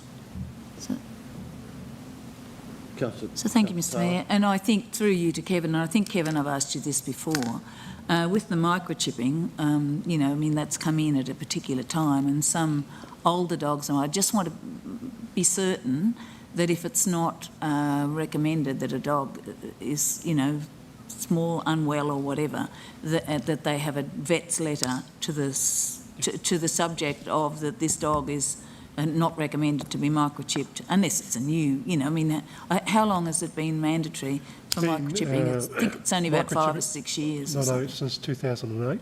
Yes, so it's 12 years. So you would be at a position where they'd be quite old now, the ones that, you know, might. But I just want to be assured that if that's the case, if they have, because my daughter used to have one that was just so small and older and couldn't possibly be microchipped, they felt. Passed away now, but people in that situation. Yep, there is that exemption. Yes. Obviously, if they get a vet certificate saying the dog's not that's capable all. of doing it. Because they should be, and I mean, you know, it's not just for purposes of regulatory situation, it's should they get lost. Yes. You've got a way to track your dog, or if it's found, they can find you. I think it's also important that people in the public, if they're watching, to actually keep their microchip details up to date. Absolutely. Because important when Pounds or someone else pick them up, that they have the right address there for them. So thank you very much, Mr Jeffrey. Okay, Councillor McMahon. Thanks, Chair. Thanks, Kevin, for all your work. And look, I appreciate this in my portfolio. I'm very supportive of getting our dogs registered, all of them across the region. I don't know, new to the party, this just doesn't sit right with me, the idea that, you know, council officers will walk into the backyard of every house with a dog for systematic checking of registration. I mean, you do it with the meter box, you do it with the water thing at the front of the house. That's a different story to going right out the back where, you know, the dog is, where, you know, if I, as a pet owner, I'm sitting in the backyard playing with the kids and some guy walks in and goes, I'm just checking your dog registration. It just doesn't sit right with me. Could you just go through the details of how that happens with respect to the homeowner and the invasion of privacy, I suppose? Yep. Well, we do have set protocols about how we enter properties even now under all the legislation that we operate under. We would still make contact and still go to the front door of the property and make contact with the owner. It's not as though we're going to just waltz around somebody's property and if they're there, tell them we're on the back. We would go to the front door and introduce ourselves and tell them what we're there for. The beauty of the reason for the inspection program is that if we don't have it, they can tell us to leave their property. They can say, please leave, and we have to leave. under the inspection program, we have the rights to enter and ask them certain questions about their ownership of the dog, details of the dog, registration, their cat, if they've got cats, their microchipping of the cats. So we can have that discussion, and it's legit legal situation that allows us to do that. Okay. Second question. Just our animal management officers who are busy and the added resources of door knocking on every house. Yep. How is that being managed? Look, I'll be honest with you, we will not be able to cover the whole area that we've got in the systematic, and we never have, and we never will, because Toowoomba is such a big region. We have several methods of doing it. We obviously got to advertise the program. We do, in some areas we might do letterbox drops. We've got some casual staff that we will be using for that as well.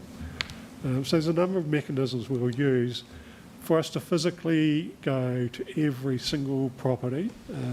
We just wouldn't have the resources to do that. But we would use the information we've got on our databases, our dog registrations. So if we know a particular street has 2 registered dogs at like whatever street address it is, the reality is we probably won't go to that property. Now, they might have another dog there, but I'll try and identify those that are not registered. Yeah, no, thanks. Sorry, Chair, 2 more quick questions if I could. One problem that I get asked about a fair bit is if you've had a dog that's historically not registered, there's a very reluctance to ring it up and go and register it because you're going to get the fine as well as the new registration. So do we have a, could we put a no fines but register straight away, or are we going to be fining, or how's that work? No, there's zero tolerance to it. They're required to have their dogs registered. If you're talking about an amnesty or period or not, what we have to advertise this program, and I've put in the report the strict time frames. We can't do it within 14 days of council resolution. It's got to be done within 28 days. So it will be out there, will be advertised. If people want to take that as a warning, if you like, or that we're starting the program, then they should register their dogs. But we've had for the last 2 years a zero tolerance to unregistered dogs, because registering your dog didn't come in 2008. It's been in for years. The Act changed in 2008. That requirement's been there for many, many years. We still only have less than half of the dogs in the region, isn't it? We estimate, and we estimate on the basis of our investigations, the number of animals that come through the pound that are not registered, in particular dogs. We don't register cats, but and not microchipped. We think it's around the 25 to 30%. Okay, which is why this program is necessary, just done properly. My last comment, if it's all right with my colleagues around the room, I'd like to add to the motion that we undertake an information session at a later date regarding cat registrations and the pros and cons of doing that. I don't want to go into it now. I know it's historically been a can of worms, but I'd like to be briefed and brought up to speed. I know we do cat microchipping, dog registration, and just an information session regarding that, if that's all right. If I could, I would respectfully suggest that you don't put that recommendation with, because this is very much a legal requirement for the inspection program. I did do an info session with the previous council, and that council decided it should wait till after elections and come back. So that can be entertained. Okay, well, if it's not on the motion, that's fine, but if we could organise it at a later date, the details around this, I'd be much appreciative. Thank you.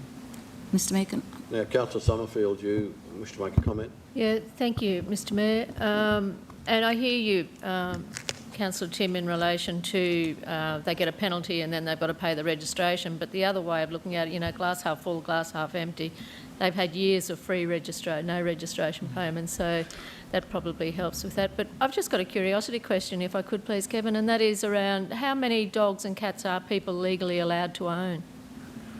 It depends on their situation and their location. In most residential areas, you can have up to 2 dogs. and the same with cats, but in more rural type areas or larger blocks, they can have more, or they can apply for a permit to have more. Thank you. And some of them are businesses or breeders, so there's some exemptions around that as well. Okay, you finished, Councillor Summerfield? Thank you. Councillor Carroll Tarman, Thank you, wish to Mr make a Mayor. I comment? just wanted to mention to councillors that it's always been a situation that you should register your dogs in the urban area. The Queensland Government, in its wisdom, brought in that, like, people that are on 1,300 acres or 13,000 acres, if they've got a pet dog in the middle of that, they still have to register it, which is, to me, I've got 2 little dogs on 40 acres. I take them for a walk. I'm happy to look after them. I'm happy to register them. But, I mean, to me, they dropped the ball, because what they should have done was make sure that they were de-sexed, because that's where the issue starts. They fell at the final hurdle. And if you're talking about cat registrations, I can't accept this, because all you're doing is penalising responsible cat owners. The de-sexing thing is something that we can't do it, but the state government should very seriously think of making sure that all pets are de-sexed, with the exception of registered breeders. And that's the only way you're going to have proper humane keeping of animals, and allowing our people not to have to work on those emotional situations that they have to work on. All pet animals should be de-sexed unless you're a registered breeder, and the rest of it's just catch up, and actually at the end of the day it's wasted. It's wasted, because all you're doing is penalising good animal owners out in the country, I'm talking about, like myself, or people that are on larger blocks whose dogs are never going to get out and upset anyone. So I understand the position we're in, and that's not council's issue, it's the state government's issue, and they had that big thing. Most people responded to it, breeders and others, but they didn't have the ticker to make sure that they were de-sexed, and that's what should happen. Councillor O'Shea? I'm just happy to move, Mr Mayor. Councillor O'Shea has moved. Councillor McDonald, you've indicated you're seconding that. Oh, I'm happy. I just had a question, actually, before. Sorry? I had a question before that. It may change the motion. It may change the motion. Oh, well, I'll wait. Just a moment. You give us the question, please. And I'll give you we'll move okay, directly I'll after that to formalising the recommendation or otherwise. Or otherwise, thank you, Mr Mayor. Through you to Kevin. Councillor McMahon raised the question, and Councillor Summerfield commented in regard to fining and registering at the same time. Have we in the past provided an amnesty of fines if dogs are registered in a period of time? Don't think so. No, we haven't. We did look at one stage, we looked at an amnesty period to get your dogs registered, but not with the fines, no. And the reason we don't do it around the fine, once you've issued a fine, we're into a legal process. And it gets to a point where it gets out of council's hand, because it goes to SPUR, which is a state penalty enforcement agency. So we've got to be very careful and clear about dealing with those infringements. So just to follow up if I could. So I guess I might be confusing myself. So if someone goes to the house, there's a dog there that's not registered, they get a fine, and then they get registered. However, if there's a dog owner that hasn't registered their dogs, they don't go and get a fine when they go and register their dog. And if it hasn't been registered for 10 years, do they still get a fine? Because they've come out of their own goodwill to say, yes, I'll go and register my dog, they still get a fine? No. No. See, that's, and I think Councillor McMahon was thinking that you would get a fine if you take your dog. If we don't catch you with an unregistered animal, you won't get a fine. But you don't get a fine, so it's, yeah, no, that's fine. And as I said earlier, a part of the incentive and the reason we're advertising the program, we're lawfully required to do that, but also it tells people we're going to be out doing this program. If they come in and register their dog, even if it's 8 years old, then it's registered and they won't get a fine. Now, I just want a clarification there, because I think there was a little bit of confusion that a dog owner would go in and get their dog registered, and if they've had it for 8 years and have never registered, they're going to cop a fine, but they don't. They register it, and that's how it is. That's right, Tim? Good. Right. And through That's the where mayor, I'm happy to second the motion. Right, Councillor O'Shea has moved. Councillor McDonald has seconded the motion. Anyone wishing to enter debate? No, just a question about a bit about a process. That was all, Mr Mayor. Question about the process? Oh, yeah, just process. Could I respectfully request that if there's an appetite for a information session or briefing session, that we follow our agreed process, and that is 4 councillors agree to actually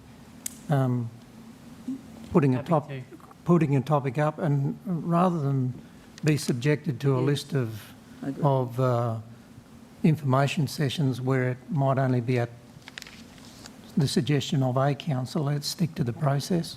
I'm happy if 4 councillors want to indicate now and go through another briefing on it. But That's why I wanted it on the motion, but I'm happy to do it the proper way. 2 councillors. otherwise, we got a mile of briefing sessions. Let's agree on our process and stick to it, and that is, I think, 4 councillors call a subject in, or anyway. Can I just We have a motion.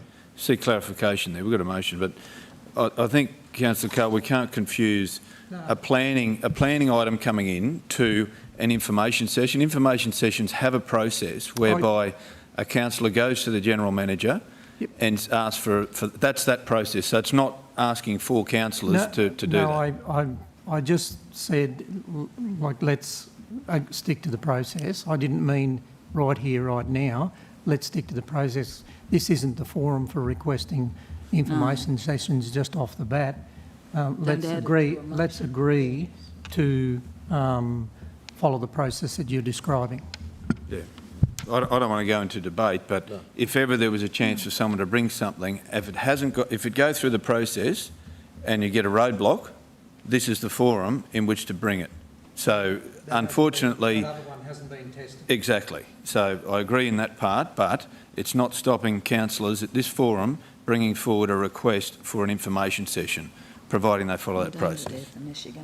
It would be interesting for us to know, I think, in terms of general knowledge, just how it all went. And, you know, how many dogs we did find that weren't registered and that kind of thing, somewhere down the track. Yeah. Okay, well, we'll close the debate. We have a motion, we have a mover, we have a seconder. It's along in accordance with the points before you. I'll put that to the vote. Those in favour? We added all the time on Those against? That motion's carried. Right, thank you. Move then to item 18, which is the future use of the Oakey Depot site. Nick. Oh, thanks, Mr Mayor. Through you, this report addresses a motion that Deputy Mayor Councillor McDonald raised in August of last year around the reuse of Oakey Depot and the potential business models to be discussed at a future meeting. This is that meeting. Council officers since that time have gone away and considered options. We've done fairly extensive internal consultation and some level of external consultation, also some due diligence around the site itself and its prospective uses. There's a number of options mentioned in the report, and what we're seeking today is to go forth with the option recommended about preparing the business case to then bring an investment decision to council. So this is about approving to do the business case before we get to any point of making suggestions about what level of investment there is. Okay. Any questions? Councillor Summerfield. Thank you, Mr Chair. Thanks, Kent. I'm a little bit perplexed by this report, to be honest. The financial stroke resources implications has mixed messages in there. Total costs are unknown, but property services have prepared a submission for next year's budget. So how much is that's been prepared for next year's budget? So there's a budget submission at the moment. I think it's 200,000 that is in the capital submission process. Obviously, that process has been done many months ago in anticipation. There's a number of other depot sites that are being considered in terms of funding as well. So this that was put in as part of that process in anticipation of the motion raised from the August meeting last year. Okay, so we really are going blind, and I guess we're going to have to wait for that business case to be developed before we really know. But my big concern here is, you know, we're getting further and further away from council's core business. When I looked at a number of items in our reports, this agenda, there's all these things that we're sticking our noses and our toes into that costs council money, which in turn costs our ratepayers money, that isn't core business. And I'm really concerned that we're just heading in the wrong direction with all this stuff. Well, to be clear, this report is responding to the motion raised and supported in the August meeting. Well, the alternate, Councillor Summerfield, would be just to sit it there, and I think the idea behind this is to try to attract another business to Oakey. Yeah, that may be the case, but that's economic development. The alternative could be that if we acquired the actual land from the state government and on-sold it or did something like that, it would be more beneficial to council itself in relation to its bottom line. I'd imagine that could well come out of the early discussion. This is the first I've known that the land was owned by the state government. I don't think too many of us around the room would have known that. But I think there's opportunity there, and I think the very reason this came forward is there's opportunity coming in this area for business, and it may well be part of something quite exciting happening out in the Charlton, Wellcamp, Oakey area. It's there. It's an opportunity, and it's worth trying it. I think that's my view. Councillor Megan, then Councillor Carroll. Thanks, Mr. Mayor. Just as, or Nick, as a sort of a broader question, do we not have a strategy for looking at all of the depot sites at one stage? We did. Yes, certainly, and that is underway and has been ongoing since the development of Charlton, so that those things were a catalyst for one another. So Charlton approved future depot strategy for the other sites. Right, and so is this going, sorry to talk over. This is one part of a potential reuse for this depot, but yes, the other depots are continuing in terms of what their future uses might be as well. So all that work is still evolving? Yes. Okay, yeah. Thank you. Councillor Taylor? Thank you, Mr. Mayor. Look, I see option 4 as being... first of all, thank you for the report and a lot of work that's gone into the report. Councillor Goulson and I went over to Japan in 2015, and we went to Enna City, where we were guests of a high school over there that worked in conjunction with what their version of TAFE was.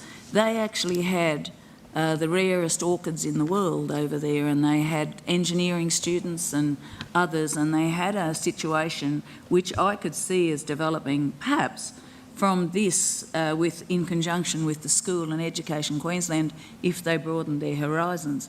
They had engineering students that had, if you like, I suppose a skunk lab, or like we're looking at a business incubator.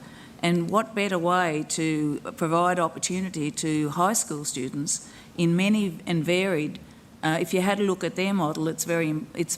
I suppose it's inspirational. They've got engineering students, and then they've got some manufacturing, and then they've got the horticultural with the plants. They supply plants. They've got sheds and sheds, and it's just opened my eyes. And that was in 2015. So that's 6 years ago, almost 6 years ago now. And I think Australia kind of comes behind there a bit. If this could be utilised some way, I see it as the young people going through there, and I don't know how that would happen. I suppose I'm thinking on foot here that I think that would be perfect, because Oakey is not only, it's got those kids out there won the engineering challenge, so there's plenty of bright people out there around Oakey. The young ones they've also had an avionics thing course at the school because of the Oakey Air Base. So I actually support it. I think there's probably a little bit more work to be done in that space, but I think it could create a great opportunity there for something that's quite special with the young people. Yeah, thank you. With the school, in some sort of an arrangement, perhaps with the Queensland Government, Education Queensland, fostering incubators and whatever through that. Thank you. Councillor James, you had a comment to make? Yeah, thanks, Mr Mayor. Just a comment. Look, I'm supportive of the recommended option of option 4, just for a couple of reasons. I think, obviously, the whole purpose of this site was obviously that we wanted to see it repurposed in some manner. So obviously that's sort of as well an idea of this has come to fruition, obviously through the motion that was raised by Councillor McDonald. So I think there's a chance here where we can see it maintaining that key functionality for council business. Obviously, there's obviously then the exploration of what can be done there from a community point of view. I think there's great synergy there through obviously what happens there through the high school as well. So, and also I think it's important just to note that the step today is obviously just to endorse to move towards the establishment obviously of a business case. So when that's done, that we'll know a lot more. So I think, you know, today's just an opportunity obviously to take the next step obviously in the journey that we're on in obviously trying to repurpose this facility and provide something for Oakey. So for those reasons I'm supportive of the officer recommendation of option 4. Okay. Councillor McDonald. Thanks, Mr Mayor. Look, I'm happy to move it naturally, but just wanted to make a couple of comments in that agree with Councillor O'Shea. There's another gateway here, which is through the business case, and obviously we'll get more information as that comes. But just from that motion that was put forward and accepted unanimously by Council, there has been a heck of a lot of interest with the school, with the Chamber of Commerce and with other industry in Oakey. And if ever there was a community that needed a boost, it's the Oakey community. And it's certainly done that at this point. Now, we are on a journey. This is only the first little step in that, but the indications, the positivity around there would suggest that this could be really something special for that community and therefore for our region. So I just wanted to thank Nick's the author, I think, or with Kent, for the efforts to this point, and look forward to the business case coming forward, and we, as a council, have a look at it then. Councillor Carl. Yeah, thanks, Mr Chair. I thought we were still in question time rather than debating, but my question is, Kent, do we really know what the business is going to look like and I'm talking about the operational footprint of this council, interdepartmental, whether it's ISG, whether it's any other section of council? Do we know what that's going to really look like in the next 5 to 10 years? My reasons for asking is, in option 3, I don't see that there's much expense for council and it's pretty much sticking to core business. Option 4 would entail some costs, as Councillor Summerfield has put. So are we confident, are you as officers confident? And the reason why I raise this question, and I'm giving you some background to why I'm raising the question. Are you absolutely confident that you know what this business looks like and what the footprint entails in the next 5, even 5, let alone 10 years? Because in other parts of the world, in other organisations, and I call them a hub and spoke model around operations, there are some critically, and we talk about this repurposing under the depot strategy that's been around for a long time now. Many other organisations have moved through this and have found that they've offloaded property for other purposes rather too soon, and found that they've had to go out and relook or purchase other properties for their operational management and just normal operations and their core business around the functions of what they do. So are you guys confident that you know that you're going to put up a business case for a multifunctional use or whatever it's called, combined option, council community manufacturing? Because we need to be careful, wouldn't we, that if we're going to do that, that it's not going to impinge on future council uses for this depot. Through you, Mr Mayor. Yep. Thanks for the question, councillor. I'm confident that the business case that we present to council will have all the information that will allow council to make a decision as to whether we move ahead with that investment decision.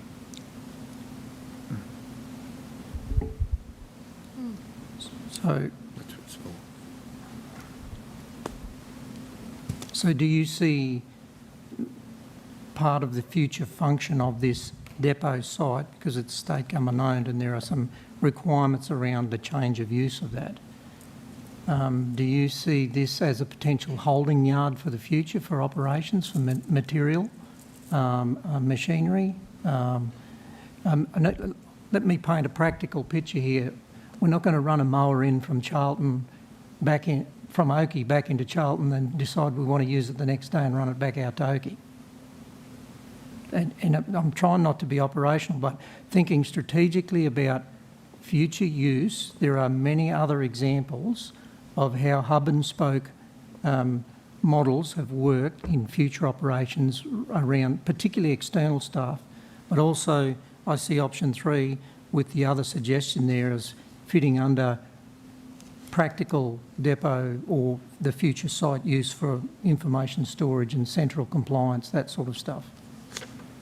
Through you, Mr Mayor. Councillor, I don't want to revisit too much old ground, but, you know, council's made a significant investment in a regional depot as part of a regional depot strategy. Yes. And work teams have resourced themselves now operationally to make the most of that model that we've adopted. And as a result of that, some sites, like Oakey, are no longer used for depot purposes. So the repurposing of this provides an opportunity for that community to still have a use, as is suggested in the report, connected to what is in the community already, connections with the schools, and this is about a business case to get to an investment decision for council. Councillor Summerfield, do you have a comment? Thank you, Mr Chair. I guess, given that I think from memory in the report it did say that the depot is currently used for temporary storage and that sort of thing at the moment, so maybe, I'm assuming there's going to be support around the room for this, so maybe there could be room in that business case to allow for a certain section of the depot to be used for storage and that sort of thing. There is? Good. It says there combination community use while still maintaining key functionality for key council business. And sorry, if I might, Mr Mayor, Melissa and I were talking with Mike Brady, and I think each of our areas have said what they need there before, as part of this report. So all right, thank you. Councillors can be assured that that's still there. Yeah. So the other thing I'd like to suggest is an amendment to the recommendation before us, and that is that at the end, reuse of the Oakey depot site be presented to council, because at the moment all that recommendation says is that you'll do a business case. What does it do? Sit in a filing cabinet somewhere. So that it be then be presented to council. Well, I'd probably think that you know, I might be getting it wrong, but I would have thought that potential reuse ought to be part of it as well.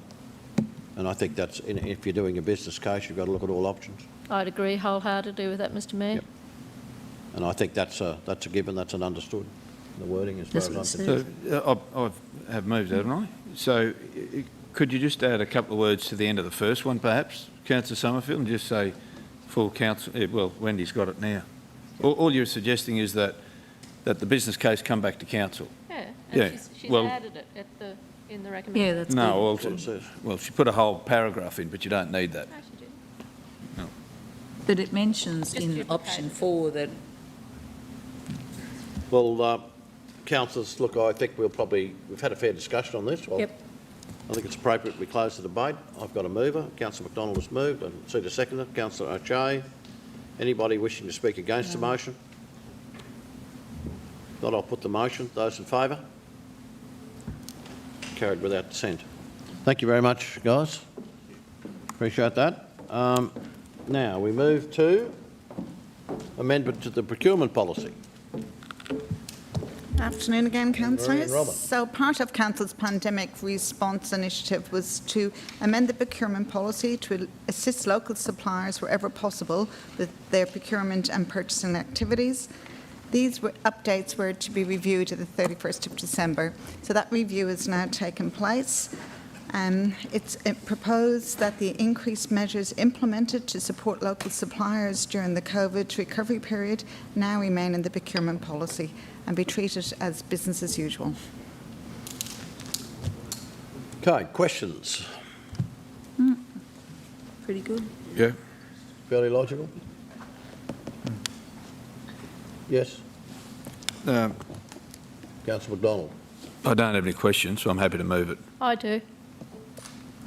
You've got a question? Well, you can move and second before Well, I'll just hold you there, Councillor McDonald. Question, please. Yeah, pages 184, 185, or on the policy, page 3 and 4, I guess it is.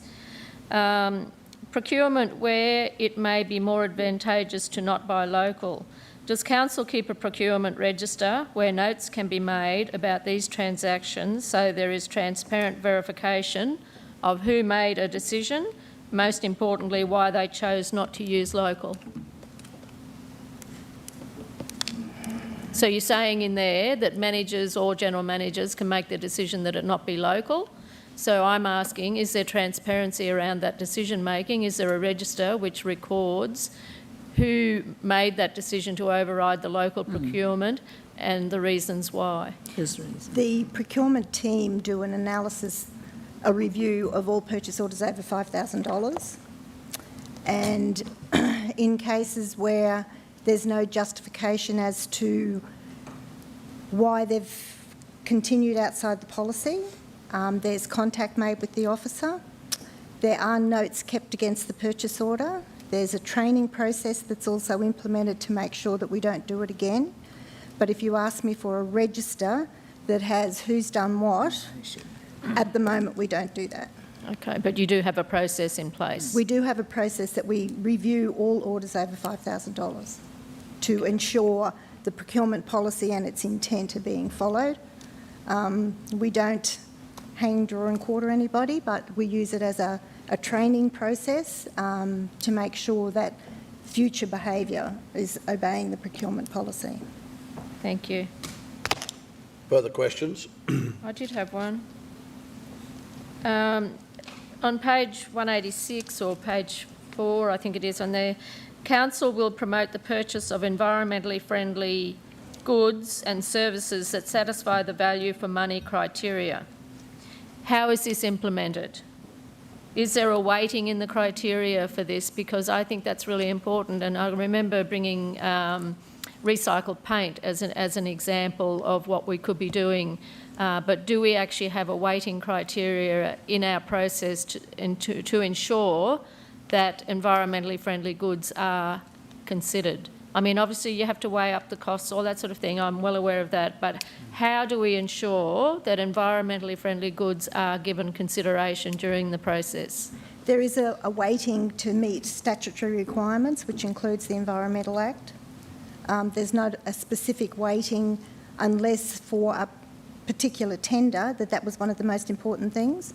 So when you're demolishing a building and disposing of the waste in a responsible manner, that would have a weighting on it.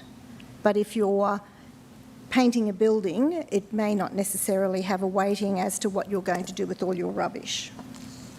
Okay, so if you're painting the building, there's no weighting in there around what sort of paint you're going to purchase, whether you're going to purchase, and I'm only using paint as an example, whether you're going to use recycled paint or normal paint. Well, each of the operational areas have experts, environmental scientists in project services and that sort of thing that review all of those types of activities.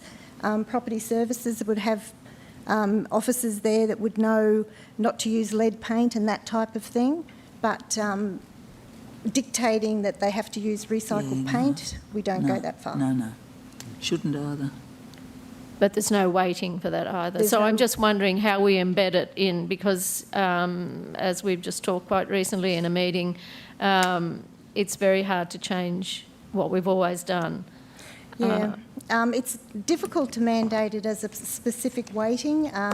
We already have trouble with our statutory requirements, our local supplier weighting, that we run out of weighting to actually apply to somebody's expertise and capability. So it's difficult to mandate what that weighting would be. It could be encouraged to consider it as part of the tender process, that there's a part of the evaluation is pointed towards that. I could take it on board that we start to have those conversations. We have had them in the past, but we don't enforce anything at the moment. Yeah, I suppose what I'm saying, I'm concerned about, and we're well aware of the journey we've been on in relation to getting this section in the policy. I'm just concerned about the fact that we've put the words in there to make ourselves feel good, and I'm talking about councillors here at this point, but we're not actually walking the talk. That's my concern, and I don't know the answer. No. At all, but I'm just wondering how we ensure that there is focus on trying to do what the policy is requesting.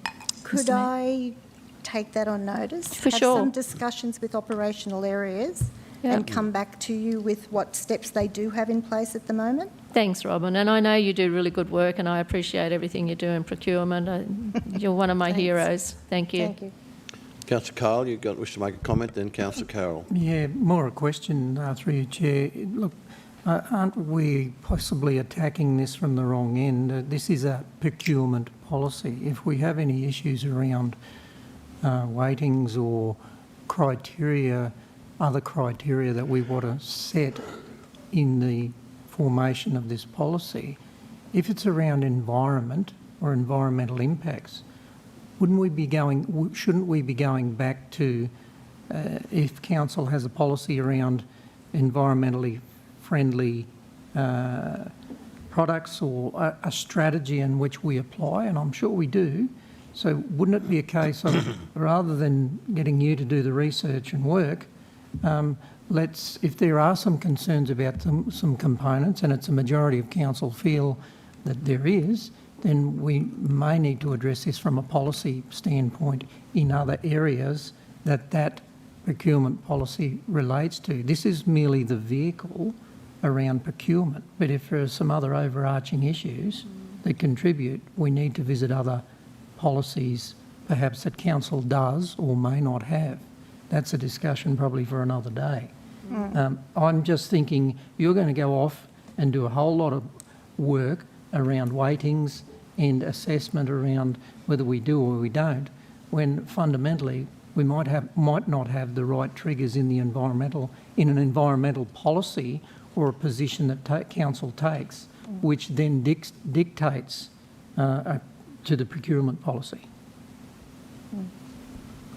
So I think it's probably a broader topic to be addressed at other intervals or points in bringing forward to policies that come before council. Next, Councillor Carl. Thank you, Mr Mayor. Councillor Carroll. I think probably the recycled paint's probably a wrong example. I think we've done a lot of good since we've started on this, and I think it is a step-by-step process. And I would hate to see us mandating things that are going to add lots of money and lots of effort on behalf of staff from the top to the bottom, but also not give us perhaps the finish that we're looking for. If we're mandating things like recycled paint, it's horses for courses.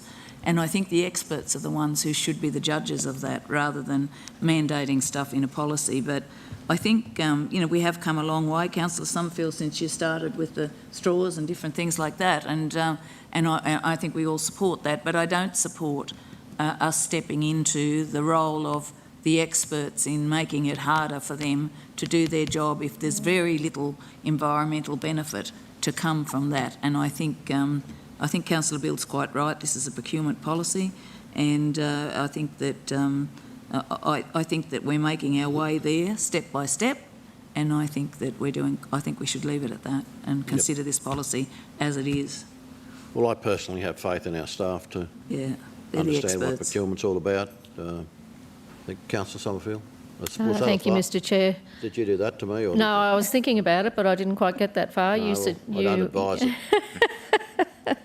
I was thinking about texting you. I wasn't mandating recycle paint. I was simply using it as an example, so I'm sorry if anyone was confused by that. And I certainly agree with what Councillor Carl had to say. Bill sort of nailed it, really, that it is much broader than just our procurement policy. It does come across other areas, and between all of them, that should help influence processes, I guess, across council. So thank you. I think it's been a very fruitful discussion. Okay, do we want to conclude this discussion by way of a motion and a seconder? I've moved it already, but I'm happy to speak to it as well. If you're happy to move. Councillor Summerfield, you're? Seconding. You are seconding it, good. All right. I thought we... There's nothing wrong with the policy. No.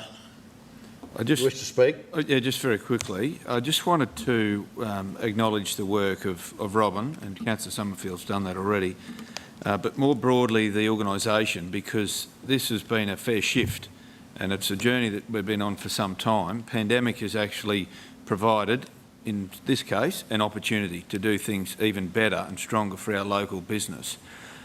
It would be really interesting after the next 12 months or so to gauge as to what benefit there actually has been. We see it in our monthly report from a local buy, but to drill that down to, and we've looked at blue collar workers, but actually identifying businesses in our Toowoomba Regional Council area outside the 4350 who may have benefited as a result of the additional 2%, because I just think, one of the reasons we do this is to hopefully increase that sort of work in those areas as well. And I know that Robin's also works closely with TSBE, with the Chambers of Commerce and other progress associations, and that needs to probably continue on as well. I think just that connection, and there could be someone in those regional areas. I know there's some fantastic manufacturers in our little townships that probably not too many people know about. No, that's right. And they're the ones that would be perfect to target, just to identify or promote through their progress associations and business groups as well. So I commend the work of the organisation. I know it's difficult sometimes for everyone to come on board. It is a journey, as I say, but the work of Robin and her team to assist the rest of council should be recognised as well. So with that, I'm happy to move. And can I say that the move we made last term to monitor constantly our local buy and the response from our staff is, I would have thought, it's been pretty positive and very responsive to our desire to measure it. We have a mover and a seconder. We have a speaker for the motion. Is there a speaker against the motion? If not, I'll close the debate. Put that to the vote. Those in favour? That's carried. Right. Thanks very much, Anne-Marie and Robin. We move now to matters for which notice has been given, and I've received no notification of matters coming forward. Mr Mayor, my humble apologies. I do have a matter that I wanted to bring forward. It's about the chamber workshop with... Councillor Taylor, that can go into the next... I'm quite happy to close item 20, okay. Move into item 21, right. Which is any other business determined by resolution to be included in the agenda on the paper. So if you could give us an understanding of what you want to have, we'll have a vote on that and then we'll move forward with it. Okay. Well, I have, I'd ask my council's support. It's a really strange situation. We have a policy on what council business is, but then the policy also says that you don't have to get permission if you whatever. It sort of says both things. There's something that's come through from the Chamber of Storytelling with Donaldson Law, and it's about where are we? I think I have sent it all through to councillors. It's about supporting victims of sexual abuse and working with young men to achieve improved education and positive behaviours. What I would say is anything that affects our community, I suggest, and any information that is given in a workshop form to anyone, I believe is council business. Our community business is council business. Yep. So I suggest, I'm asking, and I actually have had support from Councillor Shine because I think he wants to go to this particular workshop too. I'm not sure what the cost is. It's run by the Chamber of Commerce, and storytelling with Donaldson Law. Is it at the university? I think I might have gone through this with my staff this morning, and I'd expect that we all would have got an invitation. Yes, we all have had an invitation. No, it's at the Armitage Centre at the Empire Theatre. Okay. And it's on the 12th of February. Right. And I have circularised it to all, and I think I'm sure the CEO has been over that as well. Thank you, Wendy. So given that we've all got an invitation to this, is there a need for you to bring anything formal forward? Well, I suppose... Other than awareness. Awareness of it, Mr Mayor, but I'm also perplexed about how our policy sits, and you know, I guess that what council business, what's declared as council business, sometimes leaves me a little bit puzzled. And then when the policy virtually says, and this is Grant's opinion on it, that yes, you should ask your fellow councillors, but then on the other hand, that if you don't, then that's all right too. So I think it's a little bit confusing. Perhaps that's for another day. Yep. But I would like to ask, I suppose, my fellow councillors' permission, or support, perhaps rather than permission, to attend this workshop. Yep. Sorry, can I just get clarification? Is that for you personally, just to attend? Oh, well, I guess that's for anybody, but I want to attend it, and the invitation has gone to everyone. Yep. I guess what I'm really asking is it council business? I believe it is the business of a councillor. Oh, absolutely. So that's what I'm saying, and I think it's a little bit, the whole thing is a little bit unusual in that I asked, was it, and I got this big, well, he's doing his job, Grant, but saying that, and I think I sent the opinion to you, and I think that he sent the opinion to you. It's a little bit odd. Whereas if you want to go to an opening of something that probably you don't get as much out of, that's council business. So I think it's really odd. And what I'm asking for here, I wish to attend this. I'm happy to pay for it myself. But I do believe that it is council business, and I'm asking my fellow councillors for support in that. And I might ask through you, Mr Mayor, if the CEO might like to comment on that. Okay, thank you. And Councillor Von Hoff, thanks, Mr Chair. I'll let you go first, Councillor Von Hoff. Oh, just for clarification, I suppose, Councillor Taylor, am I right in saying you're obviously not seeking permission from us to attend? You can attend regardless of what anybody says. You're seeking support from us that this be considered council business. That's exactly right. Okay. Sorry, and if I didn't make that clear, I apologise. And look, given that we've all got an invitation, if you don't mind commenting, Brian, I would imagine that would nearly be understood, would it? And if I just might mention a chamber breakfast, which costs us possibly the same amount of money, with speakers of all different areas and ranges, is considered council business, and I don't know why there's a question mark over this. Brian. Councillors, firstly, there's a procedural thing. If you want to make a decision and consider this, then you just need to give permission to, you got to do 2 resolutions to do that first. And then this is the first I've seen of this, which I think's on the screen behind you there. So it's a question about, is this council business, or is this, does the council consider that this is a thing that they would like to attend? And it's the reason why they're attending is because of their council role. And if that's the case, I would see that council's free to make that decision. That just for clarity, if councillor requires clarity, that councillors be permitted to attend that particular event, that's not a problem. Thank you, Brian.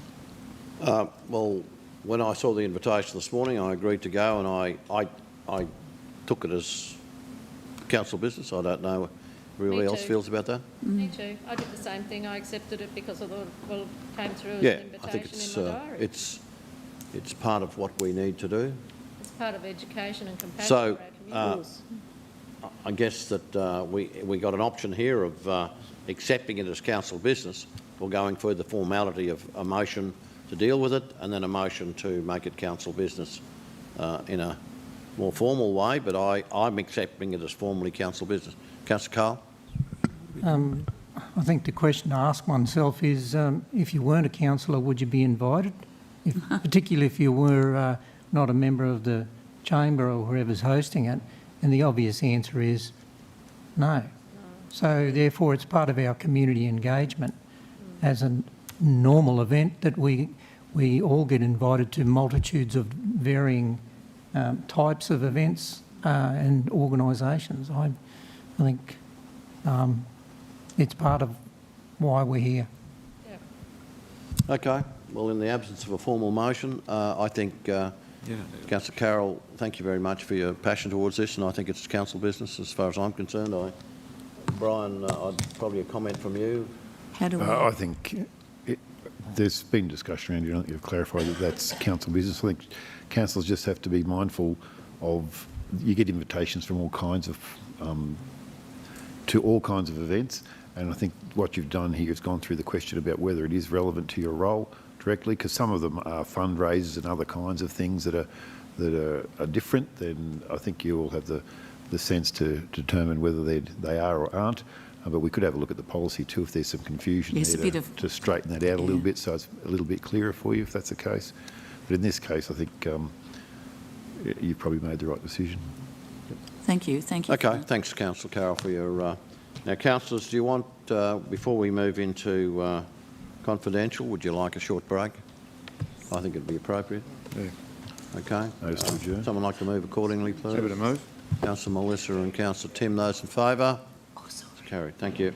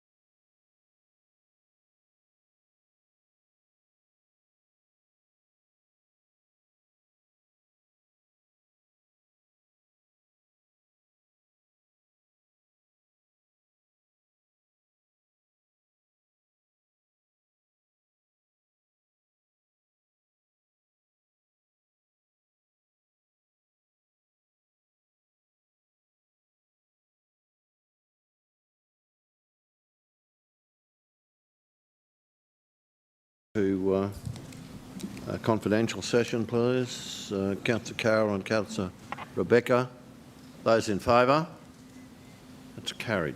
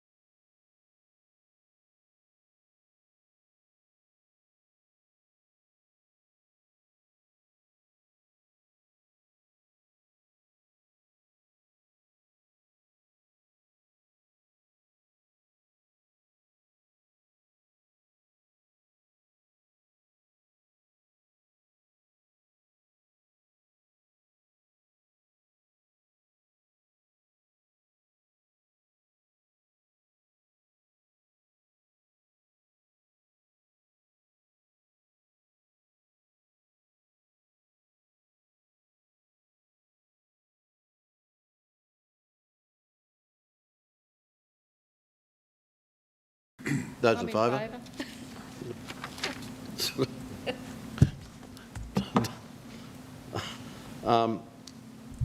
We move to item 23. Would someone like to move the receipt of the Development Services Planning Environment Court Appeals and Compensation Claims, December 2020? Councillor O'Hara-Sullivan and Councillor Carl. Those in favour? It's carried. We move then to regional enforcement actions. Would someone like to move accordingly, please? Councillor Von Hoff and Councillor McMahon. Those in favour? It's carried. Chief Executive Officer's monthly report. Would someone like to move its receipt, please? Councillor Von Hoff has moved. A seconder, please. Councillor O'Shea. Those in favour? It's carried. Well, in the absence of any further business, I think we've probably had a fairly long day. First day back post the holidays. I don't know about you guys, but I think it's time we went home. And thank you very much for your attendance today. And I think it comes back to us, the complexity of the job that we have, the importance of the role that we play in this organisation, the opportunities we have to develop a really vibrant community. So to Brian and his team, to everybody who's here, to those who've been good enough to watch the meeting today, thank you very much, and I'll declare the meeting closed.